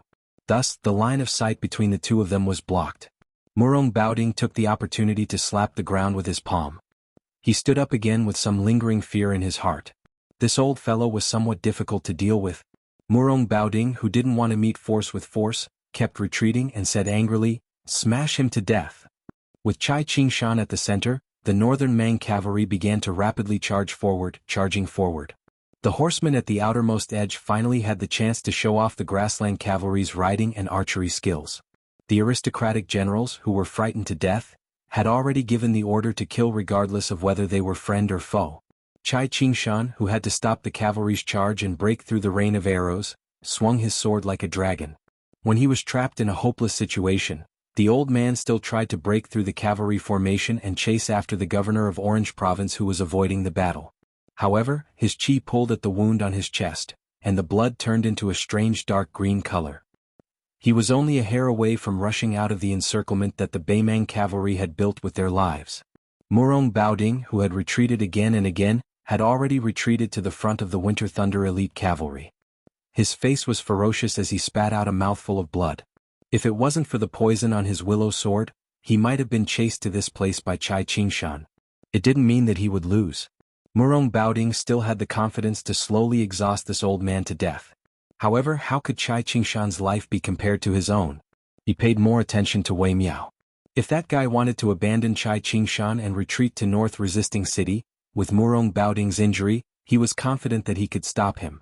If one looked towards the north from North Resisting City's city walls, or if one looked towards the south from the Winter Thunder elite cavalry on horseback, they would see that the great circle the elder was in had layers upon layers of northern Mang cavalry continuously charging towards the center of the circle. Chai Qingshan stood alone with his sword. There were corpses all around him and piles of bones. Murong Baoding suddenly raised his head. There was a sudden explosion and then a figure fell from the sky. Murong Baoding could only tilt his head and cross his arms to block above his head. Half of Murong Baoding's body was smashed into the ground by this punch. It turned out that Wei Miao had directly jumped over the heads of the Beimang cavalry and found Murong Baoding. There was no way to retreat. Murong Baoding instinctively protected his head with his arms. Sure enough, Wei Miao pressed down on his head with one hand and sent out a knee strike. Murong Baoding was knocked back and a deep ditch several zhang long was plowed out. Dust flew up. In the yellow sand, Wei Miao's punch was so fast that people could only see a blur. The silver-armored Murong Baoding retreated again and again. Wei Miao's punch rose up and landed hard. The force was like a broken bow and it was like a thunderclap. He forcefully opened Murong Baoding's door and burst out again and again. Finally, Wei Miao's punch was like holding a baby. The name of the move did not sound fierce, but in fact, it was the fiercest. The older generation of Jianghu fist masters had already concluded that after practicing this move for tens of thousands of times, the foundation could be seen, and the strength could reach the hair. Wei Miao was obsessed with fist practice. He never slacked off because of his outstanding talent. Since he learned this move when he was young, he practiced it diligently every day. When he entered the mountains, he destroyed huge trees. When he entered the water, he hammered the rivers. Perhaps he had already punched 1,000,000 times. His punch was like smashing a big bell, causing a loud bang. After Murong Baoding was flicked out by Chai Qingshan's sword, he had the advantage of time, place and people. Once again he was sent flying by Wei Miao's punch. Dozens of Winter Thunder elite cavalrymen who could not dodge in time were killed on the spot. This southern Zhao Martial Dao Grand Master, who should have displayed extraordinary brilliance in the Central Plains Jianghu, on the battlefield outside northern Barricade City, under the gaze of several thousand northern Mang cavalry, beat Murong Baoding until he was in an extremely sorry state, his aura swaying. He had beaten Murong Baoding's armor until it was full of holes and almost completely destroyed. Murong Baoding, who was on the verge of collapsing, roared, "Again!" Wei Miao followed him like a shadow. He stretched out his left arm and circled it to Murong Baoding's ear. He placed his palm on Murong Baoding's temple and patted it casually. Murong Baoding, who was much taller than Wei Miao, was lifted off the ground. Wei Miao's right fist smashed into Murong Baoding's abdomen like a thunderclap. Murong Baoding's body, who was originally flying backward, was pulled back by Wei Miao's left hand and punched his abdomen again. It was a comical and tragic scene. Murong Baoding's body, which was hanging sideways in the air, did not fall to the ground. Wei Miao walked forward step by step and punched his abdomen repeatedly. Wei Miao's last punch, which was also the last punch of his life, landed heavily on Murong Baoding's abdomen. Murong Baoding finally fell to the ground. He was thrown 70 to 80 feet away, bleeding from his 7 orifices. The so-called invincible body, even with the protection of the armor, was still a big joke. Wei Miao stood proudly in the same place and gently turned his head to look back. He looked at the cavalry circle but could not see Chai Qingshan, who had fought side by side until now. He raised his gaze slightly and looked at North Jebei City. It was destined that he could not see that graceful figure. Wei Miao's vision was gradually blurred by the blood that flowed out of his eyes. After Murong Baoding fell to the ground, he tried to get up but it was futile. He kept vomiting blood. He knew that Wei Miao was only a few punches away from taking his life. If both sides fought fair and square, Murong Baoding would not be able to contend against Wei Miao. At this moment, Murong Baoding no longer had the slightest thought about dominating the Jianghu of the Central Plains. Murong Baoding got up 3 times in a row but gave up halfway. He could only lie on the ground dejectedly. His face was pale and colorless. He had completely lost the ability to fight. This Bei Mang, whose heart was higher than the sky, held the edict with a bitter expression. He cursed softly, F***ck the Jianghu of the Central Plains. Not far away, Wei Miao stood silently in the same place. Nanzhao Grandmaster Wei Miao, all the tendons and veins in his body were broken, but he did not fall down. Since the world fist has Wei Miao, how can I, Wei Miao, be afraid of death and withdraw my fists? There is no such reason. She was watching. Before Wei Miao died heroically in battle, the Beimang cavalry circle was strangely still. That old man had killed them until they were terrified. Moreover, the corpses of the cavalry and the war horses had formed a natural barrier, which was not conducive for the cavalry to gallop and kill. The old swordsman, who had been hit by several arrows, spat out a mouthful of black blood. He knelt on one knee, using the long sword in his hand to support his body from falling. Chai Qingshan did not want to die kneeling on the ground, but he also did not want to fall down and die. In the end, he sat cross-legged with the sword across his knees. Since the sword was named Green Water, the sword blade was naturally green, just like the spring scenery in Jiangnan of the Central Plains. The ripples of the sword light under the sunlight were just like the ripples of the Dongyue sword pool in the spring breeze. Chai Qingshan used his sleeve to gently wipe off the black blood on the sword blade. Before the old man died, he smiled with a trembling voice, "My Dongyue sword pool has been established for 500 years. With a sword in hand, I looked at the Jianghu. The mountains are high, the water is deep, and the sword aura is long. I, Chai Qingshan, have never let the 3-foot sword be humiliated."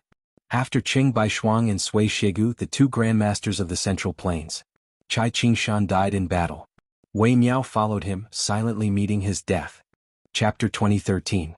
The martial emperor cities Yu Groom wielded the famed sword Fuji and charged directly at the 1,000 family elite cavalry. His sword fell. This sword was completely different from the previous one, which killed people with a light touch. It was brilliant, and the sword chi was so strong that it blotted out the sky. Wang Xianji, who was never willing to praise anyone, once joked with the green-robed girl that Yu Groom was the only one who stood out among the tens of thousands of martial artists in Donghai. It was obvious that Wang Xianji had high expectations for Yu Groom. More than 40 family elite cavalry were directly smashed by the swift and fierce sword chi. Blood and flesh splattered everywhere, and the scene was extremely bloody. One of the armored cavalrymen who should have died under the sword Qi suddenly retreated and stepped on the warhorse's head accurately every time. He leaped like a rabbit and swooped down like a falcon on flat ground. In an instant, he pulled a large distance away from the unstoppable Yu groom and finally fell between two warhorses that continued to charge forward. He casually raised his arm and snatched a fine iron spear from the Zhong family disciple. With a smile on his face, he looked up at the young swordsman who was rapidly approaching him. The middle-aged man in the armor of an ordinary cavalryman thrust his spear out. The spear was like a giant dragon leaping out of the water, aiming at the Central Plains swordsman's heart. Spear immortal Wang Xiu, one of the 4 grandmasters of the spring and autumn period, had left the big arm manual that had been handed down for generations. It said, "When the spear pierces a line, it will go straight.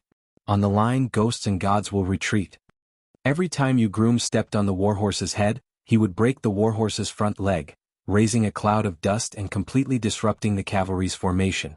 In the face of the middle-aged cavalryman's powerful spear, he suddenly lowered his body a little. He lowered his head and bent his waist, barely dodging the incomparably sharp tip of the spear. Then he thrust out his sword, which also went straight. The cavalryman lurking among the Zhong family's private cavalry was Zhong Liang, known as the second person of the Devil Path in Beimang. In the face of Yu groom's evasive sword, he was still calm and collected. He pulled out his spear and retreated without hesitation. Zhong Liang didn't choose to confront Wang Xinji's first disciple head-on. Instead, he adopted a defensive stance, blocking and circling. The circle was less than a chu wide, and his defense was extremely methodical. Thus, even when faced with Yu groom's consecutive sword attacks, the sword aura alone strangled the riders charging from both sides of Zhong Liang. However, Zhong Liang still retreated calmly, showing the elegant demeanor of a great spear master. Although Yu groom's swordsmanship was profound and vaguely had the charm of a landsword immortal, and could be said to be aggressive, once an opponent of Zhong Liang's level chose to retreat shamelessly, it would be difficult for Yu groom to seize the opportunity and succeed. Moreover, Zhong Liang was originally recognized as a master of various schools in Beimang, and finally achieved a killing power that did not lose to the celestial state with the Finger Mystery Realm. But in the end, Zhong Liang, who did not have the Vajra physique, did not continue to blindly pursue killing power to reach the celestial state. Instead, he opened up a new path in spear arts, only taking the defensive position and not the offensive, striving to keep the enemy away from the tip of the spear. It should be known that besides being a prominent family of generals in Beimang, the Zhong family was also the only family of spear arts in the world. The Zhong family's disciples were brave and valiant. Regardless of gender or age, they were all skilled in spear arts, especially the big spear. Young children had to practice spear arts with a white wax pole in hand. After the initial success in spear arts, they had to reach the level of not letting water in.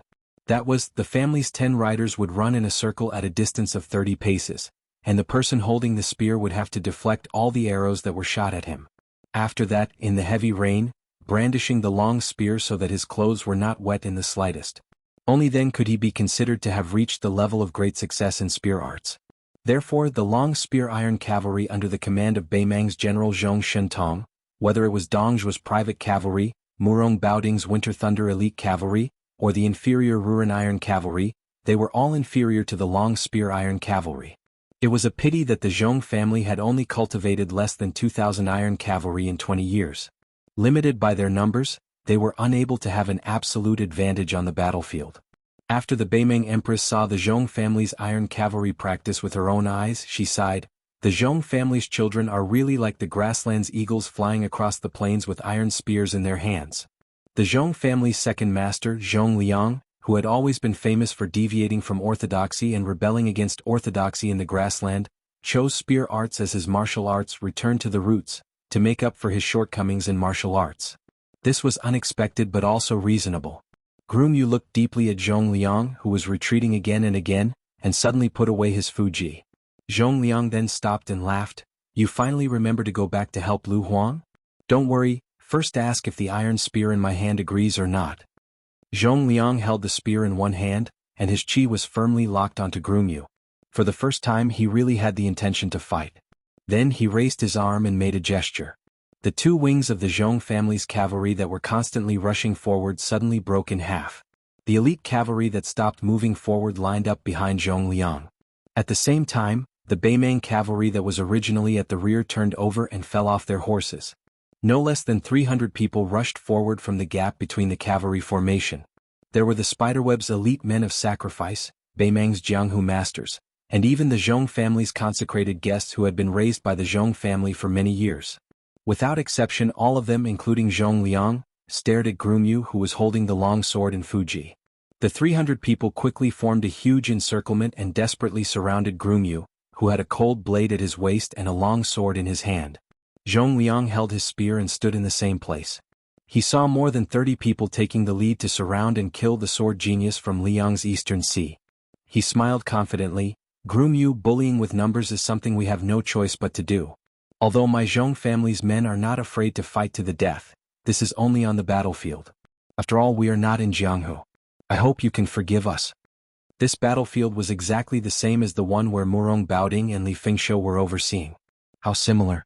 Unexpectedly, Grumyu held the Fuji upside down, using only 2 fingers of his left hand as a sword. His lips moved slightly. The sword energy in Grumyu's left sleeve was abundant and overflowing.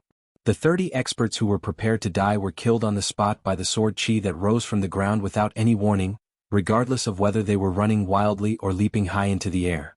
Not only that, with Grumyu as the center, the sword energy suddenly rose from the ground, spectacular, like a big spring gushing out. This strange phenomenon was really like thunder rising from the ground. 100 feet, 200 feet, 300 feet, all of them were vast and mighty sword energy that rose into the sky. After the 30 Beimang experts that Grumyu purposely targeted died, there were 60-odd people who couldn't dodge in time or just happened to bump into the sword energy, dying with their eyes wide open. Apart from most of the Beimang people who were lucky enough to dodge the sword energy, in truth, the number of experts who could take the sword energy head-on could be counted on 2 hands. Zhong Liang was naturally the most relaxed. He just raised his spear and landed heavily, smashing the sword energy that rose from the ground beside him. Zhong Liang wasn't in a rush at all. The one who should be anxious was Grumyu. Lu Huang, who was at the end of his rope, faced the continuous charge of 3,000 cavalry. Apart from death, what else could he do? When the cavalry of the Zhong family entered the battlefield, Lu Huang would probably go and meet his master who made Jianghu bow to him for 60 years. Zhong Liang only needed to delay Grumyu at the crucial moment. If he could capture Grumyu alive, that would be the best.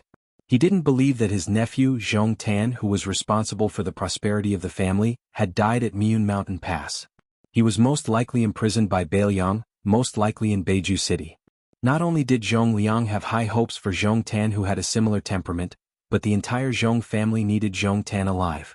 Otherwise, the Zhong family's 20 years of hard work and planning would all be for naught. Even if he and his brother Zhong Shentong achieved great military exploits in the future, without an heir, what benefit would it bring? Zhong Liang hoped that it would be used by Grumyu or someone else in exchange for Zhong Tan's chance to return to the family. Zhong Liang, who was in a complicated mood, suddenly looked around for no reason, as if he was looking for something. He was very curious. As a top guru with outstanding attainments in Shen Finger, he could feel a huge and suffocating invisible momentum, but he couldn't catch any clues. He only knew that Tuoba Bodhisattva had dragged the young king into a real dangerous battlefield. Ordinary people couldn't touch it at all, and even Zhong Liang couldn't see it. After this battle, the casualties of Bailiang's siege infantry would be beyond imagination, and it might even affect the future southern expedition to the Central Plains. Because of those 18 people, the Southern Dynasty's infantry that had been accumulated for 20 years would be long gone before they could break through Beiju City. At that time, the grassland cavalry would have to dismount and fight, and the casualties would only increase. Liang Mang and Bailiang knew that whether Beiju City could be defended or not depended on the number of the Southern Dynasty's infantry. This was also the reason why the 18 people didn't retreat. It was also the reason why Bailiang quickly sent out so many elite cavalry, and the cobweb men of sacrifice and Jianghu masters didn't hesitate to go all out. Killing one more Southern Dynasty infantry that was familiar with siege warfare would increase the chances of Bailiang's Beiju City. Zhong Liang, who was tenacious and indomitable, was at a loss for the first time. Why did this battle have to be so bleak? Shouldn't the millions of grassland cavalry have targeted Bailiang from the beginning? In the hinterland of Beimang, the broken spear in Deng Mao's hand was less than 2 feet long. At this time, it became more and more like a broken spear, with only a foot-long spearhead left. However, one of Xianyuan Qingfeng's sleeves was also shredded, and a ghastly wound appeared on her fair, jade-like arm. Blood flowed out incessantly. Deng Mao didn't let the purple-clothed man get within 50 steps of the crown prince of Beimang, but his palm was bloody and couldn't be said to have the upper hand.